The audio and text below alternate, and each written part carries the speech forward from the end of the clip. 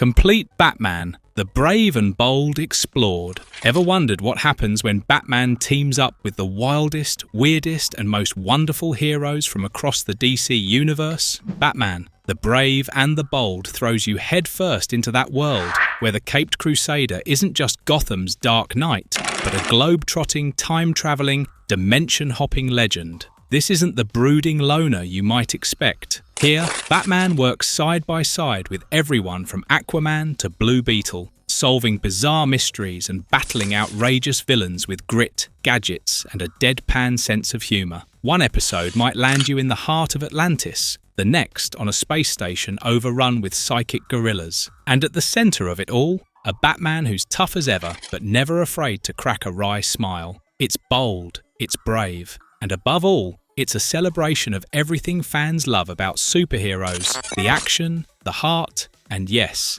even the Batluge. In today's video, we will explore the lore behind Batman, the brave and the bold. If you like our video and efforts, please subscribe to our channel for more such amazing cartoons. Time to face the music!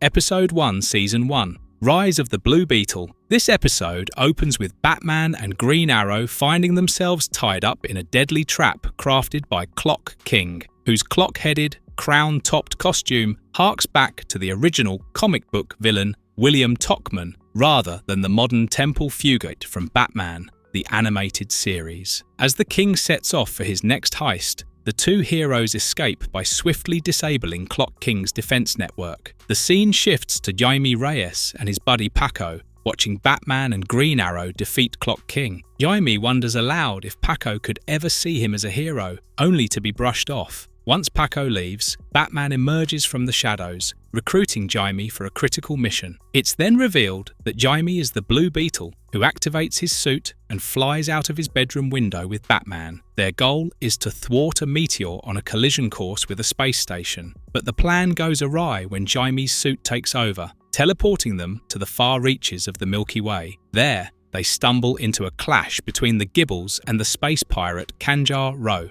The Gibbles hail Blue Beetle as their prophesied saviour, a nod to the Scarab's storied legacy, marking this episode as the first on-screen pairing of Jaime's Blue Beetle with Batman in the series. Batman, playing along, pledges that Blue Beetle will deliver their salvation. Though reluctant, Jaime mobilises the Gibbles, leading an attack on Kanjar Ro's pirate fleet. With Batman's help, they almost win, until Kanjar Ro snatches the Gamma Gong, a weapon echoing its comic roots from the 1980s Blue Beetle run, where it was wielded by the villain Overthrow. Here, it strips Jaime of his suit, leaving Batman and the Gibbles at the mercy of savage space creatures. As Kanjar Ro tries to remove the Scarab from Jaime, Batman learns that electricity amplifies the Gibbles' strength, tying into Jaime's earlier speech about their inner power. Successful in removing the Scarab, Kanjar Ro fuses with it and overpowers Batman. Fortunately, Jaime breaks free, seizes the Gamma Gong, and turns it on Kanjar Ro as the Gibbles defeat the pirates. In the end, the Gibbles honour Batman with a statue as a worthy sidekick, although much smaller than the Blue Beetle's colossal one, to which Batman wryly notes that it's the thought that counts. Again, Batman! Episode 2, Terror on Dinosaur Island. The second episode is set on the day of the Dead Festival, where Batman and Plastic Man, voiced by the inimitable Tom Kenny, yes, the same voice behind SpongeBob SquarePants, chase the gentleman ghost through swirling crowds. Plastic Man, whose superpower is to stretch, stems from a revamped origin as Patrick Eel O'Brien. He was a former henchman for Kite Man before his transformation. In this scene, he gets distracted by the ghost's stolen money. This leaves Batman to tumble into a trap set by the villain, only for Fire to rescue him. As the gentleman ghost is about to escape, Batman lands a punch to knock him cold. In the next scene, Batman and Plastic Man fly over the ocean in the Batplane. Later, a distress call drags them into a showdown with Gorilla Grodd, whose intellectual menace and telepathic terror echo his classic comic clashes with another beloved superhero, The Flash, spiced with a sci-fi vibe straight out of 1960s DC. Here, Grodd is hijacking a yacht with his ape crew, A brutal fight ends with him blasting the Bat plane to bits with mind control powers. Certain that Batman is dead, Grodd returns to his Dinosaur Island hideout. But Batman and Plastic Man, unscathed, are already plotting their next move. In the island's jungle, Batman tracks Grodd's lair. They slip past security until Plastic Man's bragging about his accomplishments sets off an alarm. Grodd and his gorilla goons charge out, sparking a fierce fight. The heroes hold strong until Plastic Man is tossed out into the jungle and Batman is captured. Inside, Grodd unveils his plan, an E-ray to morph all humans into apes, starting with Batman, who's zapped into a lumbering primate. Plastic Man sneaks back in, only to take a detour to Grodd's gold vault. He eats all the gold before snapping back to save Batman. The climax erupts with Plastic Man spitting out gold chunks at the gorilla thugs while Ape Batman battles Grodd. As Grodd fires up the E-ray to apify the Bahamas and Florida, it backfires, turning him and his crew into humans. Batman then reveals he flipped the machine's settings in the chaos. A furious human Grodd lunges at Batman only to be defeated. The episode ends at Iron Heights, where a sulky Grodd, banana in hand, fumes in his cell, swearing revenge.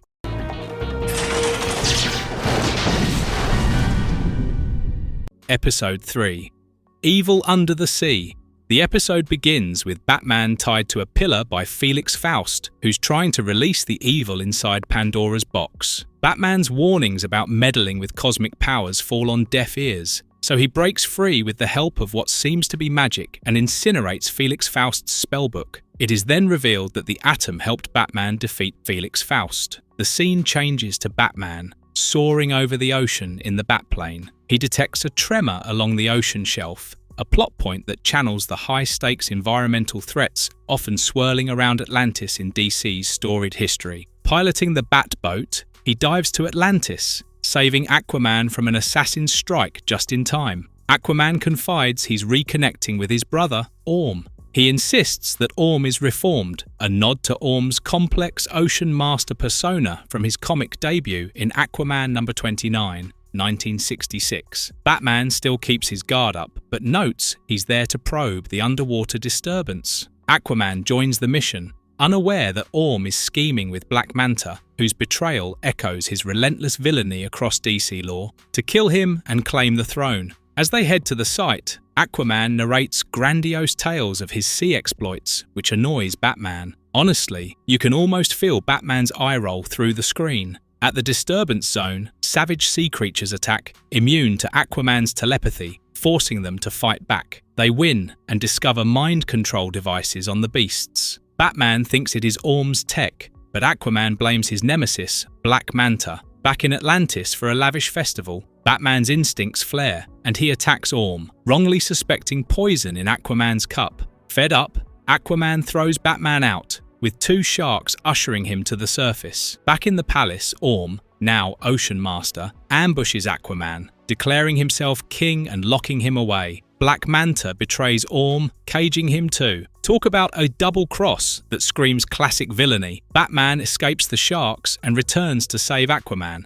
as Manta unveils his endgame, a generator built to annihilate Atlantis. Aquaman's relentless spirit frees him and Orm, and with Batman, they storm Manta's mercenaries. Orm and Aquaman smash the generator while Batman defeats Manta. In Atlantis, Orm's imprisoned, but Aquaman holds firm, vowing not to abandon his brother because he is family. No further, robot.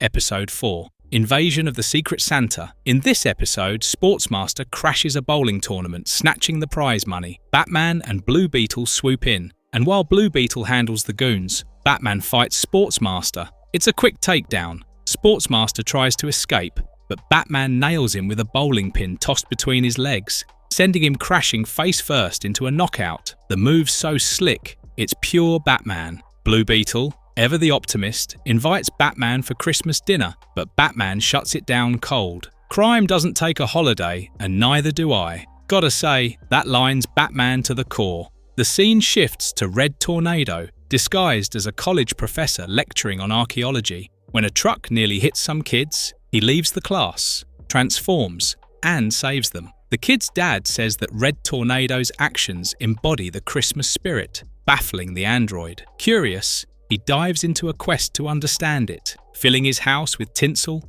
crafting presents, and singing carols, probably hilariously off-pitch. This ties to Red Tornado's search for humanity, echoing his 1968 debut in Justice League of America number 64. Yet, he does not feel anything different. He is interrupted by the news about flying saucers attacking the city. With Batman, he helps crush the attack and asks about this Christmas spirit, leading to Batman's flashbacks to his childhood, including his parents' murder, a nod to Detective Comics number 27, 1939, that always stings. They are interrupted by Funhouse, a villain created for the series but rocking a yellow jester costume and toy obsession that resembles a beefed-up take on the second Toyman, Jack Nimble. Action Comics issue number 432, 1974, matching Toyman's Super Friends look from the 70s. He unleashes a swarm of robot Santas. They manage to stop the Robo-Santas, but Funhouse taunts them about a bomb hidden in the city. The duo hunts all night, only for Red Tornado to realize it's a decoy. Funhouse's real plan consists of his mass-produced toys, gifted to kids everywhere, morphing into tiny soldiers that loot family treasures. At his hideout, Funhouse fuses them together into a giant robot. Batman evacuates civilians while Red Tornado battles the behemoth, pushing past his limits. He feels a tingle. Maybe that's spirit? Then explodes heroically. Batman grabs his severed head, promising that Star Labs will fix him. As Red Tornado is taken away to be fixed, he calls the feeling wonderful. In the Batmobile, Batman finds a gift, a toy soldier from his dad, seen in that flashback. He smiles faintly, but an alert blares, and he leaves, muttering, "Crime doesn't take a holiday, and neither do I."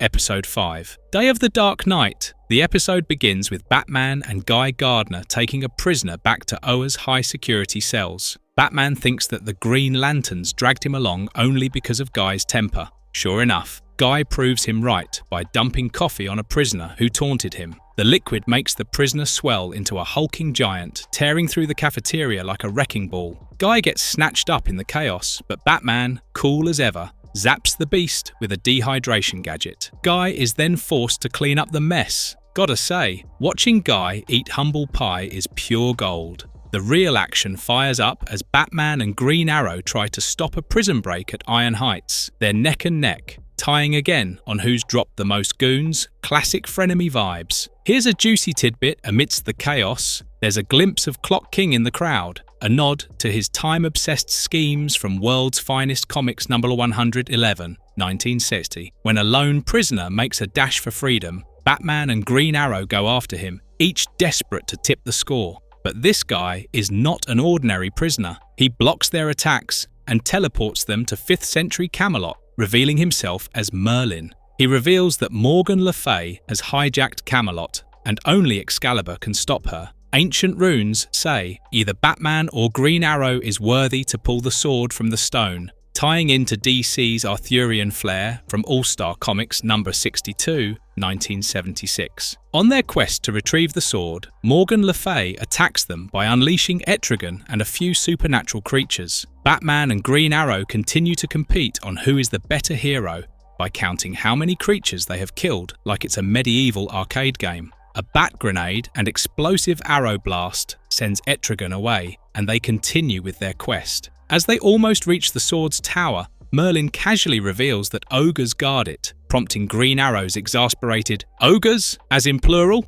They make quick work of the beasts, but Morgan and Etrigan show up, enchanting Batman into a dark night to grab Excalibur for her. Green Arrow, annoyed that everyone is betting on Batman to be worthy of the sword, fights his spellbound buddy but gets knocked off the tower. As Morgan smirks, Merlin snaps Batman out of the spell. Etrigan, also freed, turns on her. Morgan, livid, transforms into a dragon. Batman tries to pull out Excalibur, but fails. Merlin then realizes that Batman is not the worthy one. He, along with Etrigan, are then turned to stone. Just as Morgan is about to end Batman, Green Arrow swings in and saves him with a killer explosive arrow. Neither can free the sword alone, so Batman suggests that they both try together. This scene shows how they both are the worthy ones together. They free Excalibur loose. Batman blocks Morgan's fiery blast, and Green Arrow lands a perfect shot with the sword, vaporizing her and her spells. Merlin, back to normal now, apologizes to Green Arrow for underestimating him, saying that King Arthur will knight them both.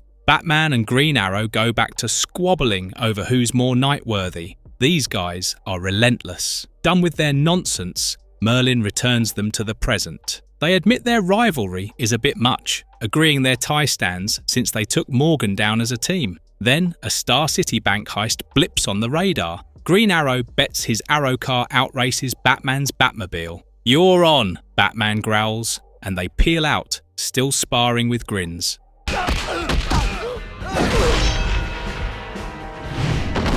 Episode 6. Enter the Outside. In this episode, Ace, a policeman admires a spider in a park, only for a hulking black manta robot to crash through, gripping a stolen armoured car. Batman chases the robot along with his ally, Bwana Beast, whose animal fusion flare, straight from his Showcase number 66, 1967, debut, steals the show. He merges the cop's horse with the spider, creating a horse-spider hybrid. Leaping aboard, Bwana charges after Manta. They close in, Bwana scaling walls and spinning webs, but Manta's robot slashes through and launches missiles. Bwana weaves past them, while Batman fires his own missiles, pulling Manta's focus. Soaring in his Batcycle's helicopter mode, Batman lures Manta to the pier. Bwana, not to be outdone, fuses a pelican with a shark and flies it into Manta's cockpit, snatching the villain. As Manta's taken, Batman grudgingly admits Bwana's powers are useful, if totally bizarre.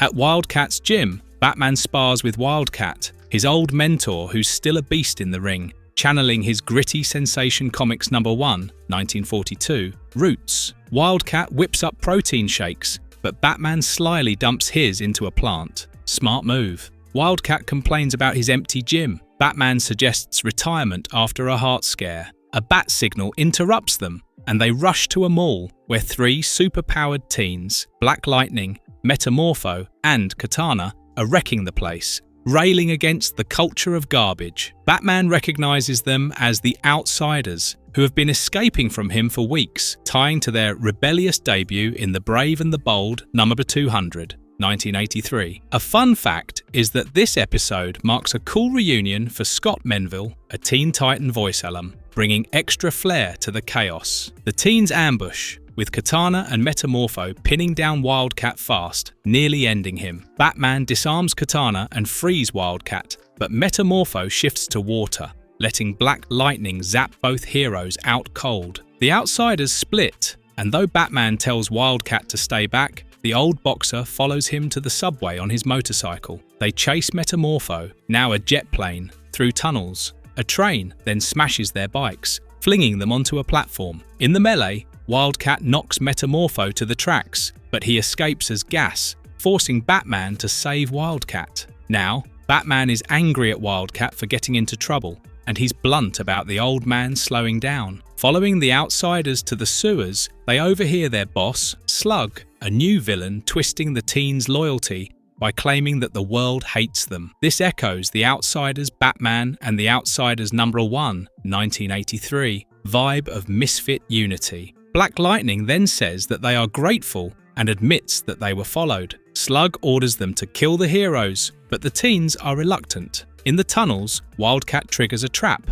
locking them in a metal box. Metamorpho slips in as knockout gas, and they wake up dangling over mutant snapping turtles. At this time, Batman calls Slug out for brainwashing the kids, but Slug sneers. As they're lowered to doom, Wildcat owns his limits, and Batman admits Wildcat's like a dad he can't lose. Hits right in the feels, doesn't it? Wildcat taunts Slug into a brawl, freeing himself but dropping Batman into the pit. Batman fends off the turtles, letting them fight each other. Wildcat lands a final knockout and tosses Slug into the toxic waste. Slug rises as a tentacled monstrosity and attacks the Outsiders for not fighting. They turn on him, but Wildcat collapses from a heart attack. Batman, wrestling Slug, misses it. He entangles Slug's legs together, and the Outsiders join the fight. Metamorpho turns to water, and Black Lightning shocks Slug unconscious. Spotting Wildcat, Katana speaks. guiding Metamorpho to become oxygen while Black Lightning jolts Wildcat's heart. Wildcat then comes back to life, assuring them that he has spare lives. Back at the gym, Wildcat trains the Outsiders, and Batman sees potential. Maybe a real team, with Menville's voice adding spark and the Outsiders' misfit legacy shining. It's a gritty, heartfelt win. Have some nth metal justice. Episode 7, Dawn of the Dead Man. In a ravaged future, Kamandi, the last boy on Earth, along with the sharp-witted Dr. Canis, leads Batman through a crumbling city to a time fissure. They are chased by rat men packing energy weapons, but Batman's exploding batarang sends them splashing into the river. He then holds the others off while Kamandi and Canis advance ahead. Sneaking through the sewers, Batman misses a Ratman tailing them underwater. The Ratman attacks their raft, but Kamandi knocks him out cold. They reach the Statue of Liberty, where the fissure is. Clutching a vaccine he crafted with their help, a gritty nod to the survivalist chaos of Kamandi No. 1, 1972, Batman goes back to his time. Before leaving, he instructs Kamandi and Canis to check the statue's left nostril. As they check, they find a time capsule from Batman's present, their past. Its energy weapon lets Kamandi blast the Ratmen, helping them win their fight. A ghostly Batman rises from his grave in London, haunted by his pursuit of gentleman ghost Jim Craddock, whose vendetta against the city stems from dark betrayals revealed in Trials of the Demon, Batman, the Brave and the Bold, No. 4, 2009. Craddock is hunting artifacts to raise a dead army, channeling his eerie menace from Flash Comics issue No. 88, 1947. Batman had tried nth metal, lassoing him, but Craddock is unaffected and chases him to the alley. Batman falls and wakes up in a booby-trapped coffin with Craddock burying him. Not dead yet, but an astral projection. Batman meets Deadman, whose body possesses powers that pulse with the restless energy of Strange Adventures No. 205, 1967. With 2 hours of air left, Batman leaves the graveyard along with Deadman. Spotting a glowing path to the other side, Batman sees his parents beckoning him but turns away as crime's still calling. Deadman scoffs, but Batman's after a hero. As Green Arrow and Speedy catch a rooftop thief, Batman slips into Speedy's body and instructs Green Arrow to dig up his corpse. Deadman, no stranger to Craddock, shares his own grim story, a circus acrobat murdered by a hook-handed killer. Batman vows justice but tells Deadman to ditch the pity party. As Speed and Green Arrow dig up Batman's body, Craddock steals a key from a medium's office and a hangman's rope from a torture museum, his final artifacts. Batman's ghost fights him but gets knocked out. Deadman joins the fight, but Craddock bolts on a skeletal steed in the sewers to a cemetery. There, he summons the undead, which tug at Batman's spirit. A chaotic scene amped by a fleeting Outsiders cameo, tying to their The Brave and the Bold, No. 200, 1983, roots and Scott Menville's nostalgic Teen Titans voice. Deadman takes nth metal tools, and the skeletons storm upward. Green Arrow and Speedy crack open the coffin, dodging its tricks. Deadman takes Batman's body and rushes back to him. Craddock's army breaks ground, but Deadman frees Batman's spirit with the nth metal batarangs. With Speedy's consent, Deadman borrows his body to fight a ghostly spider, while Green Arrow's nth metal arrow shatters a skeleton. Batman nails Craddock with nth metal knuckles, breaking his artifacts. The spirits turn, dragging Craddock, his London grudge now his undoing, into the earth, despite Batman's grab. After that,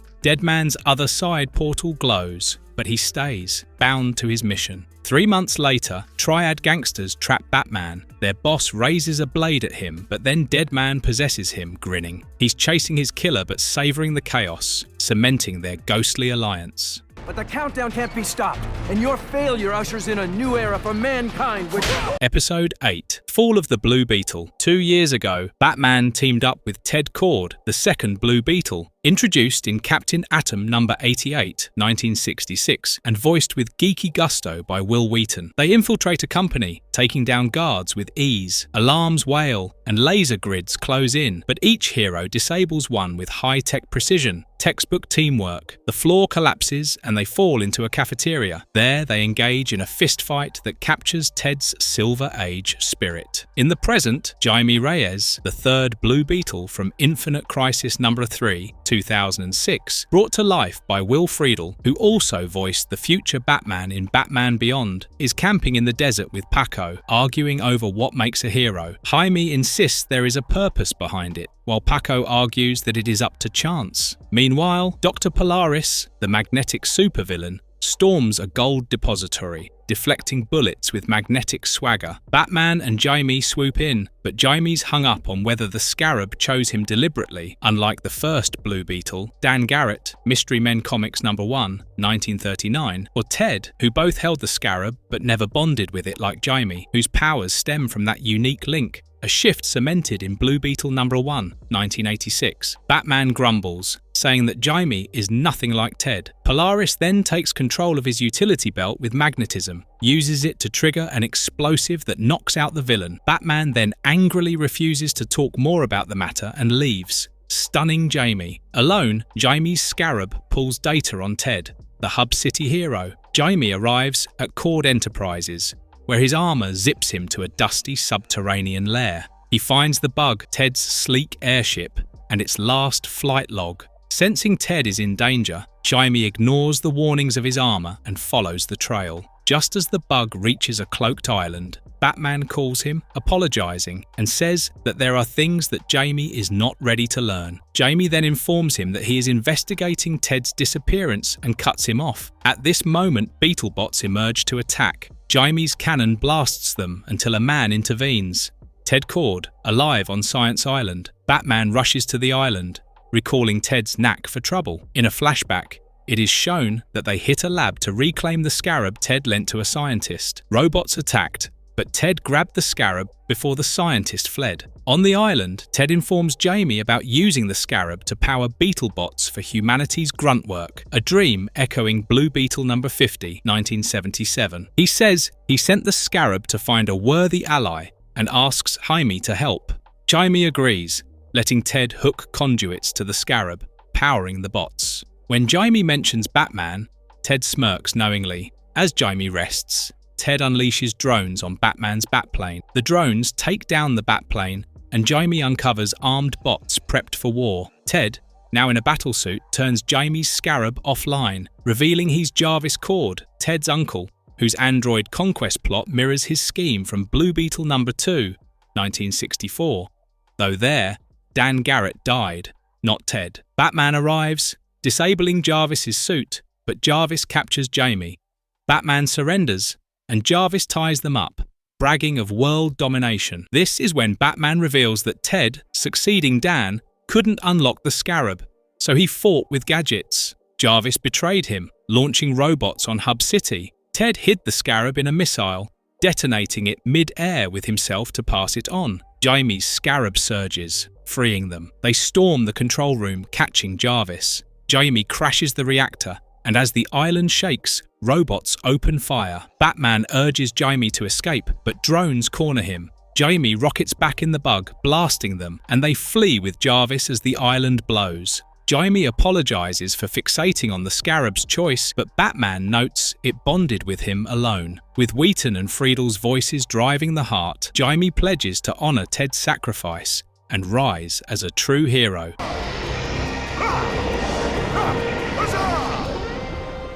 Episode 9. Journey to the Center of the Bat. In this episode, Babyface and his gang hit a candy factory, aiming to loot a safe but Plastic Man and Elongated Man barge in. As they chase the crooks, Elongated Man grumbles about Plastic Man's fan base, while Plastic Man is happy that Batman picked him as a partner, and they also hang out together in their free time. They catch mobsters one by one, though Elongated Man has to stop Plastic Man from stealing. As they chase a fleeing Babyface, they trip over each other, landing in a taffy puller. Pure cartoon chaos. Batman arrives, knocks out Babyface, and dryly says he'd rather fly solo than bring these two. That's Batman, always the lone wolf. The scene changes to Ryan Choi, the Atom, from The Brave and the Bold number 34, 1901, in his lab when Aquaman calls, with Batman prodding him to cut to the chase. Aquaman says that they fought Chemo, the toxic colossus from Showcase number 39, 1962, who drenched Batman with chemicals. Ryan then transforms to Atom, riding phone lines to Bealia to meet Aquaman. He diagnoses Batman with a fast-spreading silicon virus. This setup reflects on Jules Verne's Journey to the Center of the Earth, with a nod to the Robot Boy episode Journey to the Center of Gus, where heroes battle inside a body, though here it's a virus, not a robot. Atom then admits that he's no doctor, but Batman's clock is ticking. As Chemo heads for a nuclear site, Atom suggests shrinking into Batman's body, and Aquaman volunteers. Batman's told to chill to slow the virus, but staying put, not his style. In Batman's Lungs, Aquaman narrates a tale of a past mission which is depicted in Aquaman number 1, 1962. At the same time, a weakening Batman, defying orders, chases Chemo while the Navy open fires. Chemo damages his Batmobile, which leaks oxygen underwater. However, his voice commands it back to the surface just in time. Atom and Aquaman hit the Villi, spotting a virus. Aquaman's water sword splits it, but it doubles, growing fiercer. Atom insists that they must think things through before acting, but Aquaman refuses. Atom then zaps the viruses with an electroshock gun, clearing some. However, new viruses form, and Atom realizes that Batman's exertion is leading to its growth. Aquaman grabs Atom, escaping into a blood vessel, where he summons a lymphocyte, Platelet. A fun tidbit is that when Aquaman hugs Platelet, its ears vanish, blink, and you'll miss it. As this is happening, Batman tries to take on Chemo's attacks, attempting to take him down, but fails. Inside Batman's body, the viruses outnumber them, and they barely manage to escape through a narrow passage with Platelet. It is revealed by Atom that they have to destroy the seed cell to eradicate the virus, which is in Batman's brain. Meanwhile, Chemo grabs a nuclear missile, and the brain, via video, sends a message to Batman, demanding Bealia's surrender. He then makes Chemo gulp down a missile, warning that if Bealia doesn't give in, Chemo's chemicals will dissolve it, triggering an explosion. Batman enters into Chemo's body, disarming the missile with bat grenades, toppling the beast. This prevents Chemo from attacking the Bealian city. He tracks the brain's sub, while Atom and Aquaman reach Batman's brain, finding the seed virus. The viruses had mutated due to Batman's exposure to Chemo. In the sub, Batman topples the brain but collapses. The scene changes to Ryan Choi, the Atom, from The Brave and the Bold number 34, 1961, in his lab when Aquaman calls, with Batman prodding him to cut to the chase. Aquaman draws virus fire, losing Platelet, which angers Atom. He then slams his weapon into the seed virus, wiping them out, echoing the outsider's grit from The Brave and the Bold number 200, 1983, with Scott Menville's Teen Titans voice adding zip. Batman recovers, detaching the brain's chamber. Aquaman appreciates Atom, but notes his recklessness. Atom shrugs it off as a lapse in judgment. They honor Platelet, exiting through Batman's tear duct. Good luck making him cry. With Chemo's showcase menace and Atom's pint-sized brains, it's a wild, heartfelt ride. Episode 10, The Eyes of Despero. The episode begins with Wotan invading the Library of Infinity, a cosmic archive hovering in limbo. He blasts through two massive Guardian statues, only for Dr. Fate and Batman to confront him. Wotan then throws them into a lab and conjures fire demons. Batman attacks these demons with explosives, shattering them, but they transform into a larger horde, pinning him down. Snatching a demon's sword, he fights on, channeling the relentless spirit of More Fun Comics No. 55, 1940, where Dr. Fate's mystic legacy was born. Outside, Wotan captures Dr. Fate in magical chains. Fate teleports free, but Wotan knocks off the helm of Nabu, his power source, yet Fate, undeterred, takes on Wotan. On Oa, Hal Jordan leads the Green Lantern cause against Despero, the alien despot from Justice League of America No. 1, 1960. Despero resists their assault, using his hypnotic third eye to enslave many lanterns. Jordan charges, but the mind-controlled core block him. pushing Jordan to seemingly vaporize himself and his team to dodge Despero's grip. After Despero disappears, Jordan's ring drifts off. On Earth, Batman is fighting the flamboyant Cavalier, a swashbuckler straight out of Detective Comics 1944, with effortless precision. Jordan's ring zaps in, taking Batman to Oa. A howling draws him to the cells holding Guy Gardner, Gnaut, and Sinestro, who reveal the reasons why they were imprisoned. Guy had a meltdown during breakfast. Sinestro used excessive force in a mission, and Gnaut had accidentally locked himself up. The four then checked the recordings and saw that Despero had wiped out the core. Batman insists on joining, clutching Jordan's ring despite the other three protesting. The trio crafts him a ring-forged battlesuit, and he leads them into space. As Guy objects to Batman's command, Sinestro snipes at Guy, and Batman shuts it all down. Just then, Despero arrives and hits Guy. Gnaut's ring dies, and Despero cages them. Sinestro teaches Batman to channel willpower, freeing them, only to find Despero's a mirage. The real Despero's voice mocks that he's hunting Mogo, the living planet lantern from Green Lantern number 188, 1985. Despero lands on Mogo and starts transforming it into his vision. He then mind controls all the inhabitants there. Next, he aims for Earth, but misses Batman's squad hiding in the asteroid belt. Batman lays out the plan to siphon Mogo's power into a ring and decks Guy for mouthing off. As Sinestro guards Earth, Guy distracts Mogo, and Batman sends Gnaut to drain the core. Gnaut, fueled by Batman's belief, hits Mogo's heart, but forgets the Lantern Oath. Batman fights Despero as Guy spots Sinestro planting bombs to destroy Mogo and Gnaut. Sinestro refuses to let Guy and Gnaut stop him. Despero then reveals that Sinestro not only fought off the alien invaders, but also eliminated all life on their ships and installed a puppet government under his control. He then traps Batman, boasting he'll bend him and Sinestro to serve his army. Meanwhile, Guy fights Sinestro, and Gnaut, flipping to his cheat sheet, recites the oath, sucking Mogo's power dry. Batman breaks free with sheer will, repelling Despero's psychic jab. Mogo slams Despero, and Jordan's ring releases the cores and guardians. Back on Oa, Guy crows about his win, but Batman salutes Gnaut, who tackles him into a hug. Sinestro's locked in Guy's ring, a just end for his treachery, capping a saga of cosmic stakes and team grit. Episode 11, Return of the Fearsome Fangs.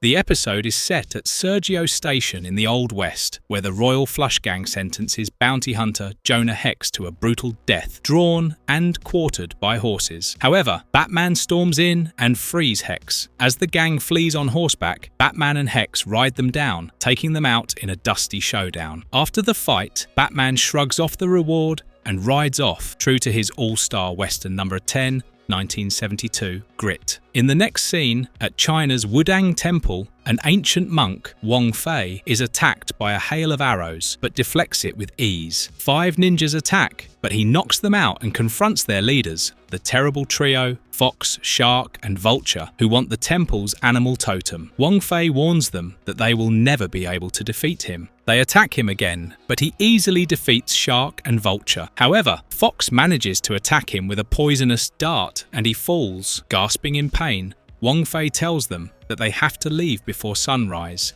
but he knows that he cannot stop them from returning. This setup echoes the trio's debut in Detective Comics number 253, 1958. In Gotham, just as Batman defeats the Top during a bank heist, Wong Fei's voice chides his form. Summoned spiritually, Batman's astral self faces the dying monk, who mocks his costume but tells him to stop the trio from seizing the totem by sundown. Batman promises to come and bring along Bronze Tiger, as he is Wong Fei's best student. However, Wong Fei is against Batman in bringing Bronze Tiger, calling him too proud. He then hands Batman a scroll depicting a man-animal hybrid before fading. Snapping back to his body, Batman flies to China, recalling his training days. It's a rare moment seeing Batman defer to a spiritual guide, reminding us how deeply rooted his skills are in global disciplines and how his past still shapes his path. In the next scene, we can see in a flashback Bruce Wayne donning a bat mask.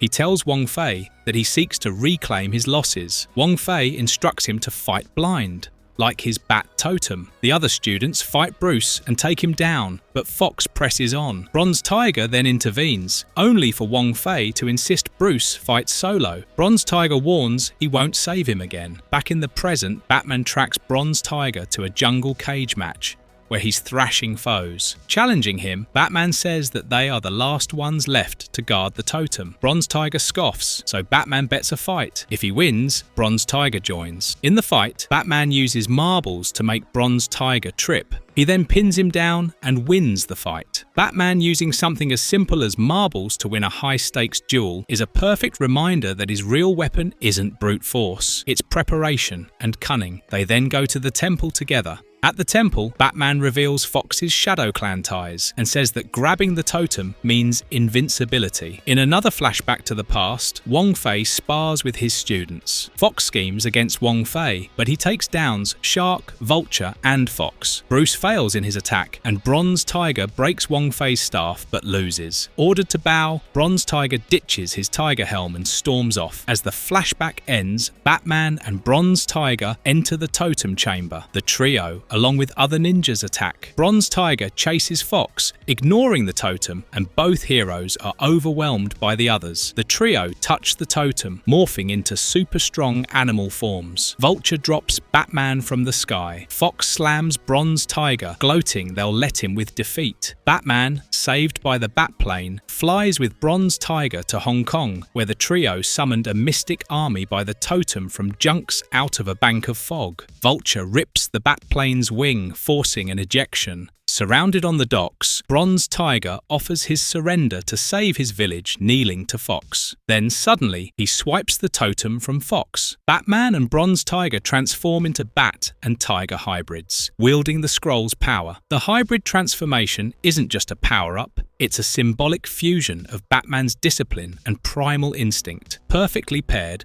with Bronze Tiger's raw warrior spirit. In the mist, Batman's blind fighting takes down Vulture, while Bronze Tiger baits Fox, destroying junks and knocking him out. At the temple, Bronze Tiger vows to guard it, reviving the school. He demands a rematch, and Batman obliges, sealing their bond. Who is this guy?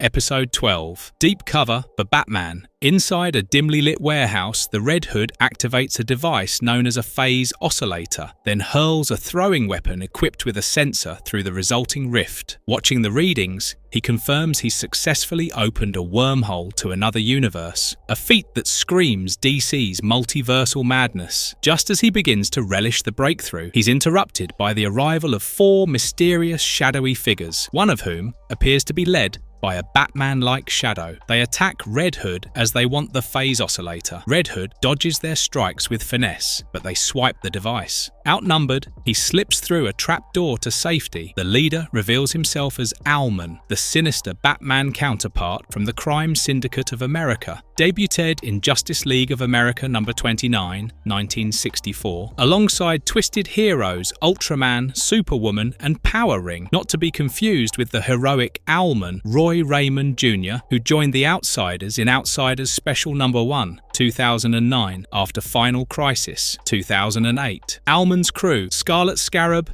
Silver Cyclone, and Blue Bowman, forms the Injustice Syndicate, ready to wreak havoc. Fresh from outwitting the Riddler, Batman returns to the Batcave, spotting Red Hood's weapon on the floor. Owlman lunges from the dark, igniting a fierce fight. Batman scrambles to the Batcave catwalks with Owlman chasing him. Batman cuts out the power and baits Owlman by using a flare as he is about to use his light amplifier goggles. This blinds him, and Batman takes him down, a cunning move straight out of his Detective Comics number 27, 1939 playbook. Locking Owlman up, Batman decodes the oscillator's multiversal purpose. With Owlman silent, Batman dons his suit, portals to the Syndicate's lair, and faces villains expecting their boss. Claiming the target Earth is too tough, he steers them to Plan B. Annihilate it with Silver Cyclone's Promethium-90 bomb to set an example to other worlds into submission, a plot fitting their Justice League infamy. The Syndicate hits a nuclear lab for Promethium-90, scattering terrified crowds. They blast in, snatching protecting the lone sample, with Silver Cyclone stressing its fragile casing. Batman moves to grab it when Red Hood bursts in, whispering he's an ally. Batman flashes Red Hood's weapon as proof. Red Hood, wary, takes a bat communicator, noting his face, scarred by Owlman's acid bath, isn't pretty. Batman knocks him out to stay undercover, letting Scarlet Scarab secure the element. Batman's choice to take down Red Hood, even as an ally, is classic Batman, sacrificing trust in the short term to protect the bigger mission. At their HQ, Blue Bowman cages Red Hood with other heroes, eyeing Owlman suspiciously. Batman clears all doubts with a fist. Silver Cyclone tortures Red Hood, bragging about crushing his hero team, unaware that Batman's tuned in via communicator. Urging Red Hood to stall, Batman hits the security console, only for tiny dynamite to trash it. Red Hood covertly guides Batman through exhaust ducts while fielding Cyclone's jabs. Cyclone catches on, blasting wind to shove Batman towards the fan blades. Batman destroys the fan, landing in the trophy hall. Bowman's explosive arrow tears Owlman's cape, exposing Batman, who then defeats them in a fight. Freeing Red Hood with his helmet, Batman faces Cyclone's gang, but the freed heroes shift the tide. Red Hood grabs the oscillator, tossing it to Batman. They jail most Syndicate members, but Cyclone triggers the bomb to erase organic life, as he hates humanity. Red Hood's weapon scraps him, and they zap the bomb to a zombie dimension. Batman salutes Red Hood and portals back to Gotham, landing in an alley. Just then, shock hits. Wanted posters scream his name, and cops swarm, a cliffhanger that begs for more.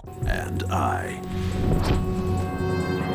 Episode 13. Game over for Owlman. Emerging from the Injustice Syndicate's parallel Earth, Batman lands in a Gotham alley, only to be swarmed by cops. He blinds them with a flash capsule and bolts, taking a newspaper that reveals that the phase oscillator warped time and that he has been gone 3 weeks. Spotting Owlman, the crime syndicate's evil Batman from Justice League of America number 29, 1904, not the heroic Roy Raymond Jr. from Outsiders Special number 1, 2009, robbing a bank in a costume mimicking Batman's debut look from Batman, 1940. Even striking its iconic cover pose, Batman chases him. Owlman, having escaped an escape-proof cell, gloats that he knows Batman beat his syndicate colleagues and demands the oscillator to rally an invasion force. Their evenly matched fight ends with Owlman swinging away. Green Arrow spots Batman, assuming he's turned rogue, and fires, ignoring tales of a doppelganger. Batman rigs stolen cash with an explosive, escaping as heroes pursue, except Plastic Man, who sulks after Green Arrow dismisses his help. Despite Batman's network of Gotham escape tunnels, the heroes trap him in an alley. As they attack, he vanishes, yanked into a warehouse by the Joker, who knows an imposter has taken Batman's place and hates the competition. Jealous, the Joker proposes an alliance. A twist recalling how the Red Hood, revealed as this Earth's heroic Joker counterpart, sane despite sharing the Joker's acid-scarred past, fought nobly against the Syndicate. Batman reluctantly agrees, but Plastic Man crashes in. They flee in the Joker-mobile, remotely driven to ditch Red Tornado and capture and bag Plastic Man, leaving heroes stunned. Summoning a backup Batmobile, Batman makes the Joker swear that no civilian will be harmed. The Joker, fiddling with controls, gasses himself unconscious. At the Batcave, he wakes up, gleeful in the Joker wing, packed with trophies from their 1960s clashes a la Adam West's Batman series. Pure, nostalgic gold. Batman realizes Owlman tapped his contingency files, tailored traps to knock out rogue heroes, and is picking them off. The Joker gasses himself again, and Batman hauls him to Gotham, contacting Plastic Man as Owlman captures him. Owlman, now on the radio, offers the heroes for the oscillator burr Batman refuses. The Joker fires, stunning Batman as Owlman's stolen Batmobile endangers pedestrians. Batman saves lives as Owlman endangers a kid, but Joke reluctantly saves him, earning a clown face cheer, but the kid is scared of Batman. At this time, Batman muses on Red Hood's hope that the Joker might repay a debt. A new bat signal lures them to Owlman's lair, where he's allied with villains, rigging death traps for the captive heroes. Batman and Joker attack but get overwhelmed. Owlman tempts the Joker with a wax death trap for Batman and the Joker flips, triggering it. A wormhole opens, Batman, using the oscillator, emerges unscathed. Dr. Polaris snatches it, but Batman reveals the wormhole's time warp let him gather multiversal Batmen. They fight, freeing heroes who now trust Batman. He then traps Owlman and Joker in wax with the death trap remote. The villains are imprisoned and Batman's name is cleared. He thanks his counterparts, who take Owlman back to his Earth. The Joker, carted off, muses that they could have been pals, but vows a final laugh, leaving a chill.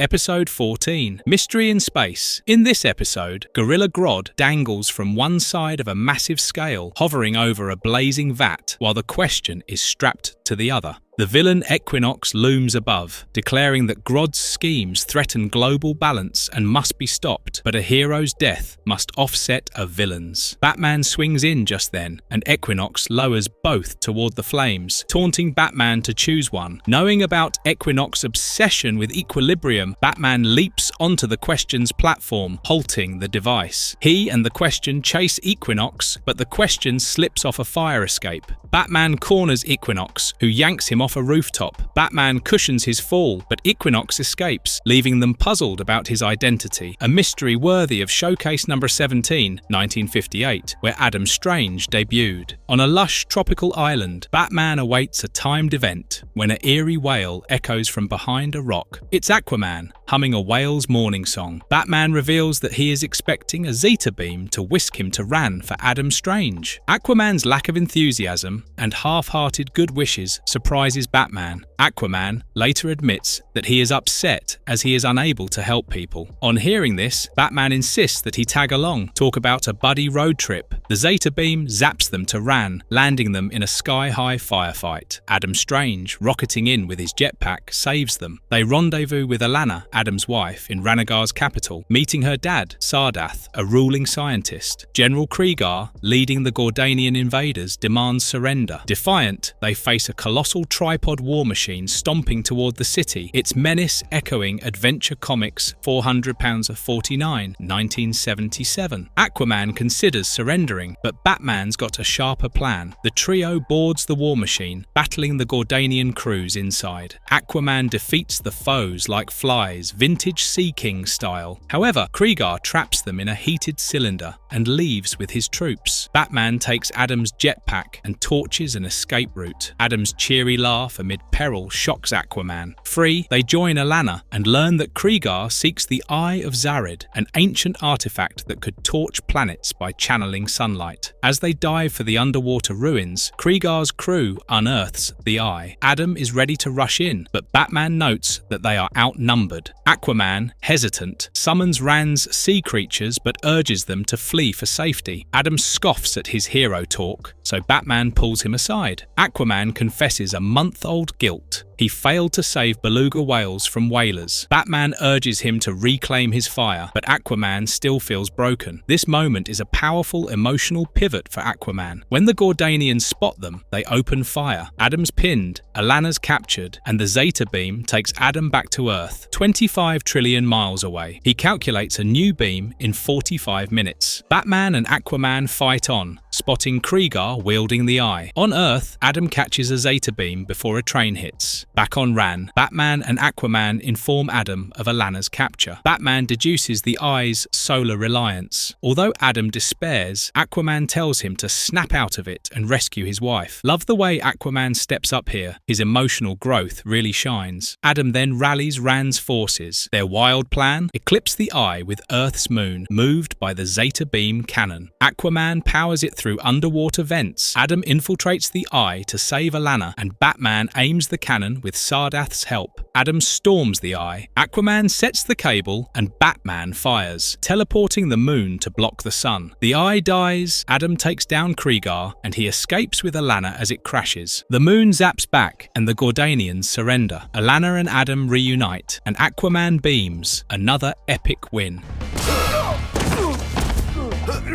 Episode 15. Trials of the Demon. In a gloomy old manor, the Scarecrow and the eerie Scream Queen are hard at work on a sinister Halloween scheme. Scarecrow has filled a pumpkin with his fear gas, his infamous chemical weapon known for preying on people's worst nightmares, and lures Batman and the Flash into a trap. As they breathe in the gas, Scarecrow reveals a horrifying twist. Every pumpkin in the city is rigged with the same toxin. The Flash shakes off the effects and races out to recover them, while Batman stays behind to fend off Scarecrow's skeleton-masked thugs. The Scarecrow, who first terrified Gotham back in World's Finest Comics number 3, 1941, lunges at Batman with a scythe, but the Dark Knight makes quick work of him. Meanwhile, the Flash is pursued by Scream Queen, a villainess who weaponizes her piercing sonic screams. He dodges her attacks while racing across town, collecting the cursed pumpkins. When she corners him, the Flash cleverly doses her with fear gas by smashing a pumpkin in her face, triggering her own inner demons and sending her fleeing. Batman defeats Scarecrow, but the villain escapes, only to trip over the pile of pumpkins that Flash stacked at the exit. As angry citizens arrive looking for their stolen pumpkins, Batman and Flash vanish into the night. The tale then shifts to 19th century London, where a mysterious black-cowled man escorts a woman into his carriage. Moments later, Sherlock Holmes and Dr. Watson hear her scream and find her magically paralyzed. Several similar incidents have stirred the townsfolk into hysteria. Suspicion falls on Jason Blood, a reclusive scholar with a haunted past. In truth, Blood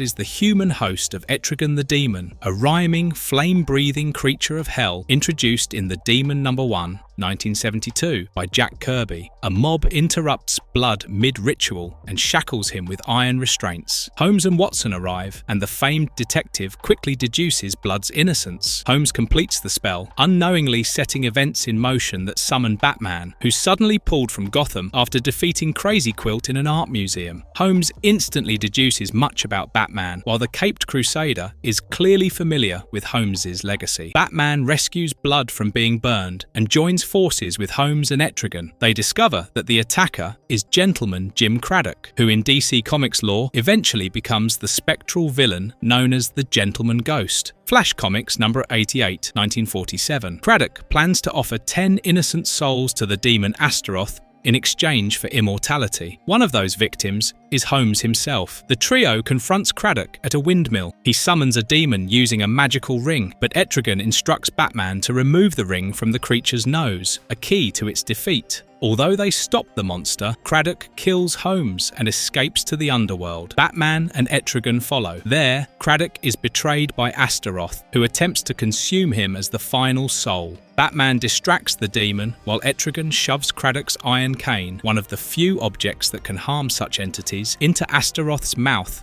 reducing him to dust. With the horn reclaimed, Etrigan frees the stolen souls, resurrecting the victims. Batman prepares to return to his own time, but not before telling Holmes that in the future he's remembered as the world's greatest detective. Craddock is executed, but his ghost rises from the grave, vowing revenge on Batman, no matter how long it takes.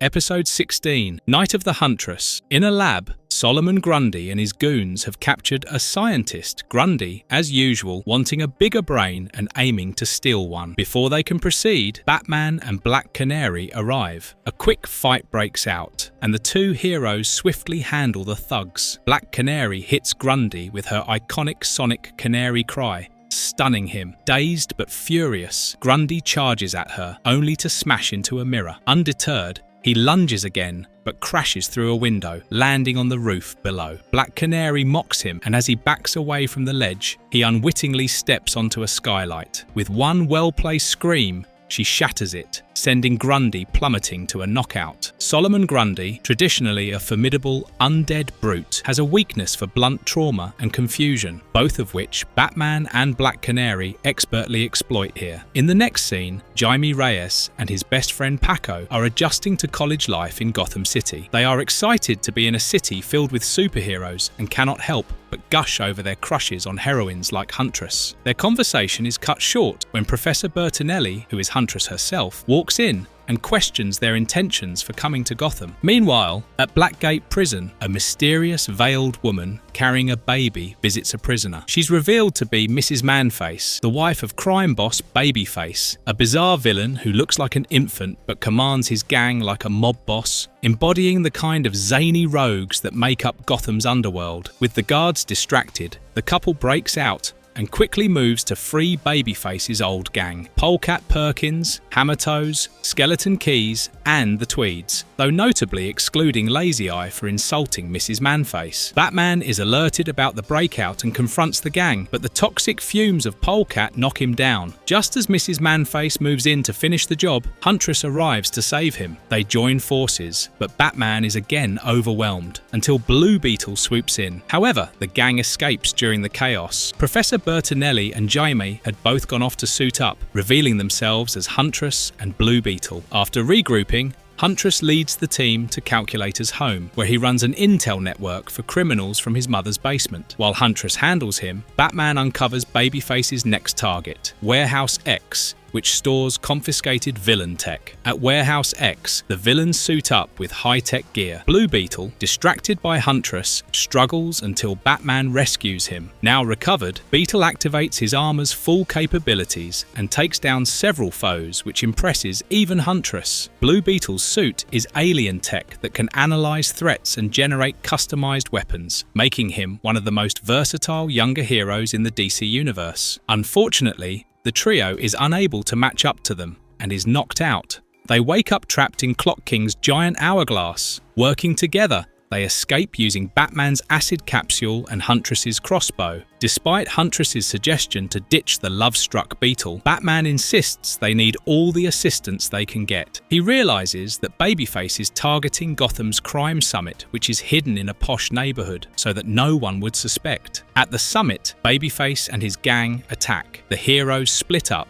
and Batman uses his Batmobile's mecha mode to fight Babyface, highlighting Batman's tendency to prepare for everything. As Huntress helps the civilians, Blue Beetle defeats the Tweeds by making them shoot each other. At the same time, Batman disables Babyface's mech suit with an electro batarang, ending the battle. In the end of this episode, Huntress tells Blue Beetle to call her in 5 years, leaving him hopeful. Batman, ever the realist, bluntly tells him he has no chance.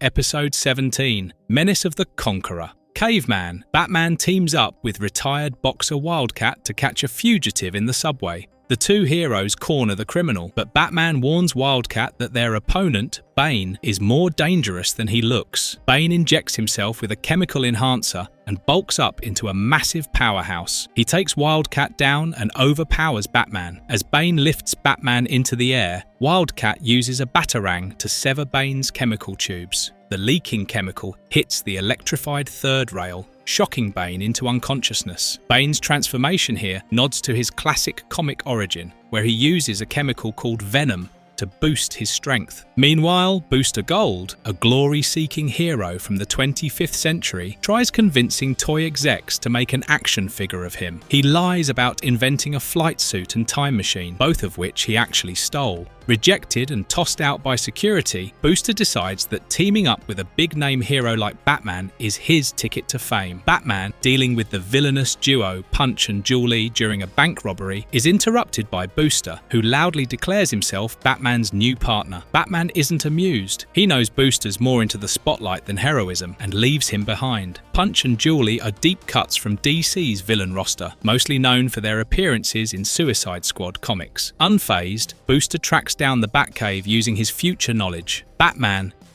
investigating a theft of Plutonic meteorite, suspects the culprit is Krull the Eternal, an immortal Cro-Magnon. Skeets, Booster's AI sidekick, can track the Plutonium, so Batman reluctantly agrees to let them join. At a lab, Krull is attempting to awaken the meteorite. Batman and Booster confront him, but Krull uses Booster's own energy blasts against them and incapacitates the team. Booster is nearly fed into a particle collider before Skeets saves the day by overloading the machine. Skeets is Booster Gold's loyal AI companion from the comics, often providing the real brains behind Booster's flash. Krull escapes with Skeets and the meteorite. Batman notes Booster's newfound resolve to save Skeets, finally having something he truly... The Batman? At a museum, Krull prepares to use Skeet's power to create an immortal army. The heroes intervene but are captured and tied under a guillotine. Booster jams the blade with a toy and the fight is on. Krull powers up his cavemen minions with the meteorite's energy. Booster is overwhelmed while Batman brings down a dinosaur skeleton on Krull. Booster orders Skeets to unleash all its power, destroying the meteorite and returning the cavemen to normal. Skeets reactivates and Booster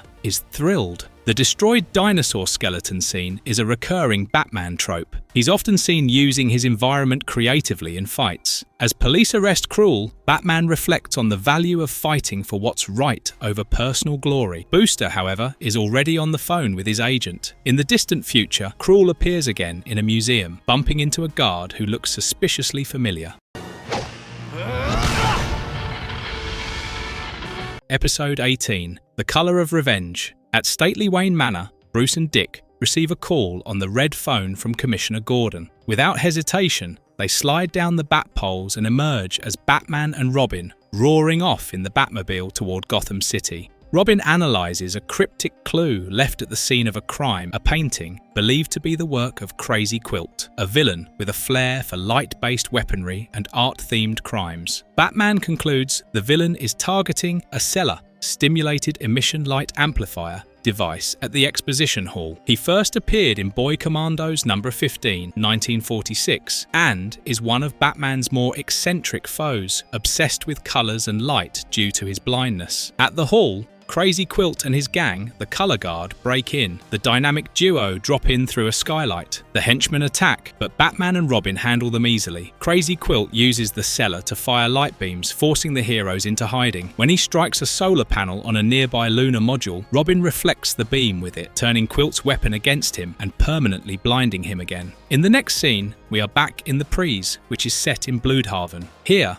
a now solo Robin intercepts Solomon Grundy's bank rampage. The police are overwhelmed, but Robin arrives on his motorcycle, grabbing a taser and handling Grundy using agility, a fire hydrant, and electricity. After taking the brute down, Robin speeds off, remembering how people doubted he could go solo. Suddenly, a blinking eye symbol flashes in the sky, sending Morse code coordinates. Batman appears and warns Robin that Crazy Quilt has escaped from Arkham. Robin is reluctant to work with his old mentor again, but eventually agrees, though Batman immediately assumes the lead. They arrive at Club 38, a gaudy, abandoned disco where Batman cautions Robin to hang back. Robin argues he's not a sidekick anymore and resents being treated like one. Inside, they are ambushed by red fish falling from the ceiling. Red herrings, Robin notes. Batman deduces the clue refers to another blind artist. Crazy Quilt appears, taunts them, and traps them in a spinning kaleidoscope room. Robin wants to use a batarang, but Batman goes after the projector instead. Robin improvises his own way out, proving his independence. After escaping, they discover Robin's bike is destroyed. Batman summons the Bat-Cycle with a sidecar. This is a nostalgic callback to the 1966 Batman TV show, where Robin always rode in the sidecar. Robin finds that Starry Night by Van Gogh has been stolen. He deduces Crazy Quilt is targeting Star Labs, but Batman cuts him off, repeating the conclusion himself. At the lab, Quilt attacks with his Colour Guard. Batman tells Robin to chase the fleeing henchman Red while he faces Quilt. Robin ultimately defeats Red, but returns to find Quilt escaping, dragging an unconscious Batman and wielding a mobile cellar weapon. Quilt escapes to a textile factory. Robin recovers at Star Labs, then rides Batman's Bat-Cycle to track Quilt based on his cryptic threat to turn them into carpets. At the factory, Robin takes out the remaining Colour Guard and discovers a creepy shrine devoted to him. This factory shrine mirrors themes from other Batman media, where villains obsess over sidekicks, like in The New Batman Adventures, with Joker's fixation on Robin. Frustrated with how Batman treats him like a kid, he vents to the bound hero, who has already freed himself. Crazy Quilt crashes in on his cellar weapon, firing wildly. Batman gives Robin full command of the situation. Robin takes out the cannon and knocks out Crazy Quilt for good. Batman admits he always believed in Robin's ability to handle Bloodhaven solo. The two reconcile just as the Commissioner reports Killer Moth is on the loose. Robin agrees to team up with Batman again, this time as equals. The company of uber-patriotic Uncle Sam. Episode 19, Legends of the Dark Might. In the jungle, Catman is illegally auctioning off a recently poached Sumatran tiger, unaware that Batman is watching from the shadows. As the auction begins, Batman leaps in and easily defeats the bidders. In desperation, Catman unleashes the tiger, but Batman calls in Ace the Bat Hound, who drives off the big cat and chases Catman up a tree. Batman praises Ace and rewards him with a bat treat. Ace the Bat Hound first appeared in 1955 and has gone through many iterations, from heroic canine to comedic sidekick. Back in Gotham, bank robbers break into a vault when Batman suddenly appears. A mysterious voice begins narrating Batman's every move, compelling the criminals to fight back. As the battle escalates, more foes appear, first armed goons, then ninjas. Suddenly, Batman finds himself holding swords, confused by the surreal shift. Eventually, Batman confronts the Source, Bat-Mite, his biggest fan from the 5th dimension. Bat-Mite insists on shaping Batman into the ultimate hero, trying out alternate costumes and challenges. Batman rejects the attention, reminding Bat-Mite that he fights to protect the innocent, not for praise. To impress him, Bat-Mite creates increasingly bizarre enemies, transforming Gorilla Grodd into Solomon Grundy, then Shaggy Man, and finally Calendar Man, who Batman cleverly tricks into losing. Calendar Man, often a joke villain, is elevated here to Calendar King, commanding an army of holiday-themed monsters, including biker Santas and mutant Easter bunnies. Bat-Mite checks with 5th dimensional fans at a comic convention to see if the absurdity works, but they're unimpressed. Regardless, he sticks to the wacky storyline until Batman defeats Calendar King and brings things back to normal. Batman offers an autographed Batarang to convince Bat-Mite to go home. He agrees, but surprises Batman later by disguising himself as Ace the Bat Hound. Bat-Mite breaking the 4th wall and reshaping reality is a nod to his Silver Age roots and Looney Tunes style antics. Bat-Mite transports Batman to a surreal alien landscape filled with UFOs and monsters. Batman refuses to fight, calling Bat-Mite's bluff. When Bat-Mite tries to be Batman himself, he struggles and is quickly overwhelmed by villains. Calling out for help, he finally admits defeat. Batman helps him win, and Bat-Mite, grateful and humbled, restores reality. Later, Green Arrow stops Copperhead during a robbery, and Bat-Mite reappears, now calling him his new favourite hero.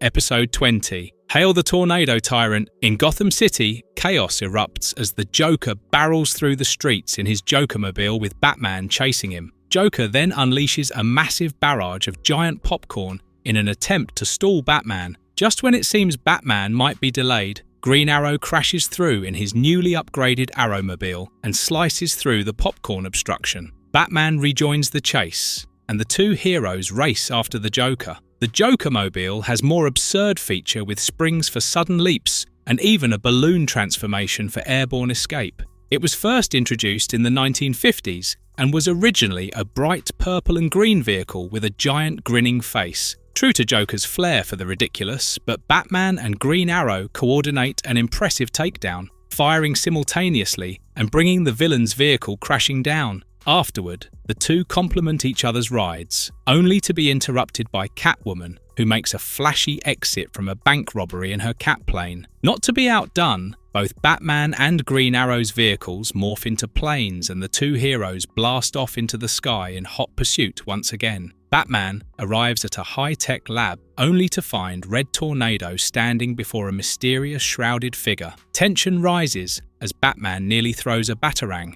but it's revealed that Red Tornado has summoned him for a different purpose, to evaluate his creation, the Tornado Champion, an upgraded android designed to possess something Red Tornado himself lacks: human emotion. Batman warns of the risks of artificial life and sentience, but Red Tornado explains he's installed a failsafe. When Tornado Champion wakes up, he is skeptical of his father, questioning whether a robot can truly have a son. Red Tornado assures him the emotions will develop with time, and for now, they can act as a team. Suddenly, a radio alert announces that major disaster is attacking the docks in Gotham. He began as a Green Lantern villain in the Silver Age and has evolved into a tragic character, sometimes reformed, often chaotic. Red Tornado and his son respond quickly, engaging the villain while Batman supports them with high-tech missiles. Disaster deflects the missiles, nearly killing Batman. Tornado Champion retaliates, turning the villain's own lightning against him. Batman delivers the final strike, but Disaster gets off one last shot, fatally wounding Tornado Champion. He begins helping people and shows genuine desire to connect with humanity, but encounters only fear and rejection. At a fire, children fear his robotic face despite his rescue. Rejected and frustrated, he questions Red Tornado about why humans fear what they do not understand. Red Tornado offers empathy, but the champion becomes disillusioned and flies off. Red Tornado soon picks up a transmission. Major Disaster has escaped from prison. He and Batman confront the villain, only for him to unleash a storm. Tornado Champion returns, rescuing his father, but then nearly kills Major Disaster in a rage. Batman intervenes, blurring the line between justice and revenge. Tornado Champion scoffs at human morality and knocks Batman aside. Red Tornado pleads him to see reason, but Champion calls him naive. However, just then, Batman disables him with an electrical batarang. At the lab, Red Tornado admits the Champion is unstable. Batman urges him to use the failsafe. Champion begs for his life, but Red Tornado initiates shutdown, unaware that his son had already removed the failsafe. A fun fact about Red Tornado is that Tornado Champion and his villainous form, Tornado Tyrant, are based on deep cuts from DC lore. Early incarnations of Red Tornado's fragmented consciousness in pre-crisis continuity. Now rebranded as Tornado Tyrant, the android upgrades himself and declares war on humanity. He unleashes massive storms at a beachside town, terrifying civilians. Batman and Red Tornado arrive with a core scrambler to delete Tyrant's programming. Red Tornado holds his son at bay with matching winds, but the Tyrant gains the upper hand, nearly killing his creator. Batman swings in, slamming the scrambler into Tyrant's head. Red Tornado lands the final blow, and in his final moment, the Tyrant calls him father once more before deactivating.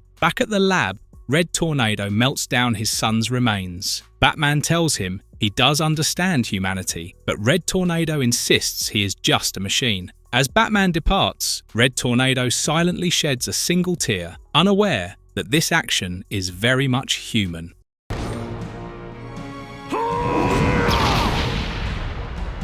Episode 21, Duel of the Double Crossers. In this episode, Batman is running the Outsiders through a battle simulation against the alien tyrant Despero in the Batcave. Despero is one of the earliest Justice League villains, debuting in Justice League of America No. 1, 1960. His third eye grants him telepathy, telekinesis, and mind control. The Outsiders charge in heroically, but causes nearly as much destruction as the villain they're trying to stop. Despite Black Lightning's confidence that they've got Despero on the ropes, the alien quickly overwhelms them. Batman ends the hologram simulation and tells the team bluntly, again, they need to learn to work as a unit, not just as individual powerhouses. Meanwhile, in a gritty desert town, bounty hunter Jonah Hex enters a saloon filled with alien patrons. Jonah Hex is a scar-faced Confederate-era bounty hunter who's time-traveled multiple times in DC Comics, often against his will.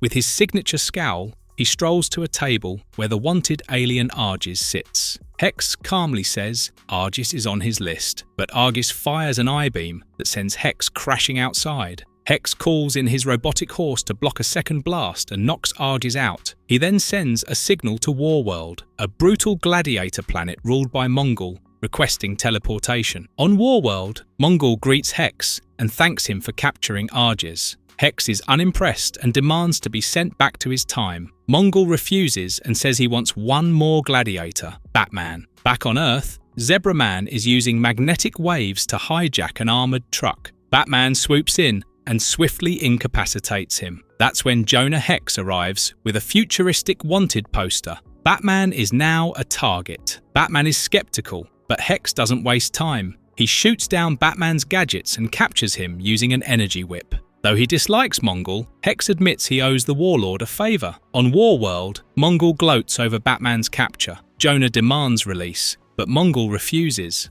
Enter Mongol, Mongol's sister, accompanied by her elite warriors, Lashina and Stomper. Mongol takes control of the situation and privately gives Jonah a way out. a map to the time travel platform, and a control device. In the arena, Batman is tossed into combat alongside fellow prisoners. He tries to inspire teamwork, but the other fighters have long since given up hope. Then the champion arrives, Steppenwolf, new god warlord of Apocalypse. A fun fact about Steppenwolf is that he is an uncle of Darkseid and a general of Apocalypse. He debuted in New Gods number 7, 1972, and is known for his brutality in war. Batman holds his own but is soon cornered. That's when Jonah crashes the party on robot horseback, blasting away at Steppenwolf, only to be knocked down. He then sends a signal to Warworld, a brutal gladiator planet ruled by Mongol, requesting teleportation. Batman fights on, using powered brass knuckles to rally the other prisoners. Inspired, they join in and take down Steppenwolf. Mongol watches, unamused, as Mongol loses her champion. Jonah leads Batman to free the rest of the prisoners, but Mongol, Lashina, and Stomper ambush them. Lashina and Jonah go hand to hand, while Batman fights off Stomper. Mongol joins the fray, but is quickly roped and dragged away by Jonah's robo-horse. As they prepare to unlock the cells, Mongol arrives and brawls with both heroes. Batman is forced to destroy the control panel, which will also destroy the time travel platform. Jonah agrees. They'll take the risk. Mongol finds himself alone in the arena, facing every freed gladiator he's wronged. The robot horse returns, dropping off a furious Mongol. Brother and sister flee from the angry horde. Back in the remains of the control room, Jonah looks at the time travel device Mongol gave him, but instead of using it, he decides to stay. Batman activates the return function and vanishes back to Earth. Jonah mounts up, ready for whatever comes next. But before he can ride off, Lashina appears, impressed. She climbs on behind him, and the two ride off into the alien sunset, warrior and fury, off to whatever wild path awaits. Episode 22, The Last Bat on Earth. Strapped to a rocket-powered roller coaster and heading toward a spiked death trap, Batman and escape artist Mr. Miracle casually chat about marriage. Mr. Miracle is the alter ego of Scott Free, a new god raised on Apocalypse. He's famed for being able to escape any trap, a trait honed under Granny Goodness's brutal training. As they zoom past fire pits and whirring blades, Mr. Miracle explains his ongoing challenges with his strong-willed wife, Big Barda. When the ride hits its final plunge toward doom, the two heroes effortlessly free themselves and land safely in front of a cheering crowd. It was all part of a charity stunt, and Mr. Miracle's loyal friend Oberon thanks the audience. Miracle jets off to see Barda, who's less than thrilled. Far in the future, a war rages between Tiger Men and Gorilla Men, with humans enslaved by both factions. Watching from the hills are the wild-haired warrior Kamandi and the intellectual dogman Dr. Canis. Kamandi hails from Jack Kirby's post-apocalyptic future, where intelligent animal hybrids rule Earth. He's often called the last boy on Earth. Their plan is to help the humans flee while their oppressors are distracted by war. Kamandi rushes in when his Tiger Man ally Tuftan falls. He drags him to safety, but not before Tuftan loses control and attacks Kamandi in a berserker rage. Tuftan's father, Caesar, watches the chaos and grimly notes his son has chosen his side. Suddenly, a new gorilla strides into the scene, the infamous Gorilla Grodd. Disgusted with the gorilla army's weakness, he declares himself their new leader. Gorilla Grodd is a long-time Flash villain and a genius telepath from Gorilla City. His schemes often involve world domination and proving gorillas' superiority over humankind. Back in the present, Batman tracks down Professor Nichols, a time travel expert. He learns that Grodd forced Nichols to send him into the future. The professor gives Batman a device to retrieve Grodd and zaps him forward in time. In the gorilla camp, their leader, Ramjam, attempts to take out Grodd, but Grodd's superior intellect and weapons win the day, and after a brutal one-on-one brawl, he takes command. Grodd promises a new era of guerrilla warfare. Meanwhile, Kamandi, Tuftan, and Canis try to free enslaved humans from the Tiger Men, but are captured. Just in time, Batman drops in to help, though they're quickly forced to surrender when their enemies threaten to harm the prisoners. Back at Caesar's palace, the Tiger ruler jails Tuftan in the dungeon and condemns the others to execution. Batman tries to warn him, Grodd is coming. Caesar scoffs, until Grodd's army marches in with heavy artillery. Grodd, unleashes a sonic cannon, smashing tiger defenses and introducing his secret weapon, a giant ape named Tiny, who crushes the gate with ease. As Grodd is carried in triumphantly, Batman frees himself and the others. Grodd sniffs out Batman and orders the gorillas to attack. Batman buys enough time for Tufton to lead their escape through the sewers. There, Batman sends Tufton on a secret mission while he, Kamandi, and Kynus go to retrieve something special, the Batcave of the future. Inside the cave, they find advanced tech and hostile Batmen who believe Batman is mocking them by wearing their sacred symbol. A fight breaks out. Batman and Kamandi fend them off, and eventually the Batmen agree to help. Batman sets to work repairing the tech. In this episode, the Batmen may be a nod to Batman's legacy enduring through time. In multiple DC timelines, cults or tribes have arisen who worship Batman as a symbol or deity. Meanwhile, Grodd's army marches, only to be met by a united front of animal men led by Tufton. Grodd shrugs it off and blasts them with the sonic cannon, until Batman, Kamandi, and Kynus fly in on a batplane and destroy the cannon with missiles. Tufton leads the countercharge. Batman ejects from the batplane mid-air and crashes it into a canyon wall, cutting off Grodd's forces. The Batmen arrive and pledge allegiance to Batman, but Grodd calls for Tiny once again. Kamandi and Tufton double-team the hulking beast. Tiny grabs Tufton, but Kamandi climbs up his head and distracts him. They manage to lasso his legs and trip him, sending the giant crashing down. Seeing Tiny fall, the gorilla army panics and flees, trampling Grodd in the stampede. The battle is over. The animal men cheer, and Caesar, humbled by the events, frees the humans and apologizes to Tufton for doubting him. Batman uses the retrieval device to bring Grodd back to the present, but not before leaving a warning. Their paths may cross again, next time on his turf. Nothing alike.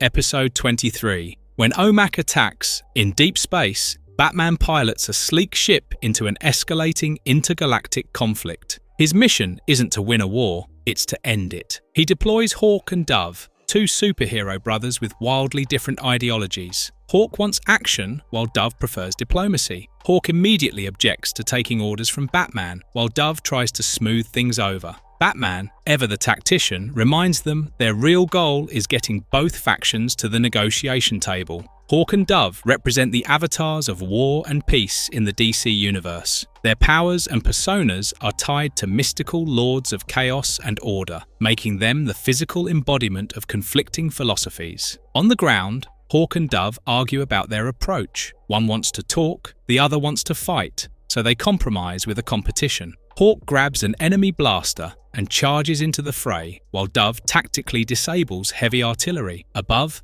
Batman surgically disables the warships on both sides, forcing the enemies to stand down. Despite Hawk and Dove's non-stop bickering, the sides eventually agree to peace, and Batman herds everyone into his ship for a symbolic toast. Back on Earth, Batman reports to the Global Peace Agency, GPA, a shadowy organization, unimpressed with his slow progress in locating the dangerous General Kafka. When a water pitcher gets knocked over, janitor Buddy Blank quietly comes in to mop up, then clumsily expresses his admiration for Batman. The GPA members are quick to dismiss him, until they reveal Buddy as Batman's new partner, powered by the orbital satellite Brother Eye. Buddy Blank first appeared in OMAC No. 1, 1974, created by Jack Kirby. OMAC, One Man Army Corps, was Kirby's vision of a dystopian future superhero, a corporate worker transformed into a government weapon. With the press of a button, Brother Eye fires a beam into the building, and Buddy is transformed into OMAC, a blue mohawked, super strong warrior who doesn't remember his human self. He grabs Batman's hand in a bone-crushing handshake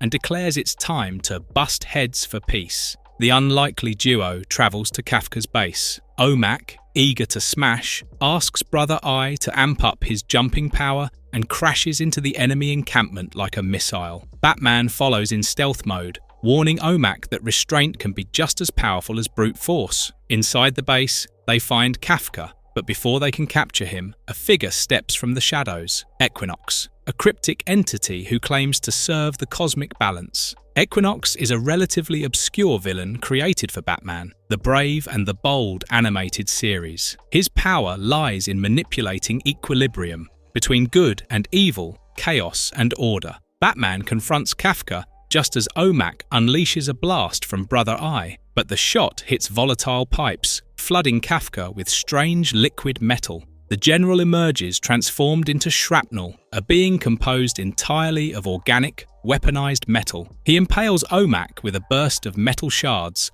striking his power core and reverting him back to Buddy. Batman rushes in and pulls Buddy to safety. Back at GPA headquarters, the agents are livid, blaming Batman again. He insists Equinox tampered with events, but they dismiss it as another excuse. Batman stands firm. Buddy is more than a malfunctioning weapon. He's a person, and may be the key to making Omak work better. Later, in his quarters, Buddy wallows in guilt until Batman visits. Buddy thinks he let everyone down, but Batman assures him there's still a role for him to play. Their conversation is cut short. Shrapnel is back, attacking the facility. Brother Eye zaps Buddy, transforming him back into Omak. Batman notes that Shrapnel seems to be firing unlimited metal, which means something's fueling him unnaturally. Meanwhile, Equinox returns, speaking cryptically about cosmic equilibrium. Batman throws a batarang, which Equinox casually transforms into a living bat and lets it fly away. His powers are loosely inspired by characters like the Phantom Stranger and Dr. Fate, those who operate on a higher, mystical plane and believe in maintaining cosmic order above all else. Shrapnel fights Omak with a vengeance, revealing the GPA destroyed his village long ago, and now he's out for revenge. He throws Omak through several buildings, one of which is a nuclear power plant. Batman, pursuing Equinox, gets trapped by a falling tree and realizes the real danger. Shrapnel's battle has triggered a nuclear meltdown. Omak begins to understand that his attacks only make Shrapnel stronger. Instead of retaliating, he restrains himself, then uses a steel girder to pin Shrapnel without feeding him any energy. But then Brother Eye loses power. Omak reverts to Buddy, and the meltdown inches closer. Inside, Batman pushes through radiation to lower the control rods by hand. Just before he collapses, Equinox appears again. Batman says it's his duty to sacrifice himself, but Equinox heals him and vanishes, his version of restoring balance. Buddy, wearing a protective suit, rescues Batman and gets him to safety. As dawn breaks, Buddy admits he feels great. Not because he saved the day with power, but because he mattered. He and Batman both know Equinox will return, but when he does, they'll be ready. Batman warns, the worst is yet to come. Put a sock in it. Episode 24, Mayhem of the Music Meister. This episode is introduced through an orchestra. The conductor is revealed to be the Music Meister, a showman villain who sings as well as he schemes. He launches the episode like a Broadway musical, belting his theme as the curtain rises on chaos. The Music Meister was originally created for this episode of Batman, the Brave and the Bold, voiced by Neil Patrick Harris. He later appeared in the Arrowverse, still singing. On a satellite launch pad, villains Black Manta, Gorilla Grodd and Clock King are in the middle of a hijack when the Music Meister arrives, singing and takes control of everyone. Heroes, Aquaman, Green Arrow and Black Canary swoop in to save the day, only to find themselves involuntarily breaking into choreographed song and dance. With all heroes and villains now literal puppets in his chorus line, the Music Meister forces them to help steal a satellite. Batman watches from above in his Bat Gyro and deduces the source of the villain's power, his hypnotic voice. Slipping in earplugs, the caped crusader becomes immune to the musical mind control. Once the satellite is secured, the Music Meister commands his enchanted performers to dance toward the rocket engines, planning to roast them on launch. His powers are oddly specific but incredibly dangerous, combining showmanship with mental domination. Imagine a villainous mix of Freddie Mercury and Professor X. Batman swoops in and rescues everyone, but the villain escapes with flair. Batman tracks him to his hideout where he's, of course, playing a pipe organ to an imaginary crowd. The villain escapes again, this time riding a strange cart shaped like a musical note through the streets of Gotham. He sings of his hatred for Batman while leading the chase. In desperation, He hypnotizes Gotham citizens to attack Batman, even quipping, "Good thing Gotham has Arkham, because you drive people bats." To up the chaos, Music Meister takes control of the entire inmate population of Arkham Asylum, including Joker, Two-Face, Scarecrow, Calendar Man, Crazy Quilt, Mr. Freeze, King Tut, Psycho Pirate, and more, and launches a villainous musical number. Yes, even Calendar Man and Crazy Quilt get to sing. This is likely the only time they've ever shared a stage with Joker and Grodd. The musical riot continues as the Music Meister uses his energy cane to fry open the penitentiary gates, releasing all the villains into the streets. Aquaman and Green Arrow try to stop them, but soon they too are caught under the hypnotic spell. With nearly every hero and villain under his control, the Music Meister now controls Gotham. Even the GCPD joins in, and Batman is suddenly everyone's enemy. From a rooftop, Black Canary watches and sings, not because she's under his spell, but because she just feels the moment. A fun fact about her is that her iconic canary cry is actually a sonic weapon in the comics, but here it doubles as a powerful musical tool. As Canary sings, the Music Meister falls head over heels for her voice and joins her in duet, but she quickly shuts him down with, "Our voices may be in tune, but you, sir, don't make me swoon." Frustrated, the Meister zaps her unconscious and takes both heroes to a grand musical death trap. On a stage fitted with swinging guitar blades, acid-spewing microphones, and closing walls, Batman and Canary are tied by cables as the stage shifts to reveal a tank of acid below. A timer begins ticking down. Canary sings a tragic ballad while Batman cuts through the floor with his bat laser, draining the acid and escaping just before the entire trap explodes. Batman's utility belt continues to be the most over-prepared accessory in comics. Bat laser? Check. Audio tuner? Check. Earplugs that block mind control? Obviously. Meanwhile, the Music Meister activates the satellite, using it to broadcast his voice worldwide. Gotham is already in chaos, but now Star City, Egypt, London, Moscow, China, and even Atlantis fall under his control. Robberies, riots, and spontaneous musical numbers break out globally. Back in Gotham, even Black Canary is captured and her earplugs removed. Under the Meister's control, she joins the chorus. All seems lost until Batman offers a musical challenge. He tells Music Meister he'll surrender if Canary can outsing him. Canary belts out higher and higher notes until finally unleashing her full Canary scream. Batman, ever prepared, amplifies her voice through a bat audio tuning amplifier and routes it through the satellite. The scream echoes around the globe, freeing everyone from Music Meister's spell. While the stunned villain tries to recover, Batman punches him into unconsciousness. This episode ends with Batman saving the world through a karaoke duel. It's a fan favourite and was even nominated for an Emmy for Outstanding Music Direction. As the citizens recover, Batman explains how he synced his tech with Canary's voice. The bat signal shines overhead, and the caped crusader leaves. Business as usual. Back on the rooftop, Green Arrow and Black Canary finish the episode with a final duet, expressing their love in song. As they embrace and kiss, the camera pans up, the music swells, and the curtain falls. So it's your fault there.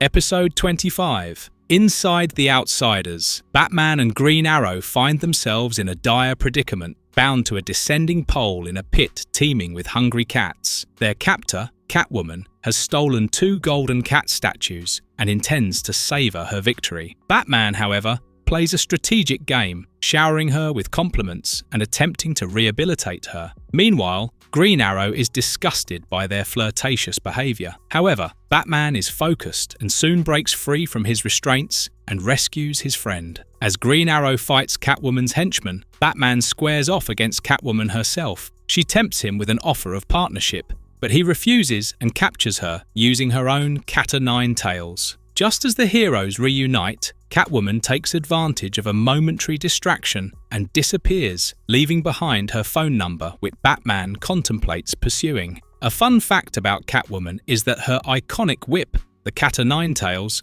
has historical roots as a brutal punishment tool used in naval discipline. Over time, it became synonymous with her character's blend of seduction and danger. Navigating a treacherous maze of corridors, Batman arrives at a chamber where he meets the Psycho Pirate. The villain has imprisoned the Outsiders, Black Lightning, Metamorpho, and Katana, draining them of their emotions for sustenance. Psycho Pirate warns Batman that any interference could lead to their death, forcing him to travel into their dreamscapes to free them. Batman first enters Katana's dream, a Japanese rock garden where she confesses a past mistake to her mentor. When her brother, Takeo, arrives demanding her mystical sword, she struggles with her guilt. Katana's sword, the Soul Taker, is infused with mystical energy and is said to trap the souls of those it slays, giving her an eerie connection to her fallen foes. Batman urges her to let go of her self-hatred, but she rejects his advice and engages Takeo in a furious battle.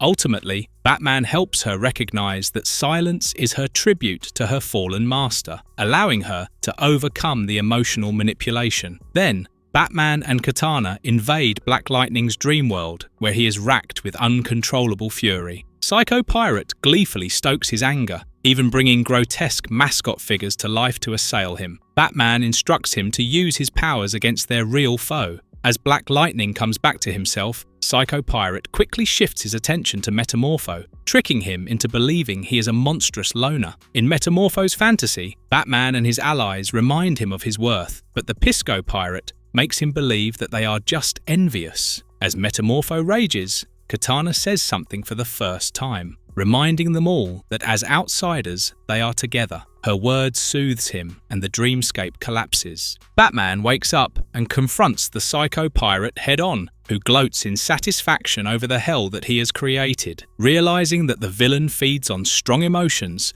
Batman does the unthinkable. He fills his mind with happy thoughts. The energy gauge overloads, causing the Psycho Pirate to shrink as the system collapses. The Outsiders are freed, and as Batman contacts the authorities, they ponder the rare mystery of what could ever make him truly happy.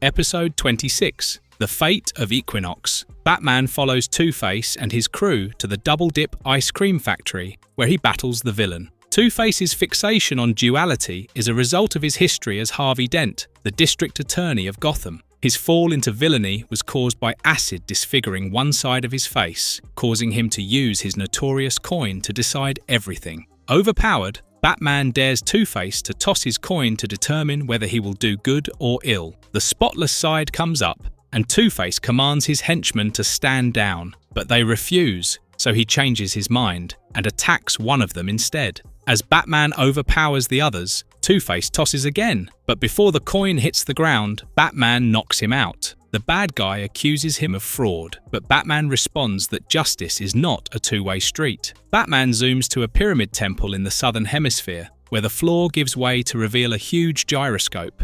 The villain, Equinox, appears, stating that if the gyroscope is halted, the world will freeze and burn at the same time in endless equinox. Batman has an ace up his sleeve, Dr. Fate. He uses the magical helmet of Naboo, which gives him his immense magical powers. The helmet was crafted by the Lords of Order to uphold stability across dimensions. Equinox, resentful of the Lords of Order, animates two stone statues to fight them. Batman defeats his opponent with nth metal bracers, but is thrown aside. Equinox declares that only a sacrifice of a perfectly balanced soul can stabilize the gyroscope. Dr. Fate defeats his foe, but Equinox counters his magic with a fusion of order and chaos. When Batman's weapons are rendered useless, the villain grabs him, but Batman trips him, sending him plummeting into the gyroscope. The temple crumbles, forcing Dr. Fate to teleport Batman to safety. They suspect Equinox planned it all along. As they argue over whether magic or technology is the best approach, another monstrous creature appears. Dr. Fate transports them to the Tower of Fate. While meditating for answers, Dr. Fate suffers a psychic backlash. His orb reveals Atlantis under attack by primal chaos creatures, and similar chaos spreads worldwide. Fate and Batman teleport to a dinosaur-infested city where Fate's order magic falters. Seeking counsel, they visit the Lords of Order and Chaos, Naboo and Typhon, who reveal Equinox was their attempt at balance. However, he rejected their authority, choosing Batman as his equal in pursuit of his misguided vision. Batman has wielded cosmic-level power before, briefly holding the abilities of gods during major DC storylines. Equinox materializes, effortlessly absorbing the Lord's power. Before Batman and Fate can react, the villain ascends to godhood, thanking Batman for helping him escape mortality. Preparing to destroy the universe, Equinox easily overpowers Dr. Fate. Batman proposes a fusion of all heroes' abilities. Fate transfers their powers into Batman, transforming him into an armored titan. Batman is still unable to defeat the villain, and he finally surrenders before Equinox, suggesting that destroying the universe wouldn't restore true balance. He further points out that Equinox is not in perfect balance himself, and Equinox realizes that Batman is correct. Thus, the Caped Crusader delivers the final blow, and Dr. Fate returns the powers to their owners and assures that balance has been restored as Equinox shatters apart.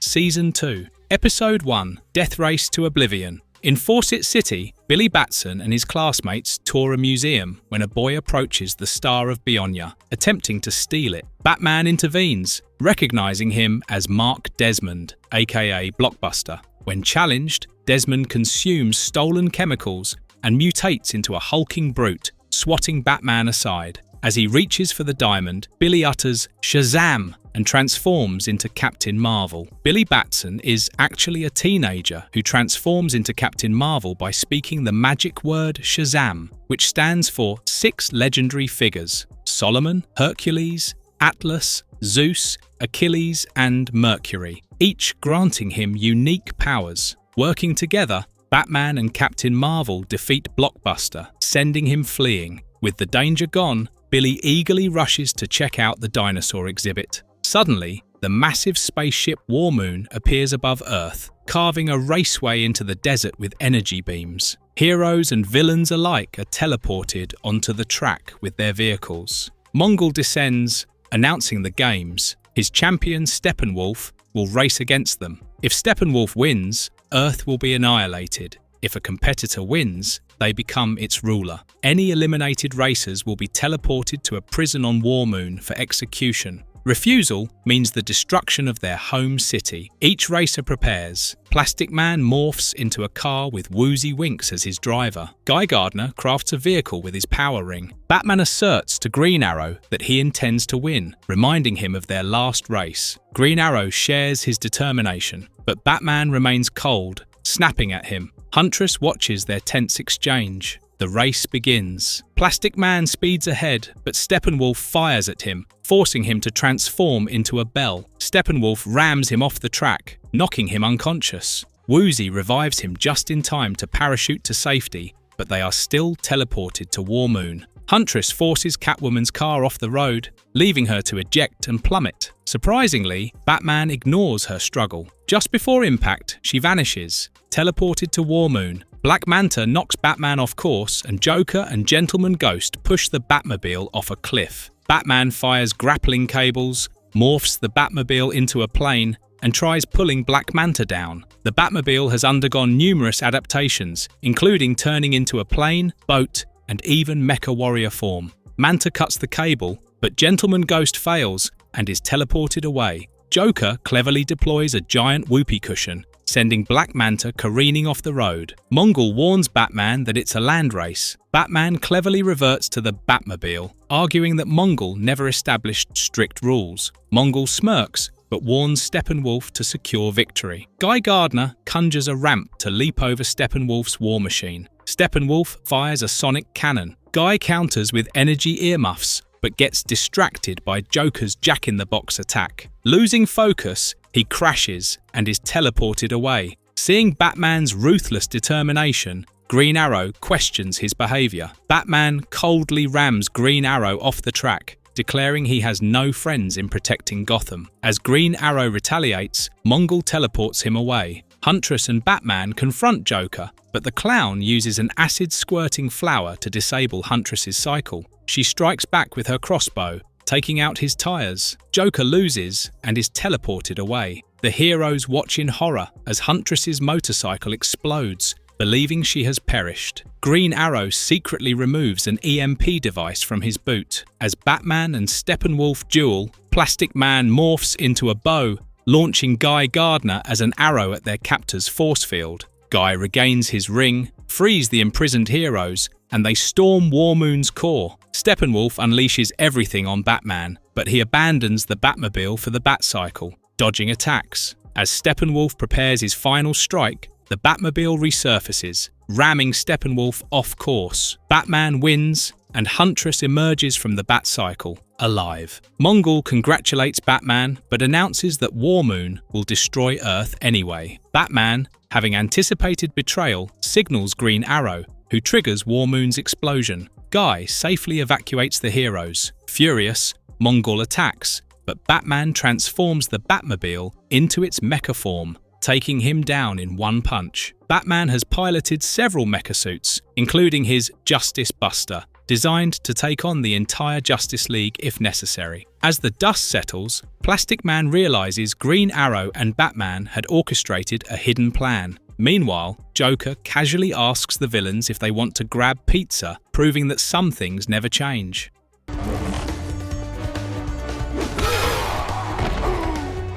Episode 2. Long Arm of the Law, Batman and Plastic Man stake out a secret hideout in the woods, finding broken cages and huge footprints to a Camp Scout jamboree. The Scouts have been kidnapped by escaped Sasquatch monsters and are fast asleep. Sasquatch legends have been around for centuries, tracing back to indigenous tales of giant, reclusive animals that inhabit the woods of North America. The heroes creep over to rescue them, but Plastic Man by mistake wakes up a squirrel that nips him. He remains quiet, but when one of the scouts sneezes, he reflexively blurts out "Gesundheit," awakening the animals. The beasts fight, and the heroes knock the animals out, having won. Later, Plastic Man formally deputizes his sidekick, Woozy Winks, and takes him to the Plaz Cave, his garage, where he unveils crime-fighting equipment inspired by Batman's gadgets. Plastic Man hopes to learn self-control from Batman, but their training is interrupted when Ramona, his girlfriend, insists he take Baby and Schnitzel, the dog, to a museum. Despite his reluctance,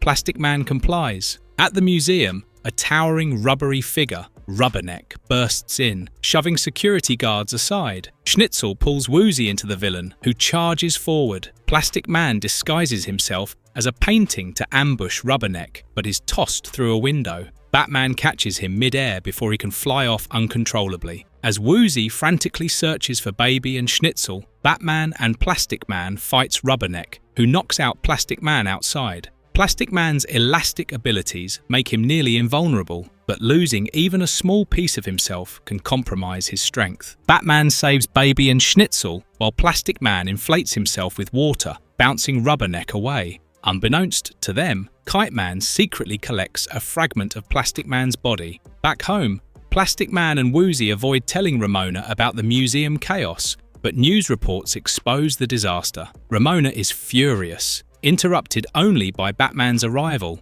He reveals that Kite Man orchestrated the robbery to steal a fragment of Plastic Man. Batman warns him to stay with his family. Meanwhile, Kite Man tests a theta ray gun that petrifies Plastic Man's stolen sample. He sends Rubberneck to steal the necessary energy module. Batman attempts to stop Rubberneck, but discovers Plastic Man has replaced the Batmobile with his own body, with Woozy stowing away. A high-speed chase follows, ending with Rubberneck bouncing away. An enraged Batman reminds Plastic Man that his disobedience puts his family in danger. Right on cue, Kite Man kidnaps Ramona, Baby, and Schnitzel via a massive kite, vowing vengeance. Batman urges Plastic Man to pull himself together, leading them to the Franklin Museum, dedicated to kite-flying legend Benjamin Franklin. Kite Man reveals his childhood trauma. An attempt to emulate Franklin resulted in electrocution, shaping his villainous path. Benjamin Franklin famously flew a kite in a storm to prove lightning was electrical, but he never intended to get struck. Kite Man binds Batman and forces Plastic Man to surrender.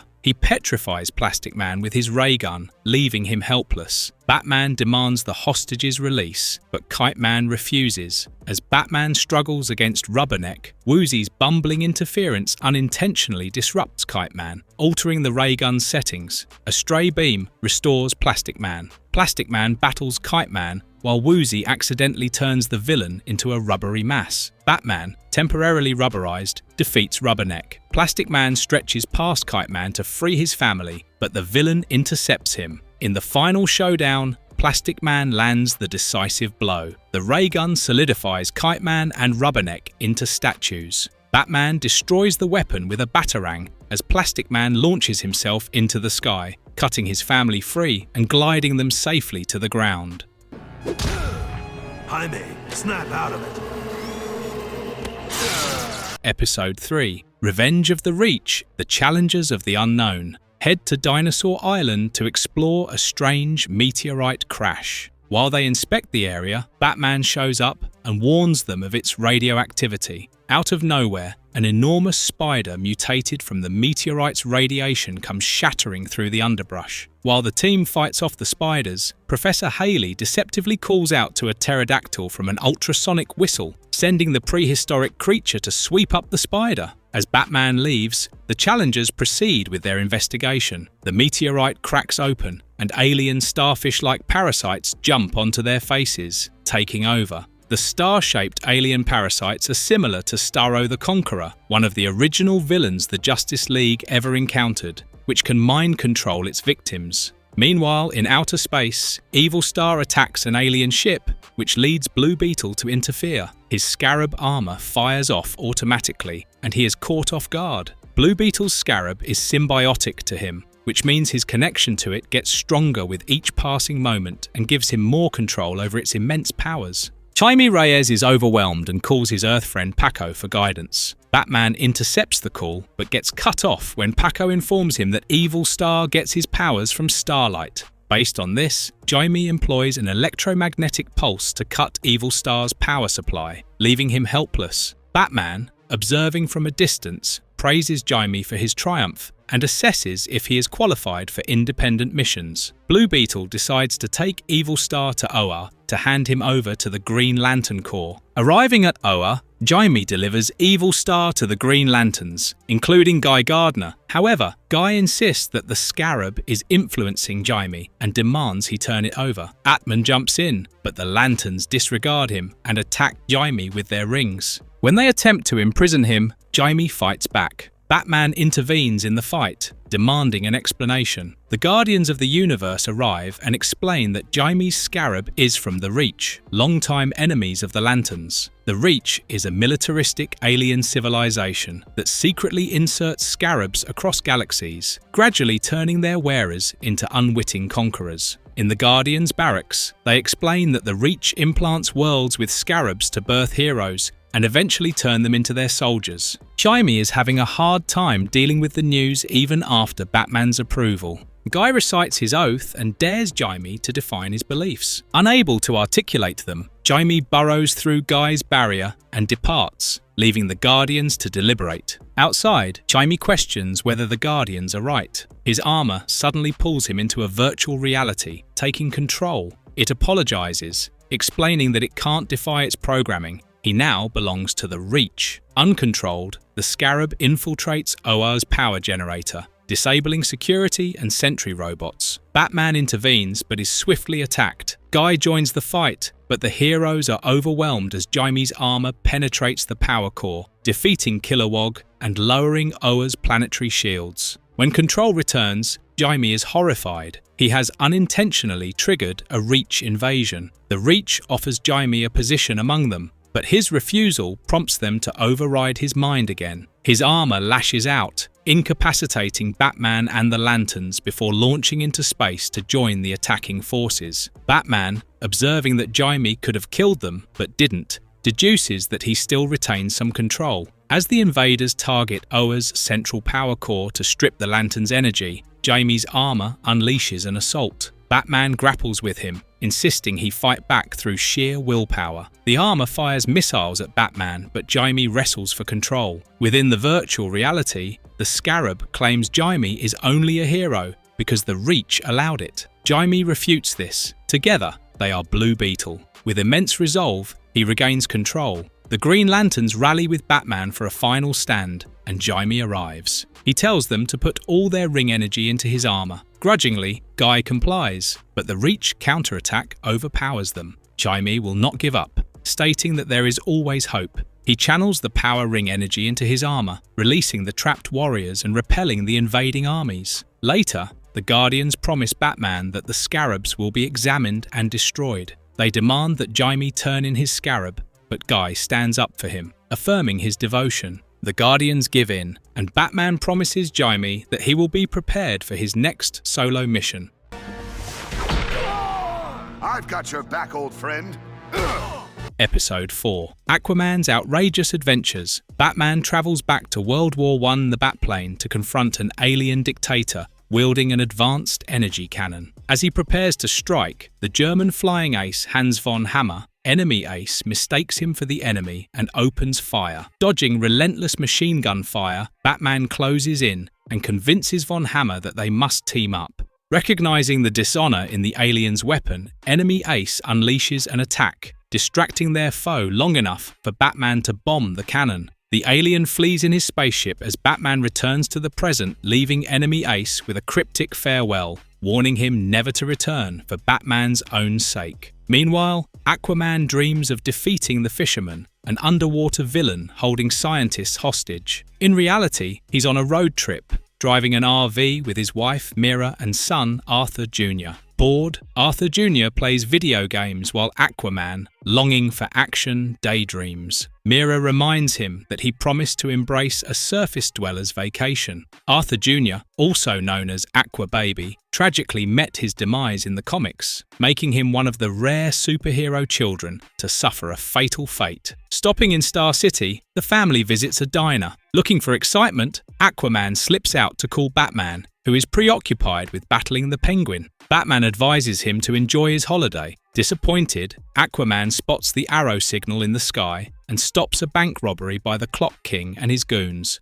He joins Green Arrow, overpowers the crooks with lobsters, and heads back to the diner, just in time for cold apple pie. Later, the Aqua family visits a tourist cowboy town. Aquaman pretends to have land sickness to summon Batman, but is again ignored. Upon hearing of Blue Beetle fighting Planet Master, he hurries to help. With the villain using planetary powers, Aquaman repels his meteorite attack and saves the day. Blue Beetle, proud to fight with him, is invited to Atlantis. Going back to his family, Aquaman's heroism is revealed by news coverage. He promises to refrain from further interventions during their trip. Traveling the country, they encounter various battles. Tempted but resolute, Aquaman maintains his vow until Sportsmaster pulls up beside them, only to reveal he's also on vacation with his wife and daughter. Sportsmaster, though often a comedic villain, is an expert athlete and marksman, making him a dangerous adversary in combat. On the East Coast, Batman's communicator activates. Penguin has captured him. The villain plans to execute him using a giant mechanical dipping bird while launching paralyzing umbrella rockets across Gotham. Without explanation, Aquaman speeds to Gotham City, but Mira soon deduces his plan. Upon arrival, Penguin quickly captures Mira and Arthur Jr. as well. Strapped to a conveyor belt, Aquaman listens as Penguin reveals his sinister plot. Mira acknowledges that vacations might not suit their family and tells Aquaman to break his promise. With telepathic commands, Aquaman calls up Krabs to bring back Batman's utility belt. Batman manages to free himself, jams the mechanical bird, and frees the family. With them, they defeat the henchman, deflecting Penguin's rockets safely into Gotham Bay. The criminal escapes by way of helicopter umbrella, and Batman pursues him. Mira calls out Aquaman to aid him. Batman chases Penguin underwater, transforming the Batmobile into submarine form. Overpowered by henchmen, he battles in vain, until Aquaman turns up and defeats the bad guy. Batman apprehends Penguin, upholding justice. Back on land, Batman thanks the Aqua family. Aquaman plans to get back to his vacation, but Mira and Arthur Jr. demand he get back to superheroism. where he belongs. My army has heart and never gives up.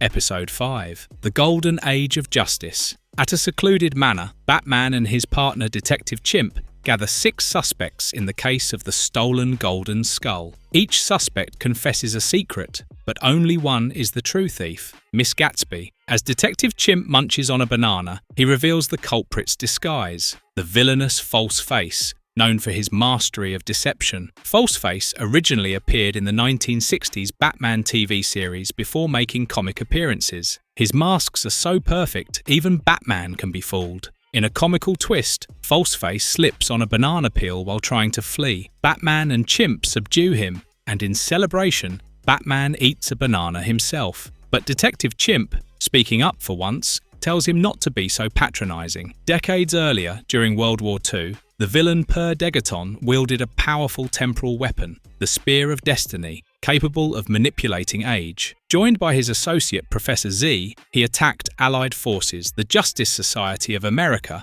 JSA, made up of classic heroes like Flash, Hawkman, and Black Canary, intervened. The JSA was DC's first superhero team, debuting in All-Star Comics number 3 in 1940. During their battle, the spear was damaged and exploded, erasing all trace of Degaton. Years later, the now elderly JSA gather for a reunion. Batman and the current Black Canary attend. The older heroes tease Batman about going soft, and when they patronize Black Canary, she storms off. Wildcat follows when he spots an intruder, Professor Z, sneaking into the vault. Batman joins him, but they're both caught off guard when Z releases a still youthful Degaton from the spear. The Spear of Destiny in DC lore is often tied to mystic or temporal powers, and Hitler himself was said to have possessed it in older stories. Degaton effortlessly defeats them and escapes. As the JSA reflects on their past, Degaton bursts in, hurling Batman and Wildcat through a wall. Though the heroes fight valiantly, they're outmatched. Batman is able to trace the spear's quantum energy and heads out with the JSA while Black Canary, frustrated at being sidelined, leaves on her own. In the Batmobile, Batman remembers how the JSA once trained him and favoured Black Canary's potential. Meanwhile, Z prepares an army of robot soldiers for Degaton, who's desperate for power. A little tidbit about Batman is that he has had a long, complicated history with the JSA, even being considered an honorary member in some continuities. Wildcat eventually tells Black Canary about her mother's heroic death and their vow to protect her. Moved, he agrees she's ready. They join the final battle as Degaton uses the spear to age Batman and the JSA. But Black Canary and Wildcat fight through the robots, knocking the spear loose. Black Canary's sonic scream, called the Canary Cry, is one of the most powerful non-magical abilities in the DC universe. Batman reverses the aging, restoring the JSA's strength. As Z attacks Wildcat, he's taken down. Black Canary battles Degaton but is overpowered until Batman helps her. She releases a mighty scream, destroying the robot army. Degaton grabs the damaged spear but it backfires, rapidly aging him into a frail husk. Z is turned into a baby. The dust settles and Wildcat tells Black Canary that her mother would be proud. The JSA embraces both her and Batman as family, passing the torch to a new generation.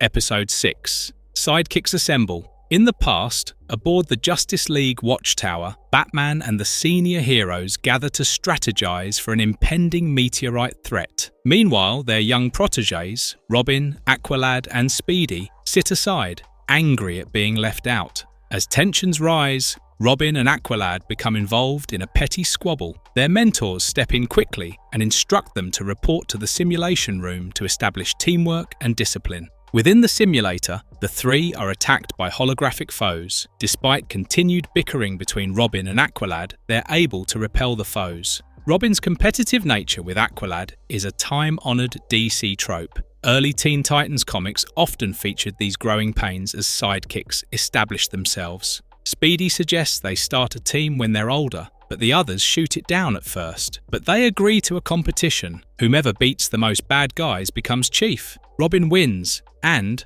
although he referred to the team idea as dumb beforehand, takes leadership proudly. In the present, the trio, now more seasoned, arrives at Star Labs to stop thieves stealing scientific equipment. Their mentors, Batman, Aquaman, and Green Arrow, show up and insist they take over. The young heroes, however, reveal that the thieves are connected to Ra's al Ghul. The criminals escape in a cloud of smoke, prompting the heroes to regroup. At the Hall of Justice, Batman outlines the threat. Ra's al Ghul, with help from his daughter Talia and bodyguard Ubu, seeks to unleash a radical environmental agenda. Ra's al Ghul's environmental extremism has deep roots in DC lore. Created by Denny O'Neil and Neil Adams, he's long been a nemesis to Batman, challenging his morals and legacy. The sidekicks want in, and Batman offers them a choice between two missions. Robin deduces that the island showing no life signs is the real threat, figuring Batman anticipated his reverse psychology. On the island,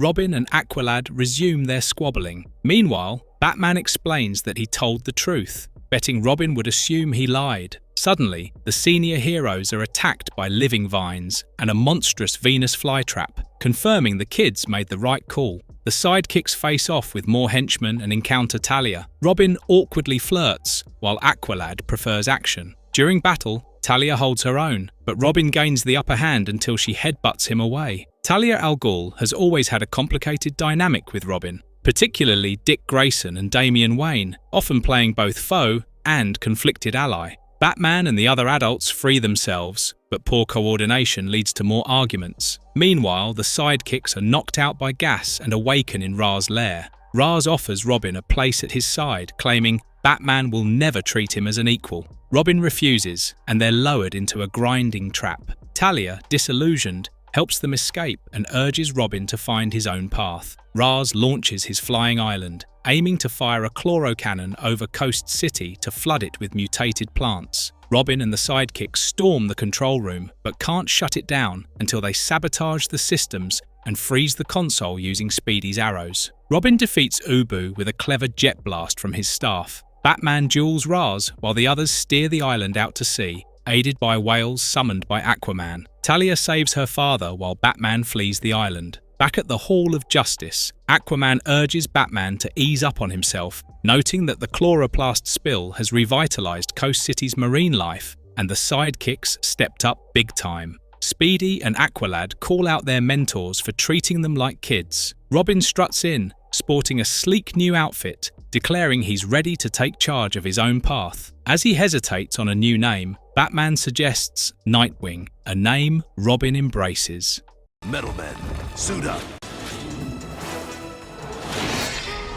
Episode 7, Clash of the Metal Men. At sea, Batman and Aquaman engage a group of pirates and emerge victorious. Aquaman returns to Atlantis, warmly greeted by his wife and son. But something's off. Both have starfish-like creatures latched to their faces. They attack him with robotic stiffness, and Aquaman soon realizes the entire Atlantean population is under the same control. Attempting to escape, he's confronted by the menacing Faceless Hunter, a herald of the alien conqueror Starro. Starro the Conqueror was actually the first villain the Justice League ever faced, making his debut in The Brave and the Bold number 28, 1960. Aquaman is overwhelmed and, like the others, is soon chanting, "Starro lives!" Meanwhile, the monstrous chemo wreaks havoc on a city until Batman shows up with a neutralizer cannon. Just as things go south, a golden ladder saves Batman, courtesy of the Metal Men. These 6 elemental-themed robots, gold, iron, lead, mercury, platinum, and tin, are introduced, and Batman directs them into action. Tin hesitates, but Batman reminds him every hero has a role. The Metal Men mount an attack. They first appeared in Showcase number 37, 1962, created by Robert Kanigher and Ross Andrew, and are known for their distinct personalities linked to their elements. Lead shields the team from Chemo's chemical blasts, while iron, platinum, and gold morph into a cannon to attack. Tin helps clean up the toxic residue, and Batman correctly guesses Dr. Will Magnus is behind their creation. Magnus arrives and offers Batman a tour of his lab. At Magnus Labs, a flashback film shows how 10 years ago, Magnus and 6 scientists sought to improve the world. but a lab disaster killed them. Magnus rebuilt his dream using robotics, resulting in the Metal Men. Suddenly, an alarm sounds. Magnus investigates and is attacked by 6 gaseous villains, the Gas Gang,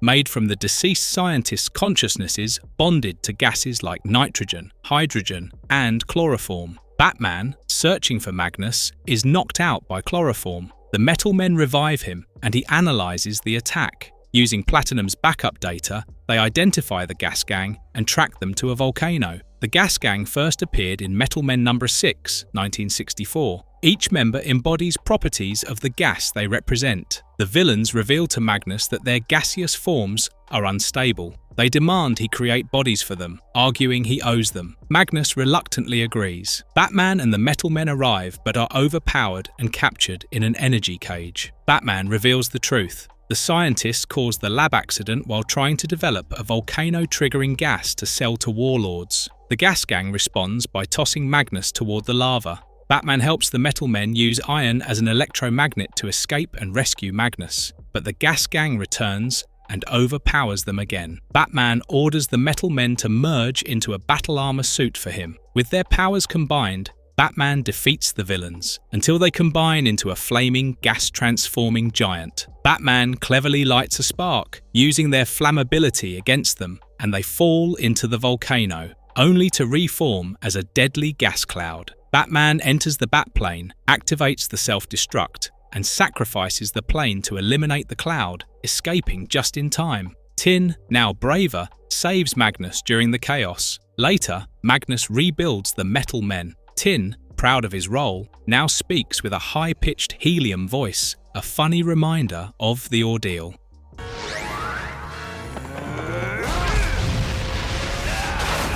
Episode 8. A Bat Divided, the Riddler hosts a twisted game show, Riddle Me This, with a captive audience. Booster Gold, tied to a booth. Skeets, his robot pal, in chains. And Batman, gagged and strapped to a giant electrified question mark. This Riddler's deadly quiz show is a nod to his classic TV and comic antics, especially Batman 66, where he often trapped heroes in themed games. Every time Booster misses a riddle, Batman gets shocked. Booster keeps failing, but Batman secretly uses a hidden laser to free himself. As the Riddler prepares a final deadly jolt, Batman reveals he's already escaped, removes his gag, and saves Booster. The henchmen try to fight, but Batman swiftly defeats them. The Riddler goes down, stumped by a final riddle from the Dark Knight. At a nuclear reactor, Professor Stein leads a student tour with coach Ronnie Raymond. Student Jason Rausch gets annoyed at Ronnie's constant talking. Meanwhile, the villainous Dr. Double X sneaks in. Batman tries to stop him, but Double X's energy duplicate ambushes the hero.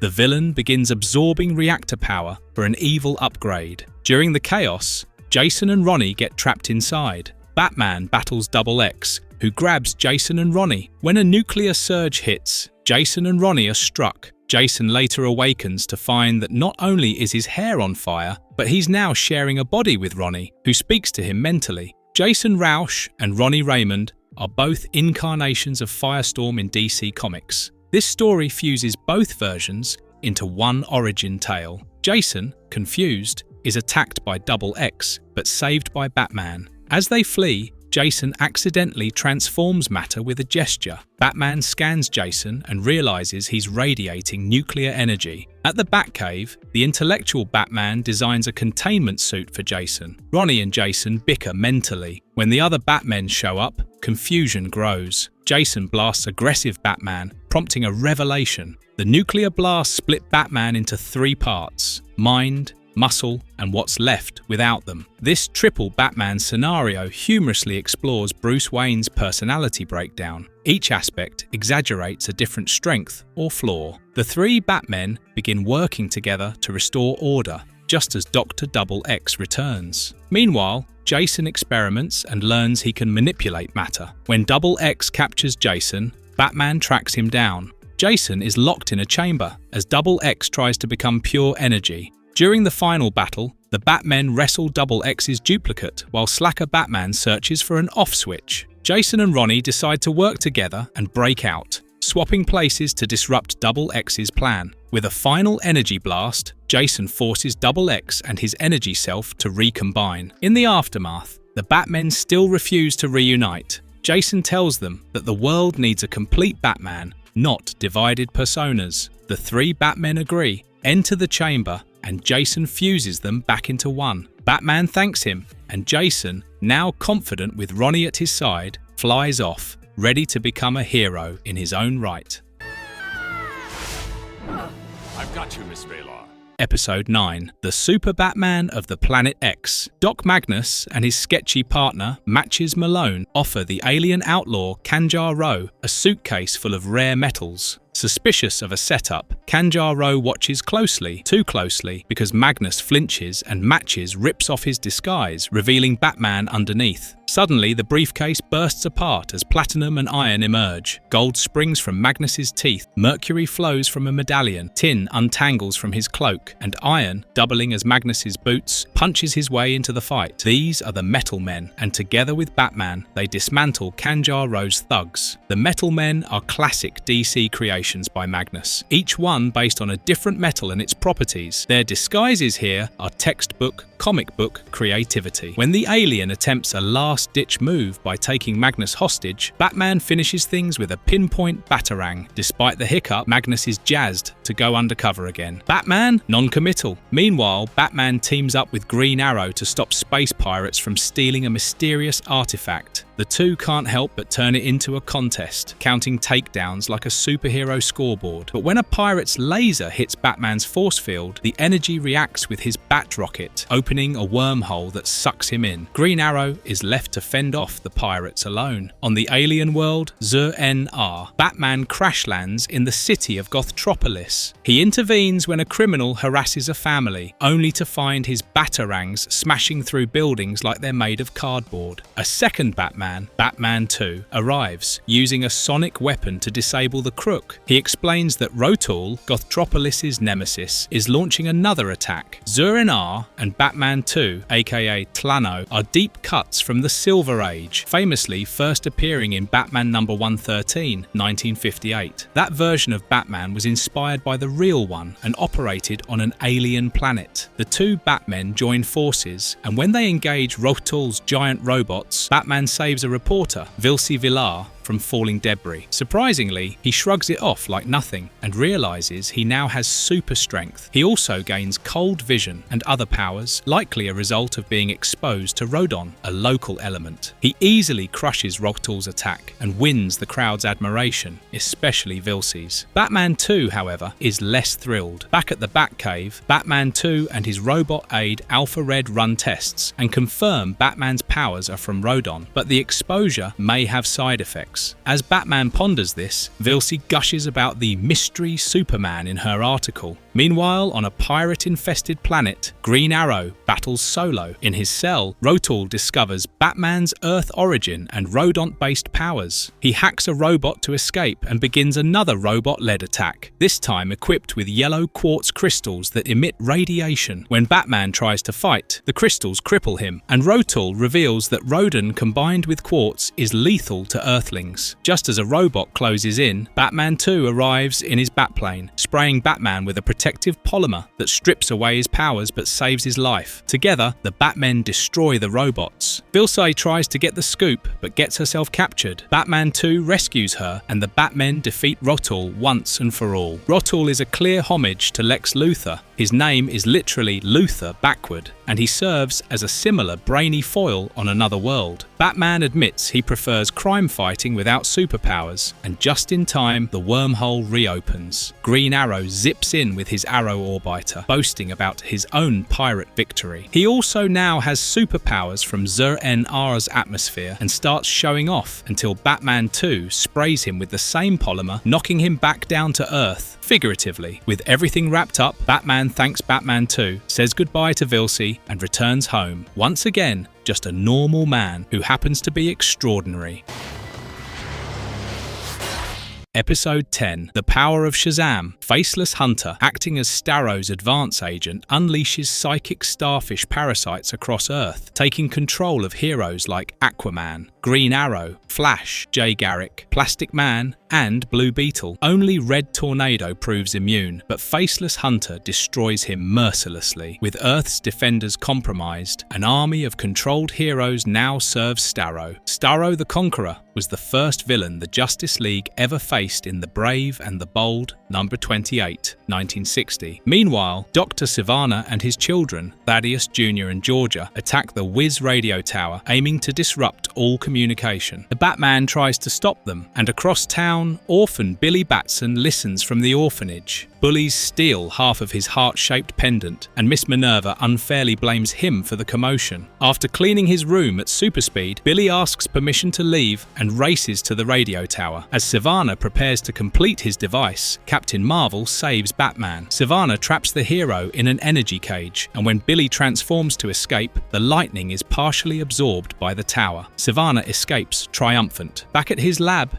he explains that his plan all along was to collect and replicate the magical lightning and sends it across space to revive Black Adam, exiled and powerless on another planet. Empowered again, Black Adam returns to Earth, furious. He was originally a villain and had since evolved into an anti-hero and rival protector of ancient Egypt in modern DC stories. At the orphanage, Billy watches a happy family and longs for connection. Batman intervenes when the bullies return, but they're interrupted by Black Adam's destructive rampage. Captain Marvel joins the fray, but Black Adam overpowers him and even dismantles Batman's battlesuit. Batman has worn various specialized armored suits called BattleBots for specific threats, from aliens to gods. Sivana, watching from afar, secretly places a tracker on Captain Marvel. Captain Marvel realizes Black Adam was once Shazam's chosen champion, but was stripped of his powers for trying to conquer the world. Batman briefly stuns him with a sonic device. Billy, confused and heartbroken, takes Batman to a magical subway that leads to the Rock of Eternity. They consult the wizard Shazam, who confirms Black Adam's fall from grace and imprisonment 5,000 years ago. Suddenly, the villains attack. Billy is gagged, Batman captured. Black Adam releases the 7 deadly sins, monstrous embodiments of vice. The 7 deadly sins, pride, envy, greed, wrath, sloth, gluttony, and lust, are magically imprisoned in DC lore and often linked to Shazam mythos. Batman frees Billy with a batarang, and Captain Marvel defeats the sins. They race to stop Sivana at the Rock of Eternity. There, Sivana betrays Black Adam, stealing his powers and becoming Captain Sivana. He nearly defeats Captain Marvel, but Batman cleverly tricks him into saying Shazam by mispronouncing it. Sivana reverts and is knocked out. Black Adam vanishes in the chaos. Though Captain Marvel feels family is out of reach, Batman locates the Bromfield family, who adopted a girl named Mary, Billy's long-lost twin. She wears the other half of the heart pendant. Batman reunites the siblings, giving Billy the family he's always dreamed of. I am the son of the man you murdered.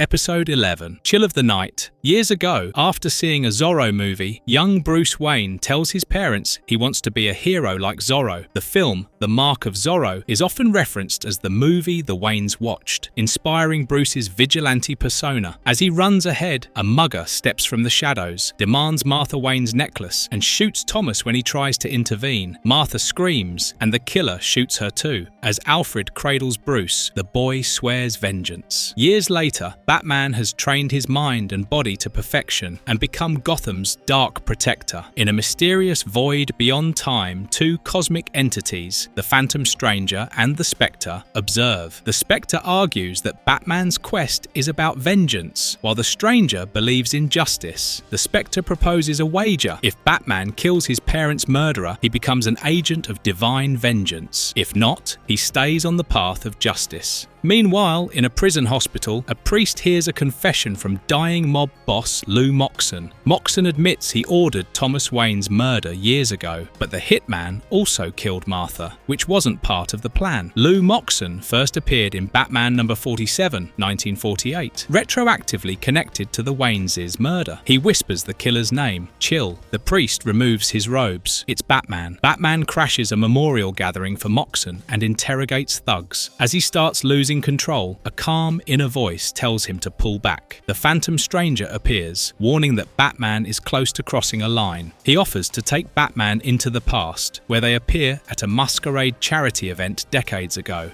There, Bruce meets his parents in disguise. Thomas wears a bat costume, which inspired Bruce's future persona. When Moxon and his men try to rob the event, Thomas and Batman fight them off. A young Joe Chill grabs Martha as a hostage. Batman and Thomas collapse a giant bat exhibit to scare them off, and Chill flees. The bat imagery is a constant in Batman's life, shaping both his trauma and identity. Suddenly, Batman finds himself in darkness, where the Spectre asks what he'll do if he catches Chill. Batman admits he doesn't know. The Spectre shows him Chill in prison, now dealing weapons. Batman tracks him to a warehouse where Chill is selling tech to criminals. After taking down the villains, Batman unmasks and reveals his identity to Chill. Shocked, Chill tries to run but is subdued. The Spectre urges Batman to kill Chill in the name of vengeance. The Stranger pleads for justice. Batman refuses to become a killer. He lets Chill go, knowing he might reveal his identity. But Bruce Wayne's legacy, he says, will live on. Joe Chill's role as the Wayne's killer was introduced in the Golden Age and later confirmed in most major retellings. Chill, panicked, tells the villains he created Batman. They attack him for being responsible for their greatest foe. In the chaos, Joker activates a sonic weapon, collapsing the building. Everyone escapes, except Chill, who is crushed. The Phantom Stranger notes that karma delivered justice. The Spectre grins but says nothing. Back in the Batcave, Batman seals away his father's costume in a display case and declares the case, both literal and emotional, finally closed. Episode 12. Gorillas in Our Midst. In Gotham, a swarm of mind-controlled rats return to the lair of Professor Milo with stolen diamonds, but the diamonds are fakes. Batman swapped them and placed trackers in the loot. Accompanying Batman is the vengeful Spectre, who's eager to pass judgment. Milo refuses capture, drinking a potion that turns him into a monstrous beast. Batman defeats him, knocking him into a power panel. The Spectre leaves disappointed by Batman's mercy. Milo scoffs, until the Spectre returns after Batman's exit and turns Milo into cheese, freeing the rats. Professor Achilles Milo is an archetypal Batman villain, debuting in Detective Comics number 247, 1957, who specializes in unethical science experiments. At the same time, Batman and Detective Chimp parachute onto a jungle island. Batman describes that Gorilla Grodd is kidnapping smart apes for a new cause. Gorillas and Apes Seizing Power is GASP. Detective Chimp is unsure if Batman is abandoning Gotham, but the Dark Knight has faith in Bwana Beast to keep things under control back home. In Gotham, meanwhile, Bwana Beast and his ally Vixen fight Killer Moth. Bwana produces animal hybrids such as a horse cat, while Vixen taps into animal powers to overwhelm the villain and his horde. Vixen channels the abilities of animals via her Tantu Totem, while Bwana Beast can fuse animals into new hybrid creatures, one of the strangest powers in the DC universe. At Grodd's fortress, the telepathic ape leads Gasp, alongside Gorilla Boss and Monsieur Mallah. Gorilla Boss was once a human mobster whose brain was placed in a gorilla's body, a wild but real storyline from 1950s DC Comics. When Grodd uncovers Detective Chimp in disguise, Chimp fights back, but is overwhelmed. Batman sneaks in but is captured trying to save his friend. Strapped to a death trap, Batman uses Detective Chimp's magnifying glass to redirect a laser and free them. They fight off guards and head back to Gotham, where Grodd has already taken over. In Gotham's park, Bwana Beast senses tension from Vixen just before a swarm of flying gorillas descends. Vixen is netted, but Bwana saves her with a snake pigeon hybrid. Still, the two are overrun and captured. Batman and Chimp arrive to find the city crawling with gorilla enforcers. As planned, they surrender and are taken to Gasp's headquarters at the Gotham Zoo. Bwana feels defeated with no animals left to merge, as Gasp has released them all. Batman reassures him he was chosen for a reason. Bwana Beast merges Detective Chimp with a bee, and the mini-chimp escapes and unlocks the cells. As Grodd and the villains realize the heroes are free, chaos erupts. Detective Chimp resists Grodd's mind control using meditation skills learned from Batman. Bwana rides into battle on an alligator-ostrich hybrid. Running out of options, Bwana combines Batman with a lion, eagle, and lizard, transforming him into a bat griffin. The powerful creature defeats Grodd and shatters his mind control helmet, freeing the gorillas. Chimp knocks out Mallah, Vixen uses ant strength to take down Gorilla Boss, and Bwana reverts Batman. Moved by his courage and loyalty, Vixen proposes marriage, and Bwana joyfully accepts. Shazam! Shazam!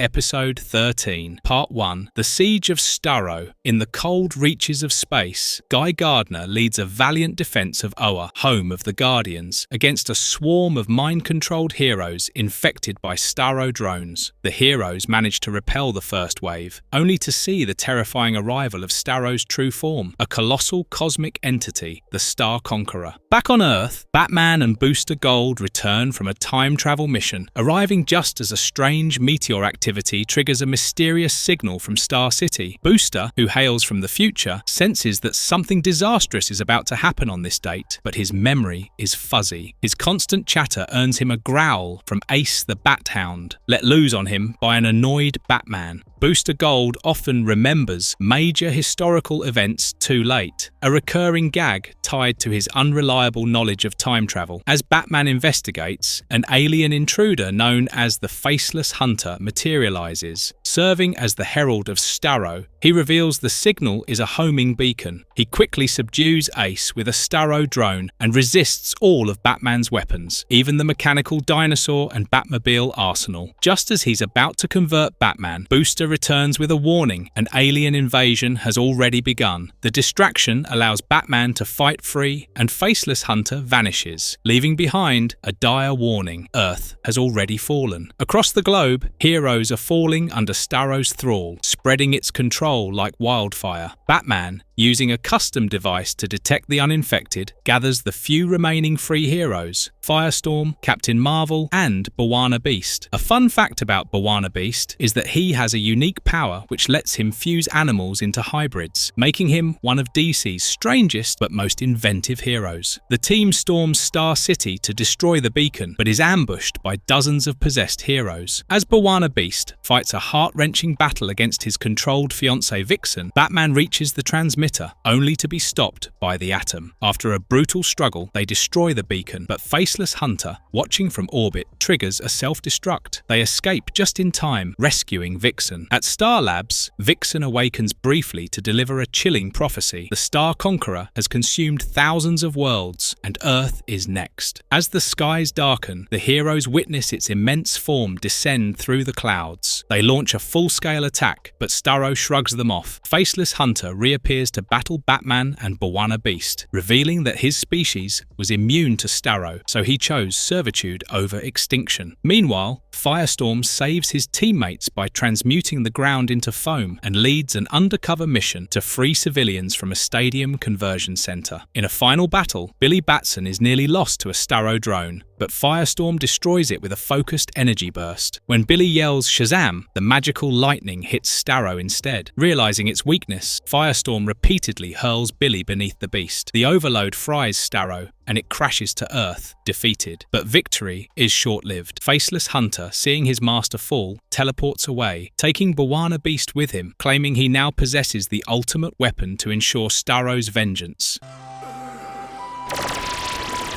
Episode 14, Part 2, The Siege of Starro. 2 years before Earth's fall, an unknown wrestler is humiliated in a brutal match against a masked gorilla. In despair, he immerses himself in a vat of toxic waste, emerging with the wild gift to merge animals and a newfound strength. After a victorious rematch, he claims the gorilla's mask as a trophy and reinvents himself as Bwana Beast. Now, high above Earth, Bwana Beast is imprisoned aboard Faceless Hunter's starship. Strapped into a machine that siphons his unique power, he endures relentless pain. Faceless Hunter, once an outcast who wanted Starro to destroy his homeworld, seeks to weaponize Bwana's gifts to become a universal terror. As the machine surges, Bwana Beast screams in agony. Back on Earth, the Green Lanterns begin cleanup, removing inert Starro drones, but Aquaman and Bwana Beast are missing. Batman realizes the latter is still aboard the alien ship, but with the planet still vulnerable, a rescue must wait. Vixen, his fiancée, can only watch the stars in worry. Meanwhile, Captain Marvel locates Aquaman, who is still possessed. The team tries to save him, but it takes Batman's taser and grit to finally subdue the Sea King. Above, Bwana Beast briefly escapes, pleading that Starro is gone and Faceless Hunter is free. The alien snarls that he doesn't want freedom, he wants revenge. The hero is soon recaptured. Suddenly, every drone on Earth glows, merges, and forms a towering Starro humanoid creature. Captain Marvel strikes it with his lightning, but the creature only feeds on it. Then it unleashes a devastating sound blast via radio towers. The creature's sonic blasts use Hedorah's roar from Godzilla vs. Hedorah as the sound effect, an homage to kaiju destruction. Batman realizes this is no brute. It's using Bwana Beast's merging ability to assemble and control this form. With time running out, he and Booster Gold seek help from Doc Magnus and the Metal Men, only to find Magnus possessed. The Metal Men, reprogrammed for Starro, attack. Skeets manages to reset them mid-battle as the Starro creature drains Earth's heroes into husks, including Batman. Booster Gold arrives with the now freed Metal Men. They form a jet, then a colossal being, Alloy. Batman launches a last-ditch space mission. Faceless Hunter destroys the Batplane, but Batman stowed away inside a missile. He infiltrates the ship, but is quickly overpowered. In a brilliant twist, Batman uses the alien's own force field projector to imprison him.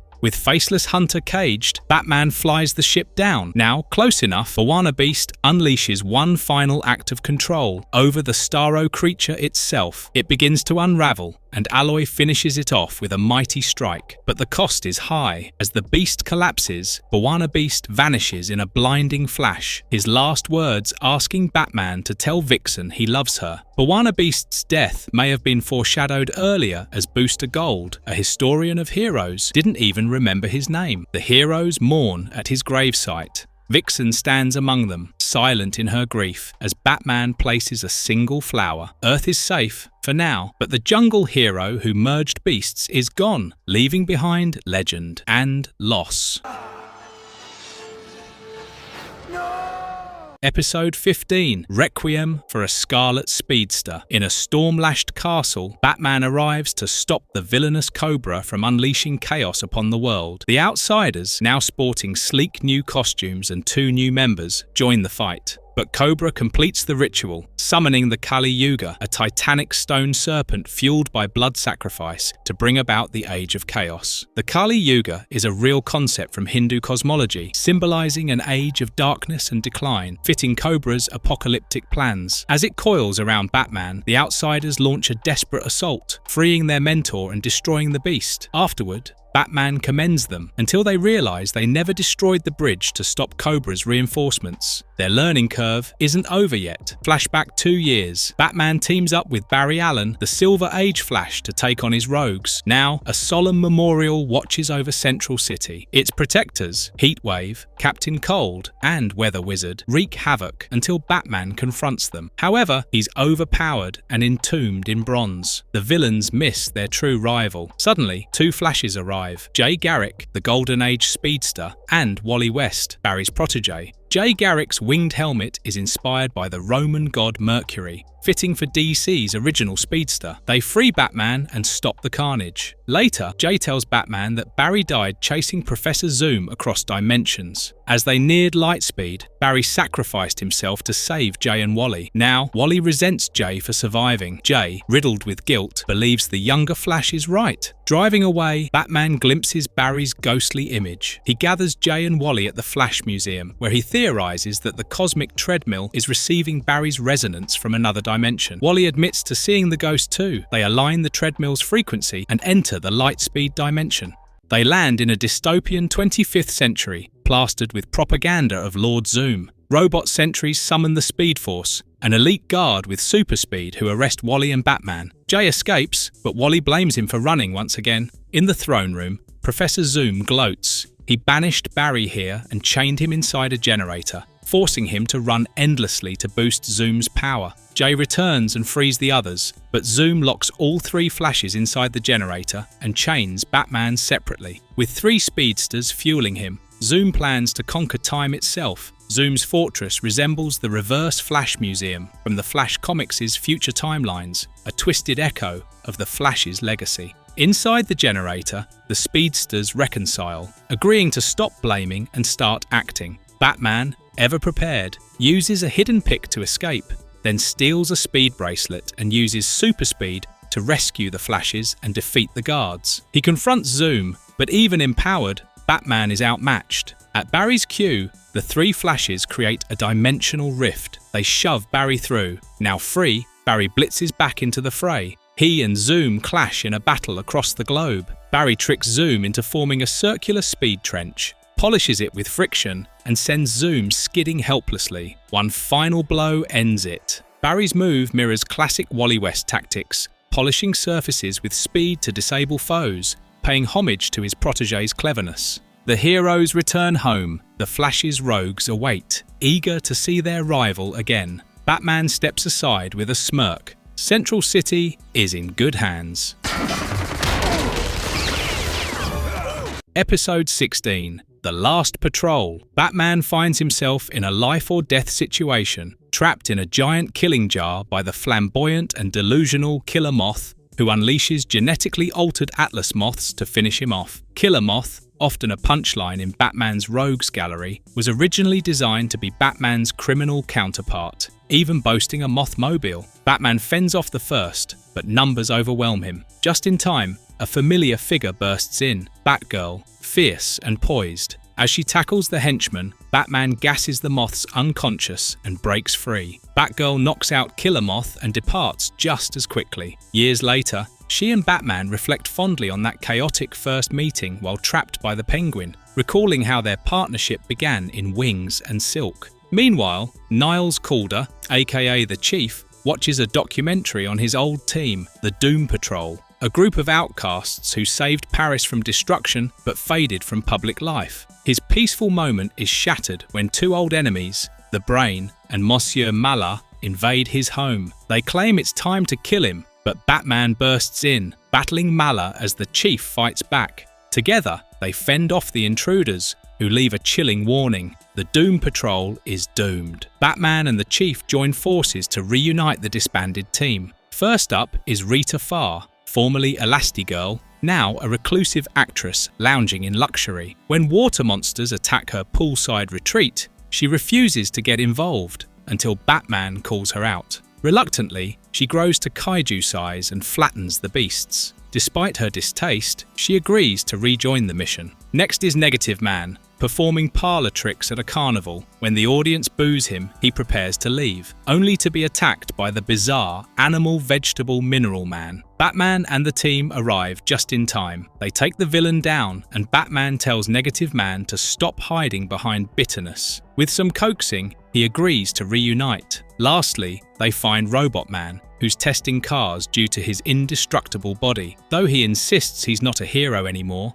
an attack by the villainous Arsenal forces his hand. Robot Man helps the team win, but swears it's a one-time deal, until General Zal arrives, gassing them all unconscious. Batman awakens aboard Zal's warship.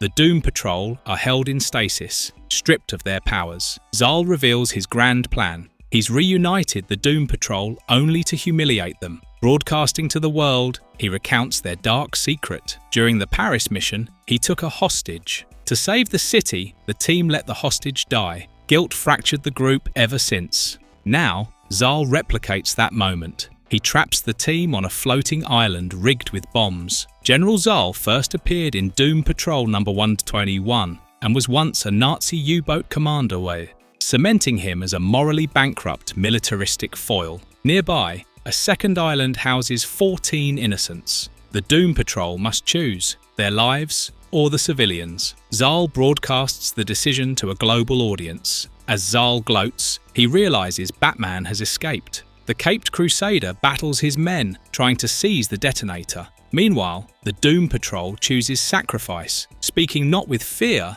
but with resolve. Zal triggers the explosion. Shock ripples through the broadcast. Only, instead of shame, the world is galvanized. Inspired by the Doom Patrol's courage, people around the globe proclaim, "We are all Doom Patrol." Zal's plan to disgrace them fails, and instead, he becomes the villain in the world's eyes. "We are all Doom Patrol" echoes real-world movements that reclaim identities of the marginalized, aligning the patrol's outsider status with heroic defiance. Zal is arrested. The surviving islanders rename their town Four Heroes, a tribute to their saviors. Batman watches the ocean silently, honoring the team's sacrifice before disappearing into the mist, alone, but not without hope.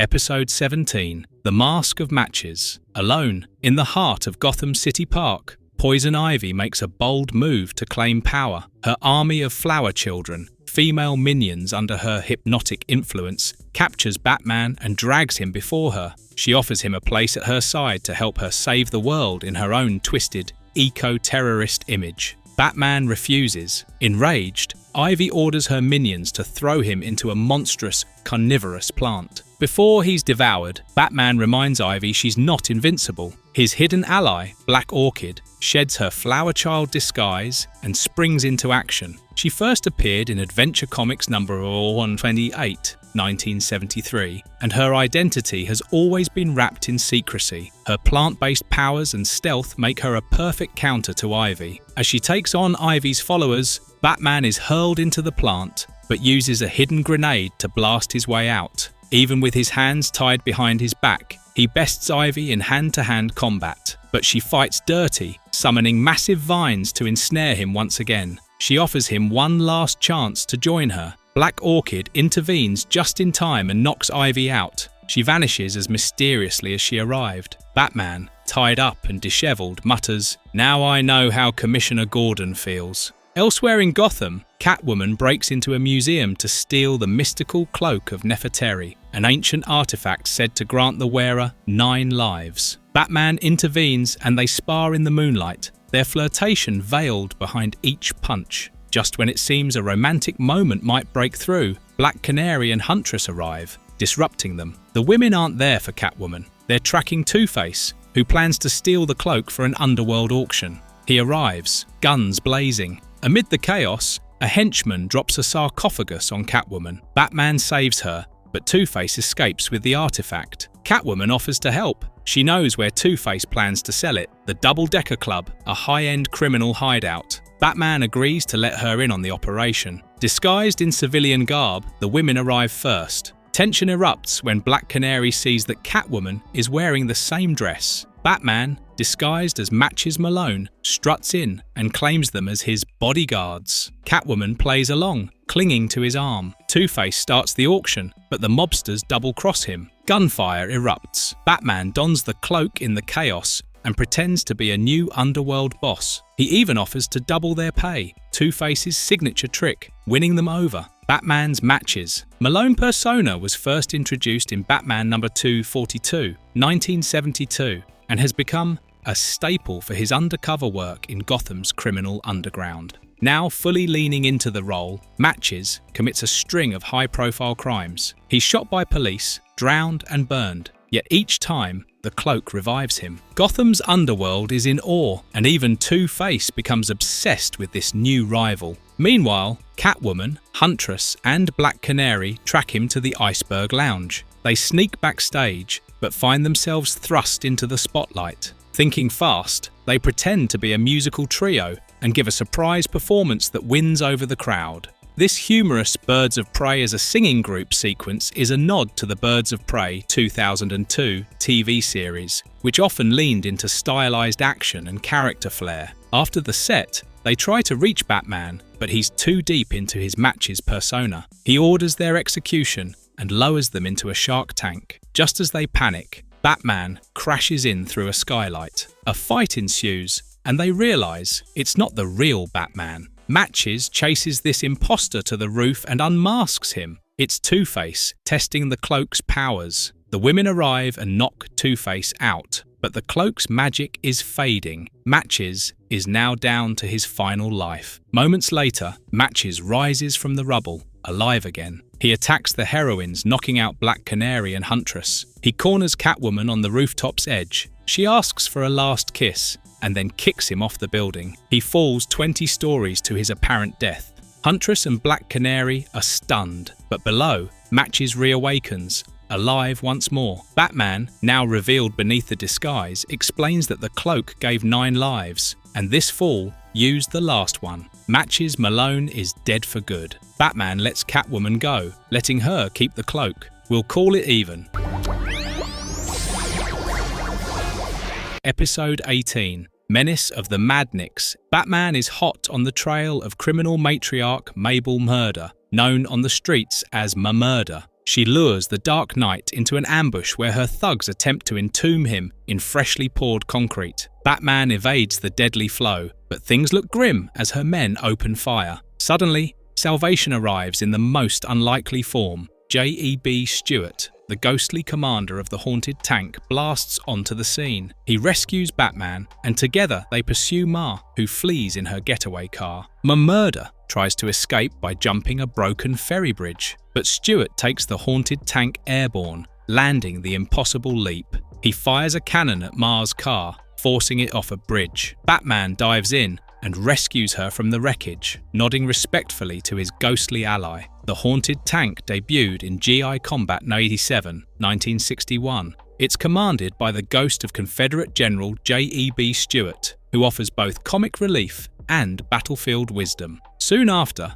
Batman finds himself up against the Madniks, a chaotic trio of costumed anarchists. Their destruction is interrupted by Booster Gold, the time-traveling hero with a camera crew in tow. Booster is surprised to learn the Madniks once battled Ted Kord, the second Blue Beetle, who was also a friend of Batman's. Touched by the idea that Batman had a friend, Booster assists in taking down the gang, then asks his AI companion Skeets to take him back 2 years to the moment before Ted's death for one last goodbye. In the past, Booster finds Blue Beetle in his high-tech base. A video call from Batman comes in, and Beetle hides Booster's presence, eager to impress both men. As they talk, an emergency alert signals that the Madniks are attacking Star Labs in search of the Quark pistol, a dangerous experimental weapon. Blue Beetle and Booster arrive just as Krebs, the Madniks leader, grabs the weapon and attempts to use it on them. Booster fires a blast of his own, damaging the pistol.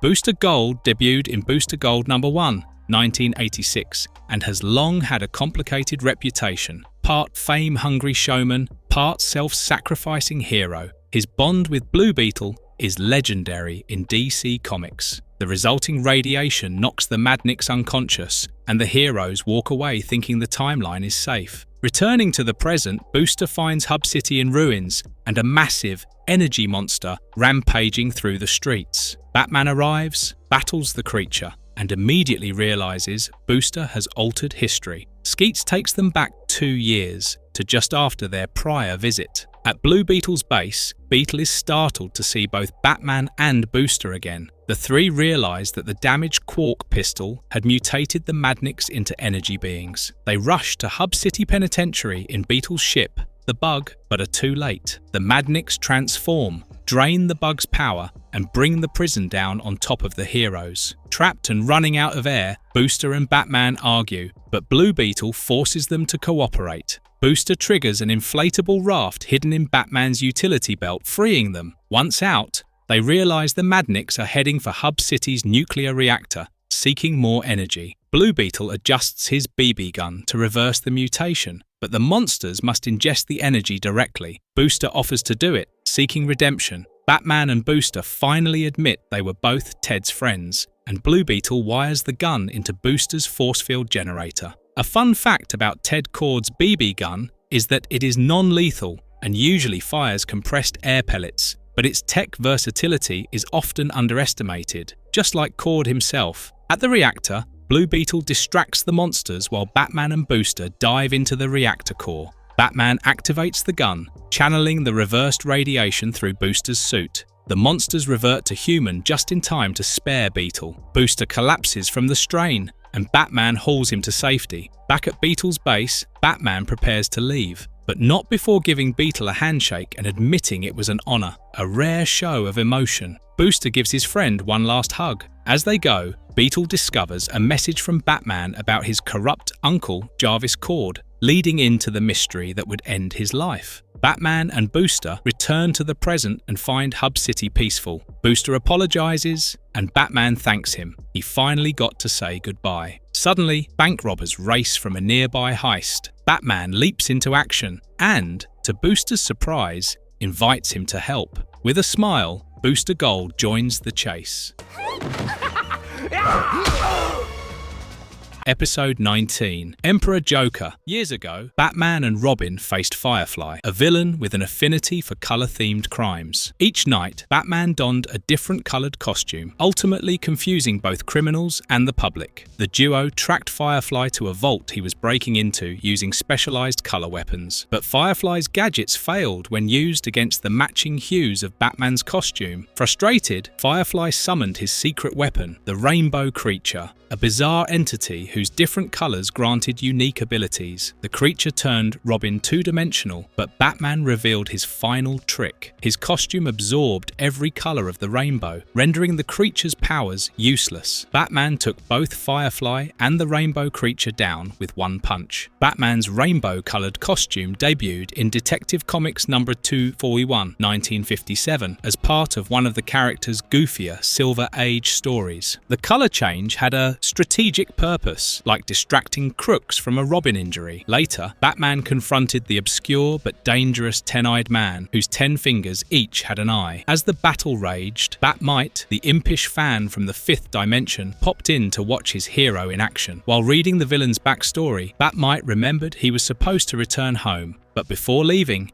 he conjured a cactus, which Batman hurled at the 10-eyed man's ultra-sensitive hands, winning the day. The 10-eyed man first appeared in Batman number 226, 1970. He remains a deep-cut oddity in Batman's rogues gallery due to his absurd ability to see through his fingertips. Bat-Mite confessed he returned for one thing, the ultimate showdown, Batman versus the Joker. He revealed a shrine to their past battles, complete with an empty spot waiting for the next one. Though Batman swore Joker was secure in a cell he personally designed, Bat-Mite secretly freed him. The Joker escaped to the Comedy Museum, and Batman followed, letting Bat-Mite come only if he promised not to use powers. Inside, Joker's gang, including Harley Quinn, ambushed Batman. Bat-Mite immediately fell for Harley and tried to impress her. Remembering his vow, he tried giving Batman his powers, but missed and accidentally empowered the Joker instead. Joker mastered his godlike powers instantly. He trapped Batman, made Joker-Mite,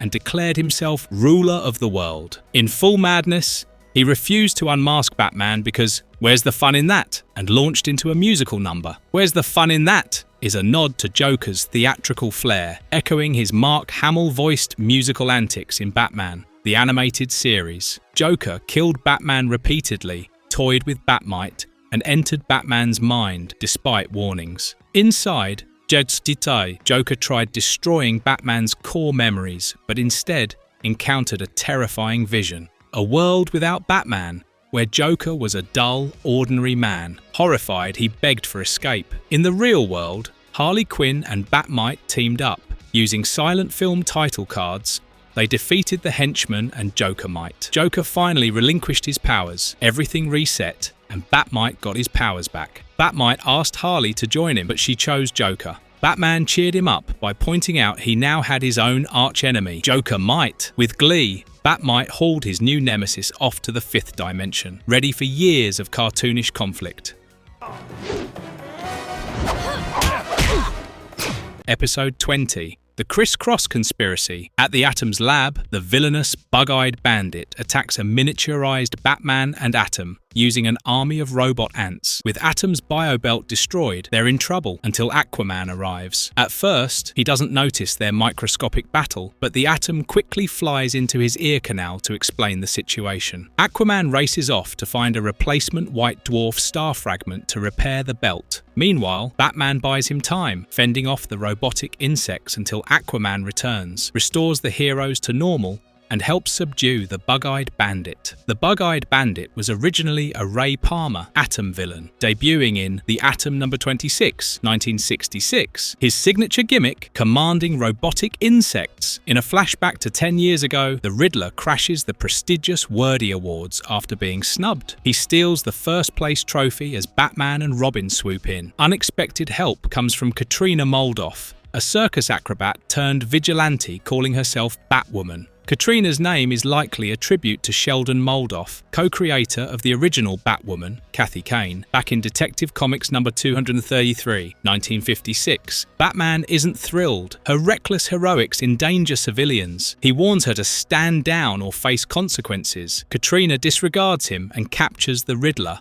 but he publicly unmasks her, ending her crime-fighting career. In the present, Batman, Nightwing, and Batgirl face off with the villain Spinner, while Katrina watches from afar, bitter and dismissive of Batgirl. When the Riddler escapes custody, Katrina visits the sorcerer Felix Faust and demands a spell for revenge. He flirts with her and warns of the cost, but she insists. While Batman fights Tiger Shark, Katrina calls, feigning distress. After the fight, he visits her manor, only to be ambushed with a body swap spell. Katrina's mind now controls Batman's body, and she declares she'll kill the Riddler and leave Batman to take the fall. She ties him up and heads for the Batcave in the Batmobile. Nightwing and Batgirl notice Batman behaving strangely and reluctantly follow his lead in hunting the Riddler. Meanwhile, the real Batman escapes and dons Batwoman's old costume to seek help from Faust. Disguised as Katrina, he tricks Faust into revealing how to reverse the spell and reluctantly teams up with him, though their journey is interrupted by a police chase.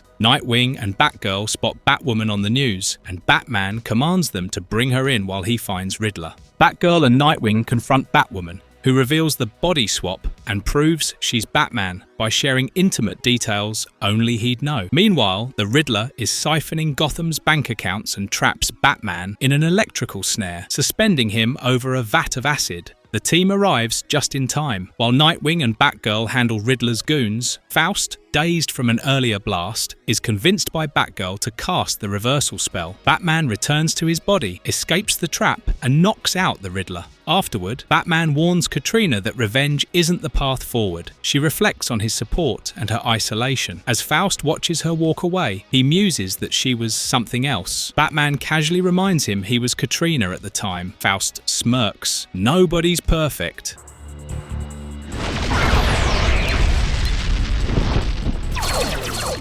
Episode 21. Plague of the Prototypes, Batman returns to World War II to help Sergeant Rock and Easy Company in the capture of a strongly defended beach. As they make their move, Rock reveals their hidden plan, GI Robot, a sophisticated war robot. The robotic soldier handily demolishes a German bunker, enabling the troops to move ahead. However, disaster strikes when one of Rock's men steps on a landmine, leaving him trapped. Batman dives forward, pushing the soldier to safety, while GI Robot absorbs the explosion, sacrificing itself for the team. GI Robot was one of DC's most unusual war characters, originally appearing in Star-Spangled War Stories, 1962. Although not sentient to the extent, most versions did feel emotions, especially towards the end. The soldiers stop to pay homage to its sacrifice, even reduced to tears by Rock before they march on to Paris. At the same time, Batman and Green Arrow go into space to prevent an alien invasion, where enemy forces employ meteors as cover.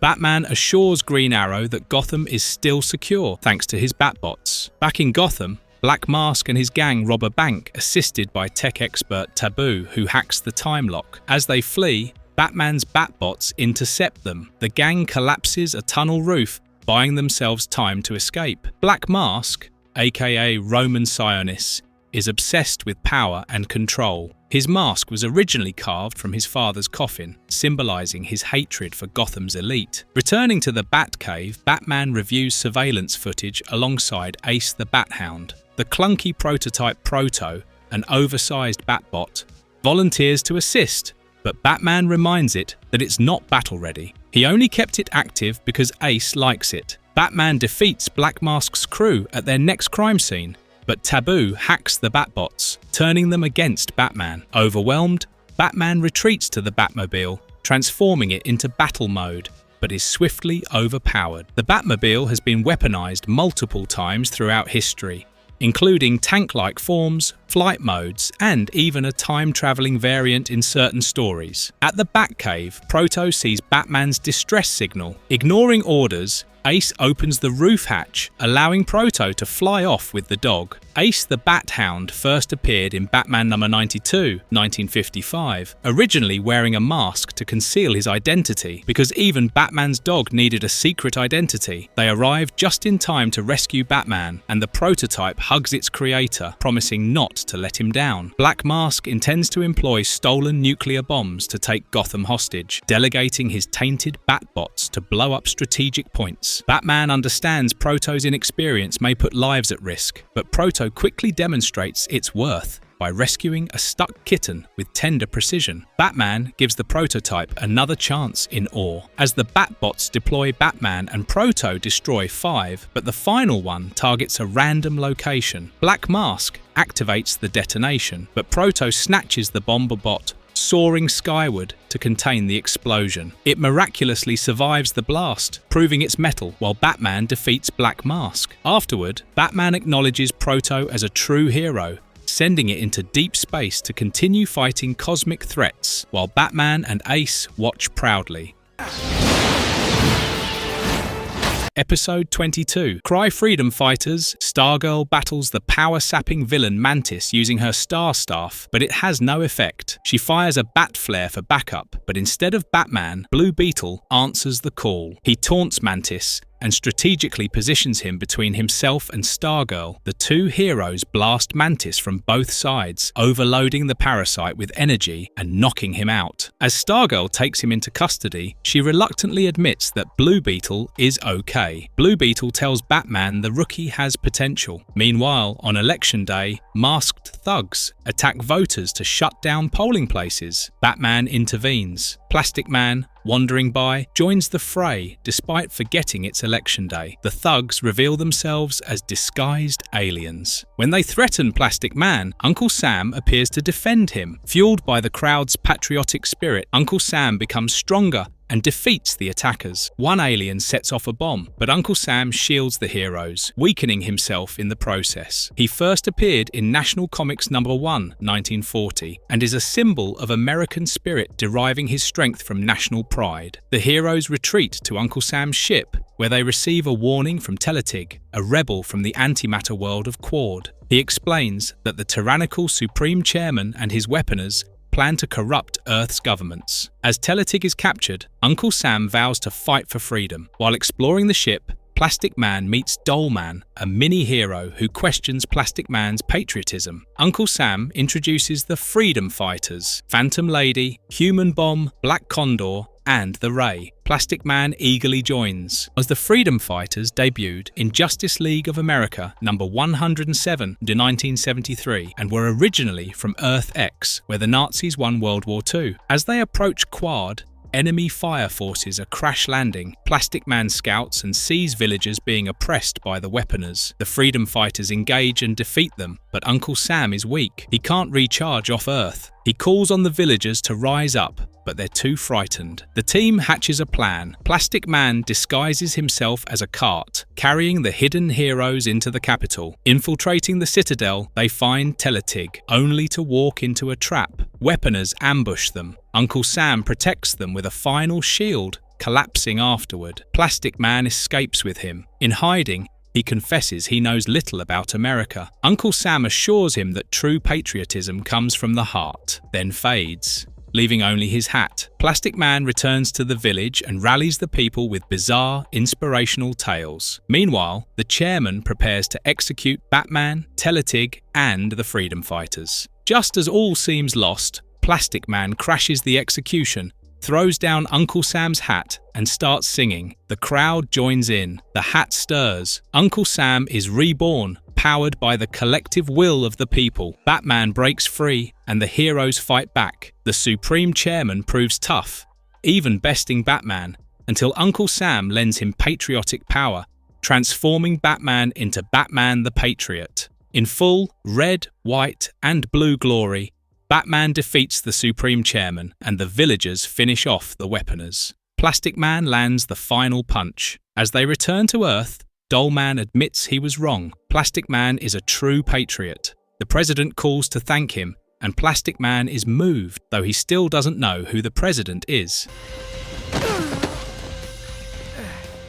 Episode 23, The Knights of Tomorrow. On Apocalypse, the Faceless Detective. The Question infiltrates Darkseid's command center and uncovers a plan to attack Earth. Before he can warn Batman, he's ambushed by a parademon. After defeating it, he encounters Kalibak, Darkseid's brutal son. Outnumbered, the Question flees through fiery corridors, battling more parademons, and chooses to leap into the fire pits rather than be captured. Back on Earth, Batman becomes a symbol of justice, eventually recruiting Robin, who matures into Nightwing and leaves the nest. Batman's career climaxes with a final battle against the Joker, who falls to his death rather than let Batman save him. With Gotham safe, Bruce Wayne marries Selina Kyle, Catwoman, and retires, passing the cowl to Dick Grayson, now the new Batman. This episode is inspired by Batman number 700 and the legacy themes often explored in Batman Beyond. Bruce and Selina raise their son,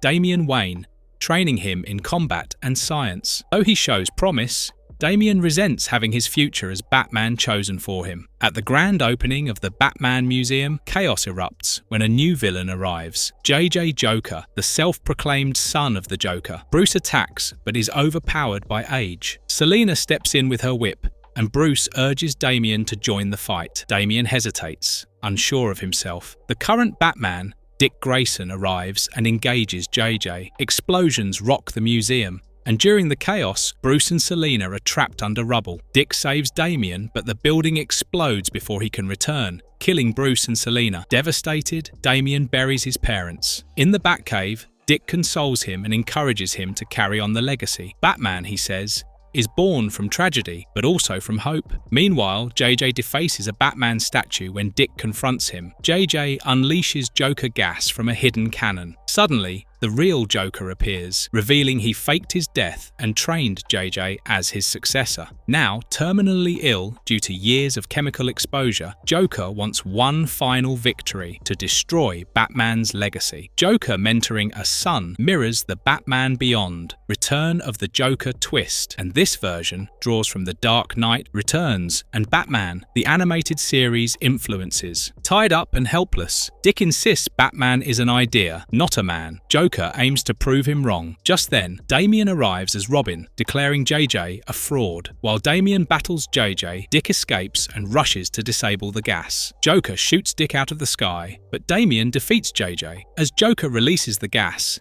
Dick hurls an explosive that sends the Batman statue's head crashing down, directly on the Joker, exposing him to his own gas and finally ending his reign. With the threat over, Damian embraces his destiny as Robin. Years later, he dons the cape and cowl to become Batman, fighting alongside his own son, the new Robin. In a peaceful moment, this Batman returns home, where Alfred is writing a fictional tale titled The Knights of Tomorrow. As Batman heads off to catch Catwoman, Alfred slyly suggests she could be a good wife someday, mirroring Bruce and Selina's past. While I infiltrate the boom generator and disable... Episode 24. Darkseid Descending. Ronnie Raymond is teaching chemistry by using football plays to keep his students engaged, including a teen named Jason. But the lesson freezes over when Killer Frost, his vengeful ex, Louise Lincoln, bursts in and freezes a student solid. Turns out, Ronnie dumped her via text message and never paid for dates. Ouch. Before she can cause more havoc, Batman crashes through the window and forces her outside. Ronnie and Jason fuse into Firestorm, battling Killer Frost with nuclear fire against icy blasts. Batman binds her up, and Firestorm finishes the job. As she's taken to Esther R. Labs, Batman warns Ronnie, arch-enemies are serious business. Ronnie mutters that ex-girlfriends are about the same. Killer Frost and Firestorm's fiery, icy romance gone wrong mirrors their comic book origins, particularly their dynamic in the Fury of Firestorm series. Meanwhile, Batman and Aquaman are assembling a new Justice League, as the original has disbanded. On the Watchtower satellite, they're joined by Blue Beetle, Ice, Fire, Booster Gold, and Guy Gardner. While Booster flirts and Guy complains, Aquaman questions Batman's picks, but Batman insists An apocalyptic invasion is imminent. Martian Manhunter arrives and grudgingly agrees to give the tour, annoyed especially by Skeets offering to fix the AC. Tensions rise as Guy and Booster argue over Hal Jordan's old quarters. A brawl breaks out, and even Aquaman gets swept up in it. Martian Manhunter transforms into a giant alien octopus when they spill his cookies. The scuffle ends as they crash into Batman's meeting room. He sighs, exhausted. This lineup of the League mirrors the beloved Justice League International team, known for mixing comedy and action. Suddenly, boom tubes open around the world. The forces of Apocalypse invade, led by Kalibak. The team is quickly overwhelmed and captured in Washington, D.C. As the parademons bicker over who gets first shot, Batman tricks one into freeing him, starting a chain reaction that frees the others. They escape to the hidden Batcave beneath the Lincoln Memorial, where Martian Manhunter warns of worse, a generator to bring Darkseid himself to Earth. A plan is made until Kalibak breaks in. Booster Gold accidentally leaks their location by texting his publicist. Kalibak mocks them as Darkseid's arrival nears. The heroes fight back bravely, but when Darkseid arrives via a massive boom tube, he shrugs off their attacks and hurls them aside. He even unleashes his dreaded Omega beams on Batman, who barely dodges. Darkseid's Omega beams are one of DC's most iconic weapons, able to bend around corners and erase foes from existence. Batman challenges Darkseid to a duel. He fights valiantly, but is soon outmatched. Just as Darkseid is about to deliver the final blow, reversed boom tubes begin pulling his army back. A single parademon emerges, revealing himself to be the Question in disguise. He had gone undercover to reverse the generator, while Batman and the others kept Darkseid distracted. The team unites to destroy the generator. Later, Guy teases Batman about not landing the final punch, but Batman says it felt good. When Booster steals Guy's slice of cake, a new fight breaks out. Martian Manhunter, finally fixing the air conditioning, tells Batman this team might just work. The lights flicker out on the watchtower. Batmite presents Batman's Strangest Cases. Episode 25, Batboy and Rubin. In Cosmopolis, crime-fighting duo. Batboy and Rubin confront the Fuel Gang, but Rubin panics. Batboy considers retreat, until he remembers the secret gas stashed in his utility belt. One blast later, the bad guys are down, and the heroes take off in their Battlemobile. Rubin believes they've solved the city's murder spree, until he finds a pair of gloves attached to a corpse in the glove compartment. Cue panic. They switch to the battle cycle, crashing through a wall into a fight with the Dead End Kids, aka the Fleagle Gang. Running low on options, Batboy deploys tiny hairbrushes from his belt to spank the gang into submission. Their weird crusade continues as they swing over the city, only to discover a new corpse dangling from their rope. They chase their final suspects, the Flurgle Gang, a group of stunning women, only to get clobbered. With no choice left, they escalate to nuclear weapons. Confident it's all over, the pair returns to HQ, only for Rubin to find another body. The real killer? Batboy himself, a vampire. He reveals that he drained his victims via tiny punctures in their big toes. Batboy knocks Rubin out and feeds. This twisted parody riffs on 1950s Batman tropes and underground comics like Mad Magazine. Batboy and Rubin is a wild homage to Batman's Silver Age absurdity. Just then, Batmite interrupts. This mischievous fifth-dimensional imp reveals he can watch infinite Batmen across the multiverse. Batmanga. In Japan, Batman and Robin defeated the villainous Lord Deathman, whose ability to survive death is legendary. At his funeral, Batman is convinced he's finally gone for good. But that night, Batman dreams of the villain's giant, flying, detachable head. Shaken, Bruce attends a party with Dick, where a Swami demonstrates the ability to survive underground. Batman deduces that Lord Deathman used a similar technique to cheat death. They dig up the grave. It's empty, save for a mocking note. Suddenly, Lord Deathman reappears with henchmen bursting from graves. He orders Batman buried alive, but Batman escapes and joins Robin in the Batmobile. The villain flees in a helicopter, dropping bombs, but crashes into power lines and explodes. Still, the heroes assume he escaped again. This episode is adapted from Jiro Kuwata's Batmanga series from the 1960s, Japan's take on Batman, blending superheroics with manga-style horror. Finally, Batmite introduces Batman's strangest team-up ever, a crossover with Scooby-Doo, Scooby-Doo. The Mystery Gang visits a theatre to see Weird Al Yankovic, but the Footlight Phantom, a ghostly saboteur, scares away the crowd and makes Weird Al vanish. The gang unmasks the Phantom, revealing the Joker, partnered with the Penguin. They trap the gang above a shark tank on giant scales, with Scooby-Doo's weakness, Scooby Snacks, as bait. Luckily, Batman and Robin arrive to save the day. They reveal the villains are searching for hidden loot in the old theatre. With Fred's plan, and Scooby and Shaggy disguised as a ghost, they spook the crooks. When things go south, Batmite gives everyone brawling powers. The villains are quickly defeated, and Weird Al pops out with the loot, which broke his fall through a trapdoor. Bruce Wayne agrees to match the funds to create a polka hall of fame. Everyone polkas while Batman and Robin vanish into the night. Episode 26, The Malicious Mr. Mime. In a chaotic, time-hopping adventure, Kamandi and Dr. Canis travel from a post-apocalyptic future to modern-day Gotham City, pursued by the mutant Misfit and his robotic serve-techs. They're searching for the mysterious 5-5 module to power a jamming device that can defeat their enemy. Misfit blasts them into an electronics store, where Kamandi discovers the truth. The 5-5 module is just AA batteries. As Canis unsuccessfully tries to rally Gotham's pigeons for help, Kamandi tosses him the batteries. The canine scientist loads them into their jamming device, a boombox. The sonic attack fries the robots and scrambles Misfit's telepathy. Though Batman welcomes their return anytime, Dr. Canis leaves unsettled by the treatment of animals in the present day. A fun fact about Kamandi, the last boy on Earth, is that it was created by Jack Kirby in the 1970s. This story captures his blend of futuristic adventure with deadpan absurdity. Meanwhile,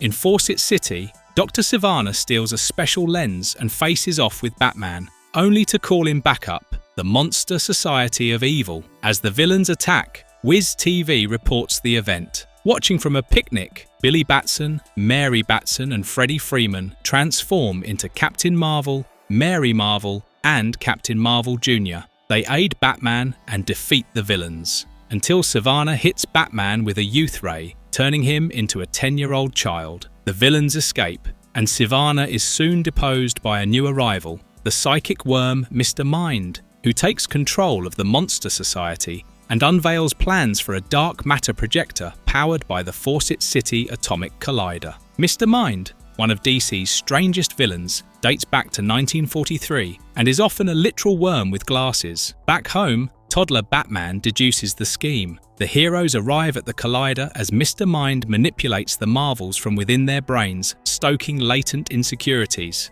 Mary turns on Billy, Junior follows. Even Captain Marvel is soon compromised. The Monster Society escapes with the Collider, while Batman, now a toddler, can only cry. The next day, the ever-resourceful baby Batman tries to bring the Marvels back together with crayon drawings. His childlike emotional intelligence helps plant seeds of reconciliation. At the Villains Observatory, Sivana betrays Mr. Mind by testing the death ray on him, but the crafty worm anticipated this and activates a growth ray, transforming into a giant rampaging caterpillar. Batman and the now reunited Marvels arrive just in time. While the Marvels distract the massive Mind, toddler Batman sneaks toward the growth ray controls. Digging into a baby, he can't reach the lever until he fires off a batline and pulls it. The ray hits Mr. Mind, shrinking him down. The heroes use the ray to reverse Batman's age as well, restoring the Caped Crusader to normal.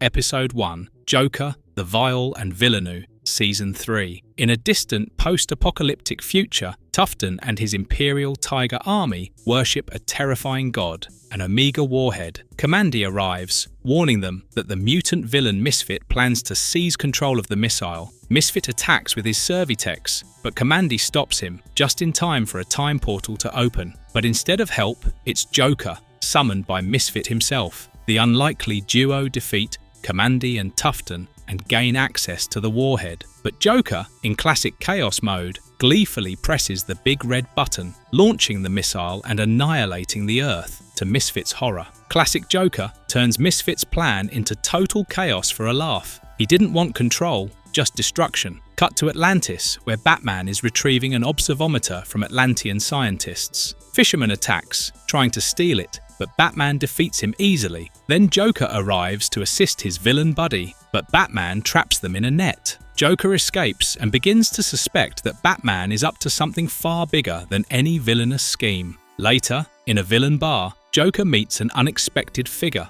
the tearful, aged Weeper, one of Gotham's earliest signature villains. Decades ago, Weeper nearly destroyed Gotham, but at the last moment he hesitated, allowing Bullet Man to stop him. The guilt of that moment has haunted him ever since. Joker insists their meeting is fate. They must team up to stop Batman, who is about to activate the Bat Probe, a surveillance device that will detect and automatically report every crime in real time. Even Weeper agrees. Batman has gone too far. The villains embark on a training montage of petty crimes. Weeper fails at everything. He's died by exploding loot, botches a purse snatching, but succeeds in stealing candy from a baby. Joker deems him ready. They infiltrate Star Labs. Weeper wielding his signature weapon, a tear gas rain cloud. Batman completes the Bat Probe and a showdown follows. Joker is flung into a dumpster. Weeper stops Batman for a moment but can't go through with finishing him, and Batman calls out his hesitation.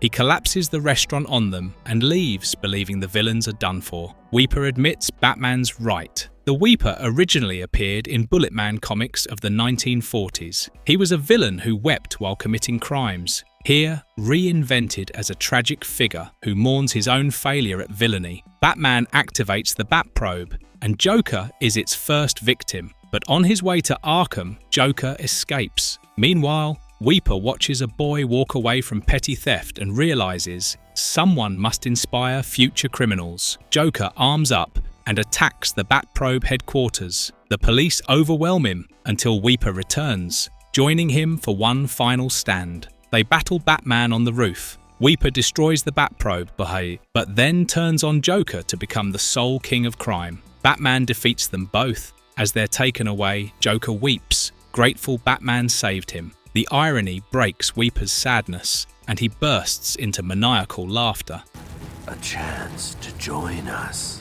Episode 2, Shadow of the Bat. In a mysterious jungle, Robin flees through the foliage in a loincloth, pursued by a panther named Hecate. Just as things look dire, a similarly attired Batman arrives to rescue him until Catwoman appears, siding with her feline companion. After subduing Batman and treed Robin, Catwoman prepares to brainwash Batman with a mind-controlling jungle flower. But suddenly, their hairy backup arrives, Bat-Ape, who flings Hecate away while Batman takes down Catwoman. She escapes into the jungle, throwing away the flower and mourning what might have been. Bat-Ape is a deep cut from Batman's campy Golden and Silver Age, one of many animal-themed sidekicks DC briefly toyed with in the 1950s. In Gotham, Batman teams up with Jason Blood to hunt down Darla, a woman turned into a vampiric creature by a lab mishap. When Batman confronts her in a park, she bites him before Jason transforms into the demon Etrigan and defeats her. Though Batman claims to be fine, the bite's effects begin to show. Black Mask and his gang rob a bank, but a more aggressive, superhuman Batman arrives and violently subdues them, biting Black Mask's neck before returning to the Batcave. There, Alfred finds him hanging upside down from the ceiling like a bat. Batman drops down and feeds on him, then climbs to the roof to lament his monstrous fate. Up on the Justice League satellite, the team gathers for a meeting Batman called. The power cuts out, and Batman appears, bearing candles and a suspiciously dinner party vibe.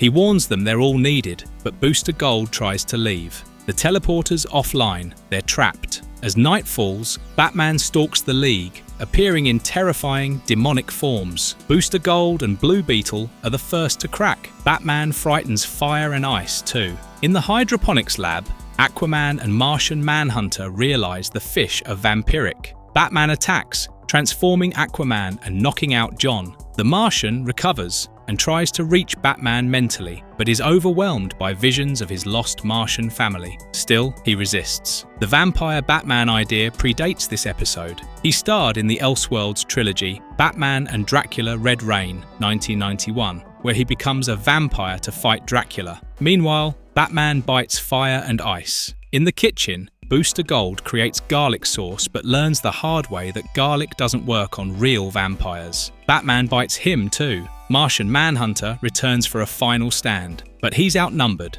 and Fire's flames weaken him. Just as Batman orders his minions to devour John, Etrigan arrives, teleporting him to safety. They make it to the bridge, with the plan to expose the satellite to sunlight. John uses his shape-shifting to survive a brutal attack, gets to the controls, and repositions the station. The vampires then erupt in flames, and Batman wakes up. It was all a hallucination from Dala's bite. Jason explains they cured him aboard the satellite's medical bay. Batman sighs and admits he's hungry.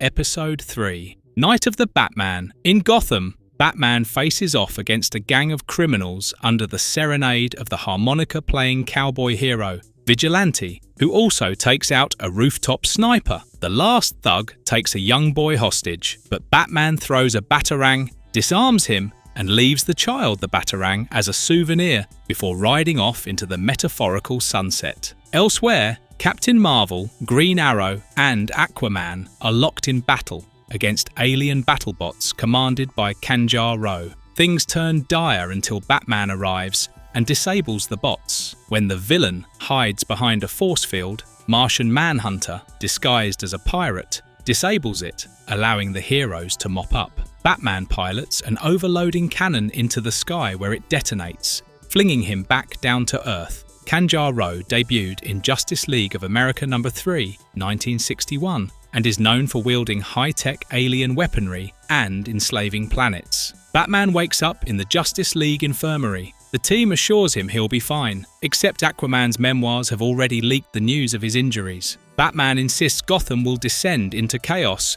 if criminals know he's out of action. The League members, touched by his commitment, each decide to fill in as Batman.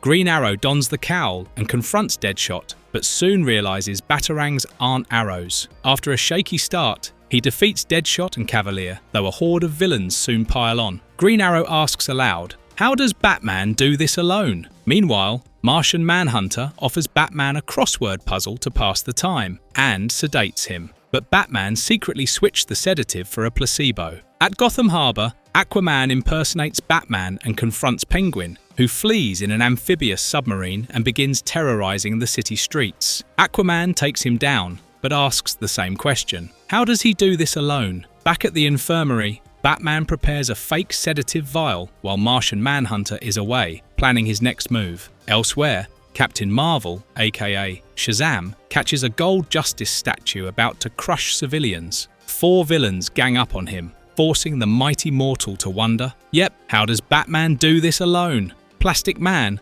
also in disguise, heads to the Gotham Zoo, stopping Catwoman from unleashing tigers. She quickly sees through his disguise and flirts with him. Their moment is cut short when a park explosion summons all the fake Batmen. They argue until Joker arrives and knocks them all out, having realised Gotham was full of imposters. In the infirmary, Batman escapes using servo arms he rigged to his remote. Joker, meanwhile, unveils his giant Joker Jack-in-the-Box battle machine, intending to terrorise cities across America. The trapped heroes escape and battle his goons. Just as Joker prepares to fire a bazooka, Batman arrives in a servo-arm exosuit and disables the control panel with a single perfect batarang. Martian Manhunter returns for a final stand, but he's outnumbered and Fire's flames weaken him. The Joker machine crashes, the villains are apprehended, and Batman channels an electric buzz back at Joker through his suit. Batman's exosuit here echoes his many armoured appearances, including the iconic one in The Dark Knight Returns. Batman reveals he used a dummy to trick Martian Manhunter and reaffirms there's only one Batman for Gotham. Suddenly, a wormhole opens and Batmen from alternate timelines appear to help for one night. Wait, Batman, there's something you don't know! Episode 4. Scorn of the Star Sapphire. At a snowy mountain fortress, Batman and Major Steve Trevor are tied to a missile by the villainous Paula von Gunther, who intends to launch the rockets at a peace conference in Geneva, plunging the world into chaos. Steve is unfazed, claiming a guardian angel is watching over him, and sure enough, Wonder Woman dives in from above, battling Paula's armoured troopers. Batman frees himself while Wonder Woman confronts Paula, urging her to renounce evil and embrace peace. Paula refuses and dons power armor, but is swiftly defeated. Unfortunately, one missile launches, with Steve still strapped to it. Paula von Gunther first appeared in Wonder Woman #1, 1942, as a Nazi spy, later reimagined as a complex antagonist turned ally. As Batman wraps up the henchman, Wonder Woman soars after the missile, destroys one, slices Steve free mid-air with her tiara, and lets the other crash harmlessly into a mountain. She catches Steve in a heroic aerial rescue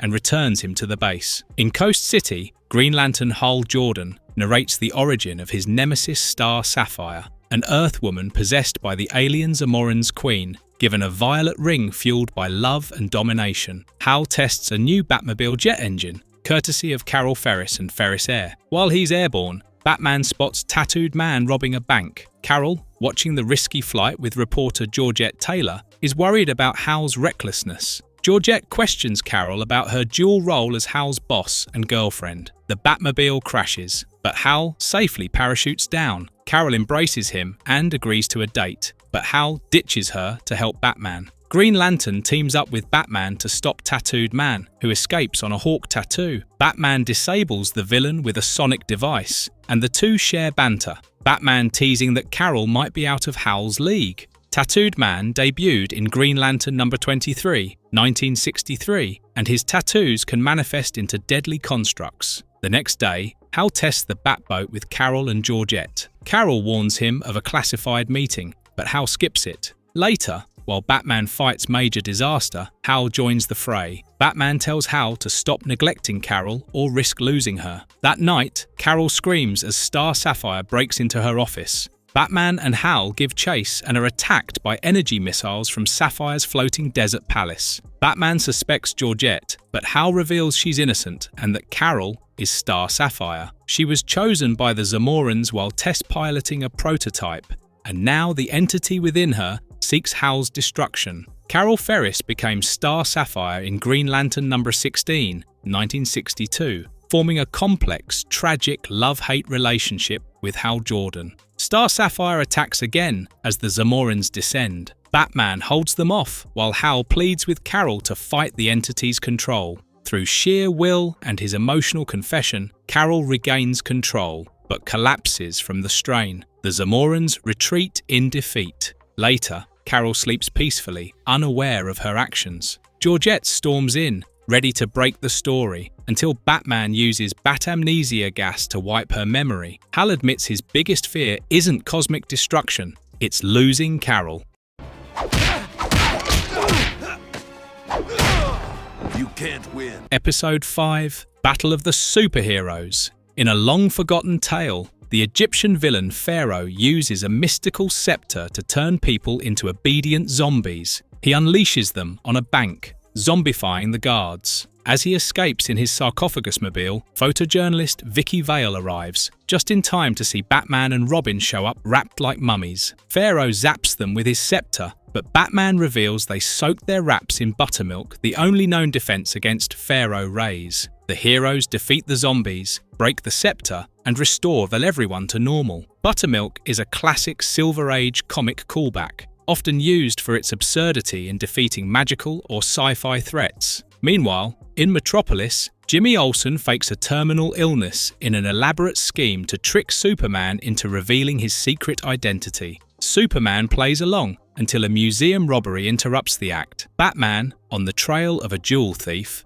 arrives just in time. The culprit? Lex Luthor, escaping in a flying vehicle with Lois Lane as hostage. She fights back, triggering a crash. Surprisingly, Batman saves her while Superman handles Luthor. Superman invites Batman to stay and help him in Metropolis for a while. At the Daily Planet, Perry White assigns Lois and Jimmy to write a day in the life of Superman. Lois details Superman and Batman's battle against Metallo and trickster imp Mr. Pixelated. She receives a mysterious red jewel necklace, while Jimmy gets a new signal watch made of the same material. Suddenly, Toyman attacks Metropolis. Lois and Jimmy witness Superman defeating him, but when they approach, Superman turns hostile, viciously hurling Toyman down the street and threatening his friends. Batman intervenes, and it's clear something's changed in the Man of Steel. Superman descends into chaos, darkening the sky, reshaping a bridge into a pretzel,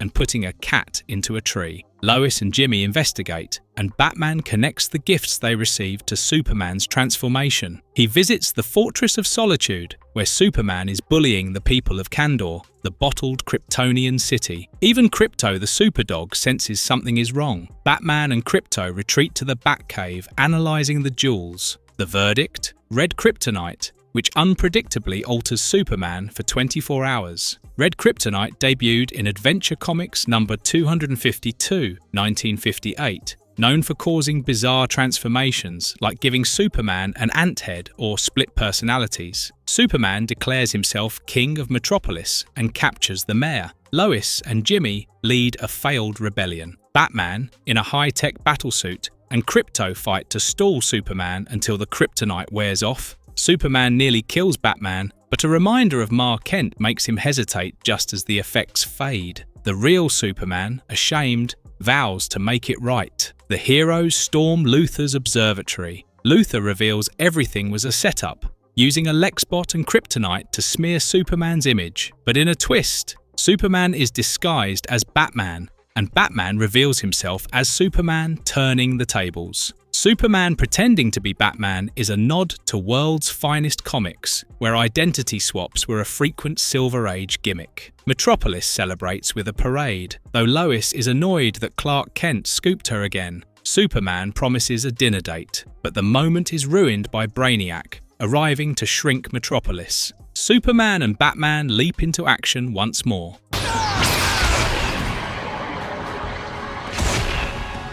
Episode 6. Time Out of Vengeance. In an action-packed battle high above the streets of Gotham, Batman fights the insect-themed villain Hell Grammite, who encases him in a cocoon to turn him into an insect slave. Batman appeals for assistance from his volatile friend Creeper, who would rather cheerlead than fight. In spite of Creeper's antics, he finally drops by to help out. Batman frees himself from the cocoon, and they take down Hell Grammite together. Batman concedes that even the mad can be useful in the war against crime, but as the police show up, Creeper takes a quick departure. While all this is going on, Catman embarks on a string of robberies using his huge robotic cat, but Batman shuts him down instantly. Just before Batman can take care of the bad guy, Catman suddenly disappears. Catman, sometimes underappreciated villain, was introduced in 1963 and has been through numerous redesigns. On the Justice League satellite, Blue Beetle and Booster Gold spend their time gaming, while Guy Gardner stumbles through his attempts to impress Ice.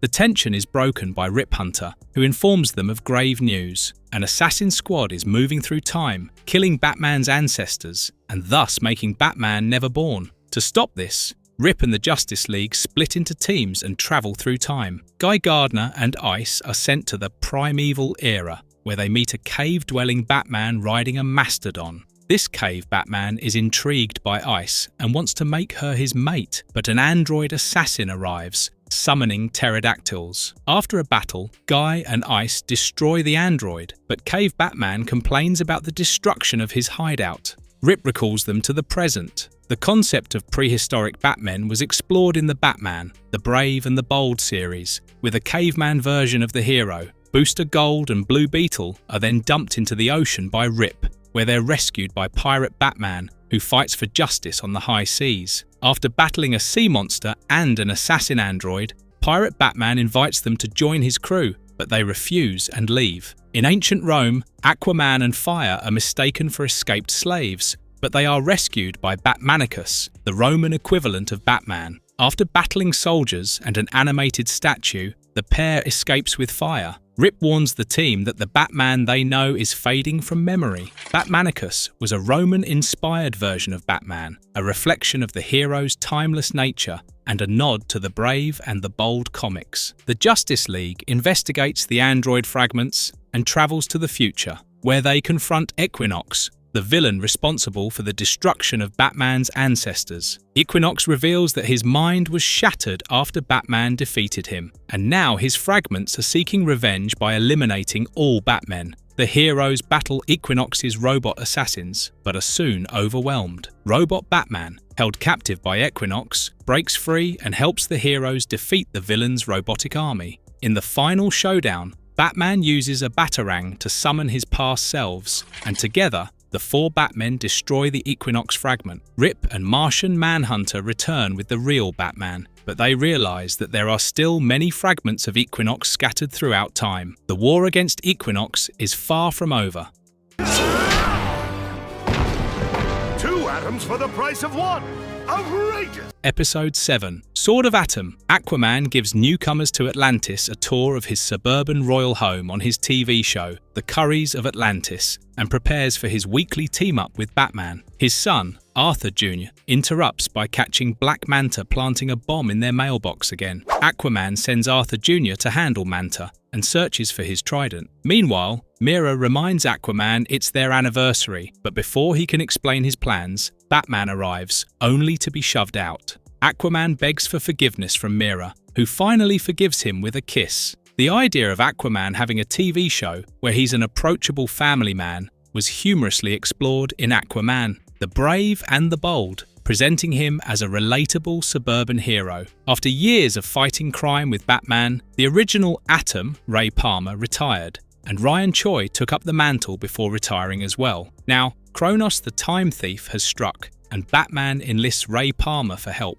travelling to the Amazon where he faces a Hercules beetle as a miniaturized crime fighter. Meanwhile, Ryan Choi teaches at Ivy University when Aquaman calls him for help. He insists on bringing Ryan back into action to find Batman, who has disappeared searching for Ray. Although Ryan no longer wants to be a hero, Aquaman convinces him to help. In the Amazon, Aquaman and Ryan check Ray's cabin, where Ryan eventually finds Batman's miniaturized footprints. The pair shrinks themselves using Ray's device, though Aquaman breaks it by refusing to hand it over. As they search the jungle, Ryan uses his deductive skills to trace Batman's path. They encounter a poison dart frog, which swallows Batman and the Hercules beetle. Aquaman lets himself be swallowed to investigate, but finds no sign of Batman. The inclusion of a poison dart frog adds an element of real-world biology to the story, highlighting how nature could intertwine with the superheroes' adventures. Unbeknownst to them, Ray Palmer, disguised as a sword-wielding protector,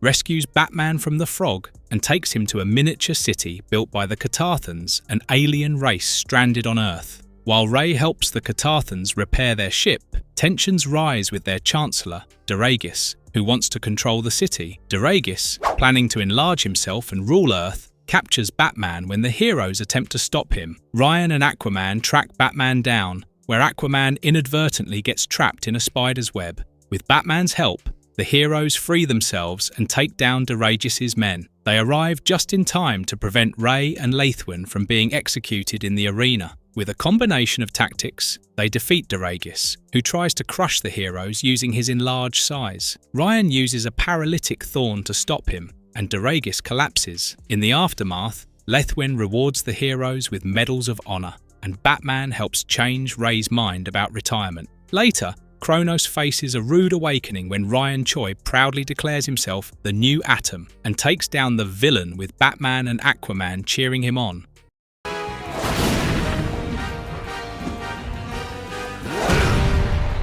Episode 8. Triumvirate of Terror. Jimmy Olsen announces an epic baseball game between the Justice League International and the Legion of Doom, with the villains leading by 3 at the bottom of the 9th. Batman gives a motivational speech, urging his team to win for the children. Wonder Woman bats first, but Weather Wizard freezes her fly ball, and Cheetah tries to tag her out. Amazo, acting as the umpire, initially calls her out but corrects himself, declaring her safe with a little help from her golden lasso. Lex Luthor intentionally walks Superman to avoid a home run, and Robin bunts to load the bases. Luthor calls a timeout and chastises his teammates before asking Felix Faust to enchant the hero's bat. Plastic Man and Green Arrow strike out, leaving Batman to step up to the plate. A young fan hands Batman his Little League bat, and despite Luthor using a cybernetic arm to pitch, Superman spots the cheating and exposes it with his X-ray vision. Batman hits a home run, and his team celebrates his victory. The idea of superheroes playing baseball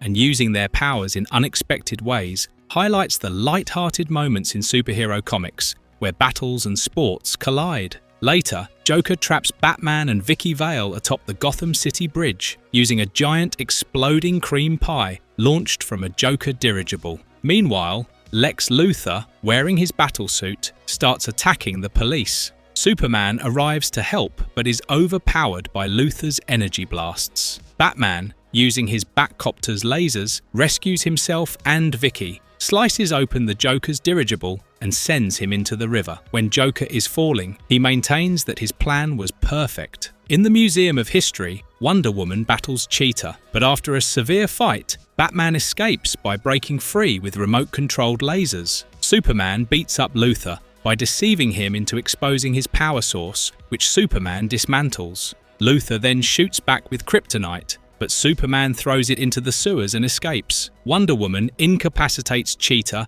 and sends her flying out of the building. The heroes all gather at a diner in Star City to unwind and talk about the Superhero Memorial Time Capsule, each adding a personal item to be opened 50 years from now. The Time Capsule theme gives a nostalgic and poignant look at the legacy of superheroes, reminiscent of many superhero stories where heroes reflect on their past adventures and the future. Back at Legion of Doom headquarters, Lex Luthor wants a victory but is frustrated by the heroes' preparedness. The villains choose to target each member of the Trinity: Wonder Woman, Batman, and Superman. Joker, pretending to be a woman, poisons the Amazon warriors in an attempt to ambush Wonder Woman, while Cheetah uses magic to overwhelm Superman and Luthor entombs Batman in his battlesuit. Batman is captured in the Batcave by Luthor, who intends to show the world the humiliation of the Trinity, but the victory for the villains is short-lived. Batman manages to set free Superman, Wonder Woman, and himself, and they have a climactic showdown with their kidnappers where they emerge victorious and set things right. With the time capsule deadline approaching, the heroes cannot decide what to include in the capsule.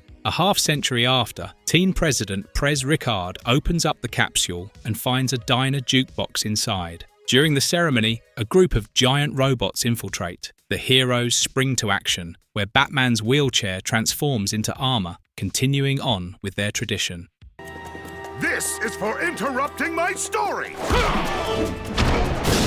Episode 9. Bold Beguilings. Jan, Jace, and Blip travel to Xantor for a picnic, but a howling noise interrupts their outing. Investigating, they find creatures trapped in energy cages, guarded by the villainous Creature King, who rides a space dragon and plans to mentally control the creatures to invade the ghost planet. Jace calls their mentor, Space Ghost, who warns them to stay hidden and heads to the planet with none other than Batman as backup. Creature King spots the kids and sends his dragon after them. The dragon captures Blip, but Batman arrives just in time, firing an electro-missile into its throat. He and Space Ghost freeze the dragon, but Creature King unleashes more monsters. Space Ghost stuns the Astrodactyls, and Batman uses a sleep gas trick on a moon ape. Creature King tries one last attack with his whole menagerie, but Space Ghost zaps them down, and Batman knocks off the villain's mind control helmet, letting his own creatures turn on him. Space Ghost and Batman teaming up blends two classic hero archetypes: the cosmic lawman and the urban detective, and they both handle business in style. Meanwhile, Mr. Freeze has Green Arrow, Aquaman, and Plastic Man suspended above a vat of popsicle mix, frozen solid. As they await doom, Green Arrow recalls the first time he met Batman. In Gotham, Green Arrow chases Cavalier, who kidnapped heiress Ruby Ryder. Batman insists on handling the rescue, but falls into a trap. Green Arrow enters the villain's castle, fighting off robotic knights. Batman frees himself and duels Cavalier, while Green Arrow finds Ruby. But surprise! Ruby is in on it. She tases both heroes and reveals her plan to split a ransom with Cavalier. Tied to a pyre, Batman and Green Arrow escape using a feather arrow remote, then catapult Batman onto their car. Cavalier leaps clear, and Batman rescues Ruby before she crashes. The heroes agree not to team up again, though we all know how that turns out. Green Arrow and Batman have a famously rocky friendship in comics, often clashing in method and ideology, making this first team-up hilariously awkward. As the ice chills them further, Green Arrow starts freeing Aquaman, who begins his story, only to be cut off. Plastic Man takes over, sharing his infiltration of Babyface's mob as Stretch Wheeler. His cover blown, Babyface glues him to a wall and plants a bomb. Plastic Man hurls it skyward with his butt, but Batman catches and defuses it. Later, the duo boards a bullet train, facing off against Babyface's henchmen. Plastic Man bridges the gap between train cars while enduring a "this little piggy" beatdown on his fingers by Hammertoes. They defeat the mob and arrest Babyface, though Batman remains stoic as ever. Plastic Man's blend of slapstick and sincerity makes him a perfect foil for Batman's no-nonsense attitude and that finger gag, classic Plas comedy. Finally, Aquaman sneezes and fumbles the lockpick, but seizes the chance to continue his tale. Just then, Mr. Freeze returns to collect his frozen trophies, but Batman arrives with heat pellets, freeing the team. Freeze threatens to unleash glaciers, but his Parker thugs are no match for the heroes. As Batman and the others race off to melt the ice, Aquaman volunteers to stay behind and finally finish his story. Deserve to call yourself Major! Episode 10. Powerless. At the newly renovated headquarters of the Batmen of all nations, the world's greatest detectives gather to admire statues erected in their honour. But something's amiss. Batman never ordered any statues. Suddenly, the Batman statue cracks open, revealing the Joker, and statues all around reveal Jokers of all nations. Chaos erupts as the Batmen clash with their clownish counterparts. Joker lights up a flamethrower, aiming to incinerate Batman along with their round table. Batman jams the nozzle with a batarang, forcing Joker to ditch the weapon before it explodes. A stray shot brings down the ceiling, burying the villain squad. Batman ends the madness with one satisfying punch. The Batmen of all nations debuted in Detective Comics number 215, 1955, and include international allies like Knight, UK, and Legionary, Italy. This wild battle is their most explosive gathering yet. Meanwhile, at Justice League International HQ, Captain Atom shows off a public service announcement warning about downed power lines. His self-congratulatory tone doesn't sit well with Aquaman or Martian Manhunter. He even scoffs at Batman's presence on the team, mocking his lack of powers. As Captain Atom walks off, Batman reveals his origin. Nathaniel Adams, once atomized in a failed experiment, now reformed into a nuclear-powered hero. A distress call reveals that Major Force is tearing apart the Pentagon, searching for the quantum vacuum, a dangerous energy weapon. Captain Atom, with a personal score to settle, insists on handling it alone. When Batman tries to help, Major Force overpowers them, dons the quantum vacuum, and uses it to drain Captain Atom's powers, reducing him to plain old Nathaniel. Major Force is a longtime foe of Captain Atom and is often portrayed as his darker, more ruthless counterpart, both products of similar military experiments. Batman escapes with Nathaniel and calls for the rest of the JLI to intervene. Nathaniel is benched aboard the Watchtower, frustrated by his weakness.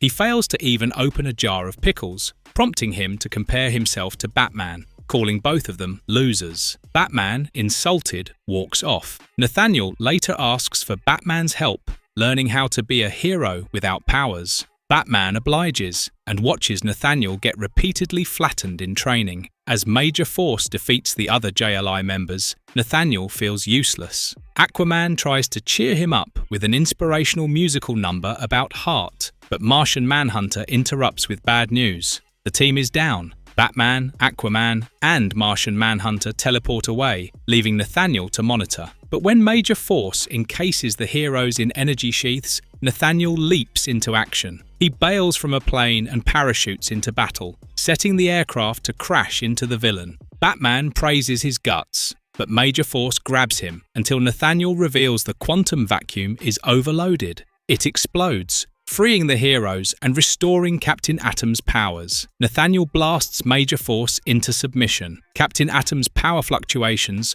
are a nod to the character's unstable quantum nature. He's basically a walking nuclear reactor. Back on the Watchtower, Batman commends Nathaniel as a true hero, but old habits die hard. Captain Atom is soon back on TV, warning viewers that non-powered people are fragile and pathetic. Oh well, baby steps.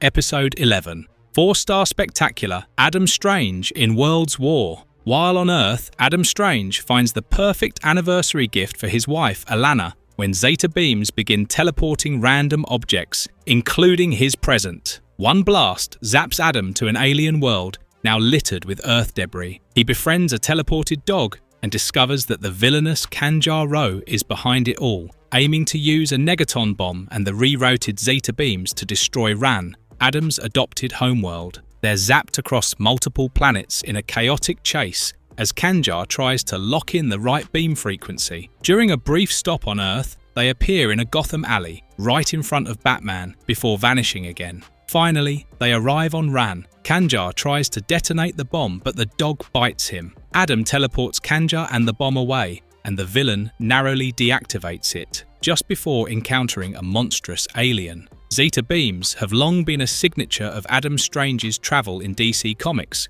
randomly zapping him to and from Ran. The dog is a fun nod to classic space pulp mascots. Adam returns to Alana, empty-handed but with a loyal alien dog, which he offers as her new gift. Flash in double trouble. Captain Boomerang captures Batman until the Flash shows up just in time. But Batman complains he took 2 minutes. Why? Flash was trapped in a mirror maze by Mirror Master, who surrounds him with aggressive duplicates. Then, Abracadabra, a villain from the 64th century, appears, not to fight, but to witness Flash's death as foretold by a future newspaper. When Flash realizes only one Mirror Master has crooked teeth, he knocks him out, collapsing the maze. Furious, Kadabra kills Flash with a disintegration spell. He leaves satisfied, thinking history is preserved. Later, Batman and Flash explain that Flash used Mirror Master's tech to create a mirror duplicate. The newspaper prediction was never true. It was part of the deception all along. Mirror Master's Snaggletooth is a clever detective twist.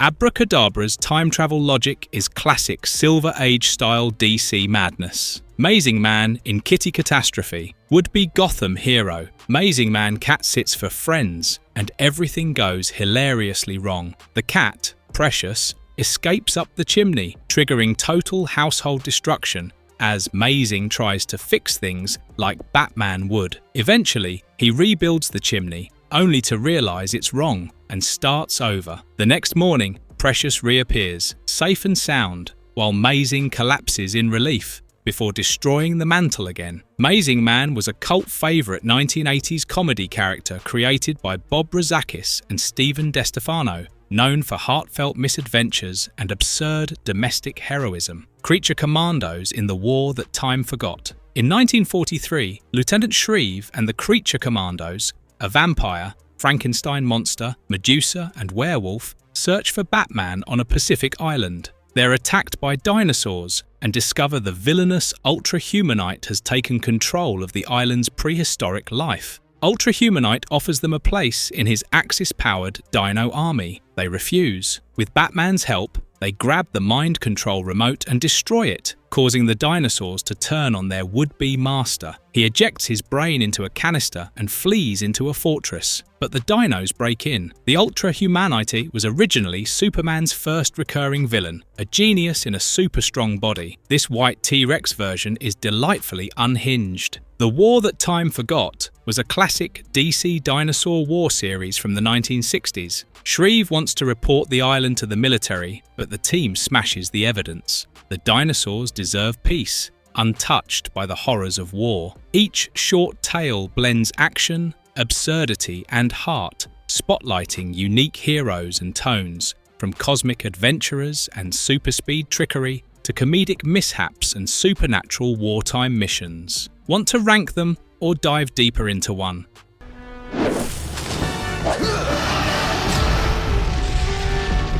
Episode 12. Crisis, 22,300 miles. Above the Earth, the Joker captures Batman and ties him to a giant spit, announcing a twisted celebrity roast in his honor. Gorilla Grodd, Mr. Freeze, and Solomon Grundy all deliver awkward comedic routines, until Joker brings in actual comedian Jeffrey Ross. Though reluctant, Ross wins over the villains with biting jokes, especially when mocking Robin. While everyone's distracted laughing, Batman escapes using a hidden lockpick, knocks out several villains, and Ross delivers a KO punch to Joker. Ross briefly considers a career in heroics, but Batman advises him to stick with comedy. Jeffrey Ross is a real-world roastmaster general, known for his Comedy Central appearances. His inclusion is a cheeky fourth wall break. Meanwhile, Martian Manhunter is aboard the Justice League International Satellite, preparing to welcome the Justice Society of America. While most JLI members are eager to meet their legendary predecessors, Guy Gardner is unimpressed. The JSA arrives early and is disappointed to meet the newer league instead of the original lineup. Tensions rise as the JSA questions the satellite's usefulness, and Aquaman is found guilty of eating all the food. Batman, unreachable during this chaos, is busy battling laser-wielding skiing ninjas en route to Ra's al Ghul's mountain lair. The JSA was DC's first superhero team, dating back to 1940, and they've often clashed ideologically with modern heroes like the JLI. At the satellite, interactions get increasingly awkward. Wildcat terrifies Blue Beetle by reacting to his messy room, Spectre silences Aquaman with a stare, and Guy insults the Golden Age Green Lantern, sparking conflict. On the mountain, Batman is captured and nearly fed to a giant octopus. Talia rescues him in silence, restoring his belt and his chance at survival. Ra's al Ghul often uses beasts and dramatic traps in his plans. Here, a man-eating octopus joins the classic pulp vibes. Back in space, things spiral into a full-blown food fight after the heroes begin arguing, and a pie fight breaks out. Just then, Batman's distress signal is activated but goes unseen. Ra's ties Batman and Talia to a fusion rocket to destroy Earth via solar flare, but the League and JSA arrive just in time. After infighting about who gets the dramatic entrance, they spring into action. The Lanterns stop the rocket. Aquaman commands the octopus to turn on Ra's, and Batman defeats the villain in a final duel. Later, the JSA admits they misjudged the League. Martian Manhunter and Batman agree. Sometimes, all it takes to unite generations is pie. Its poisonous ploy must be prevented.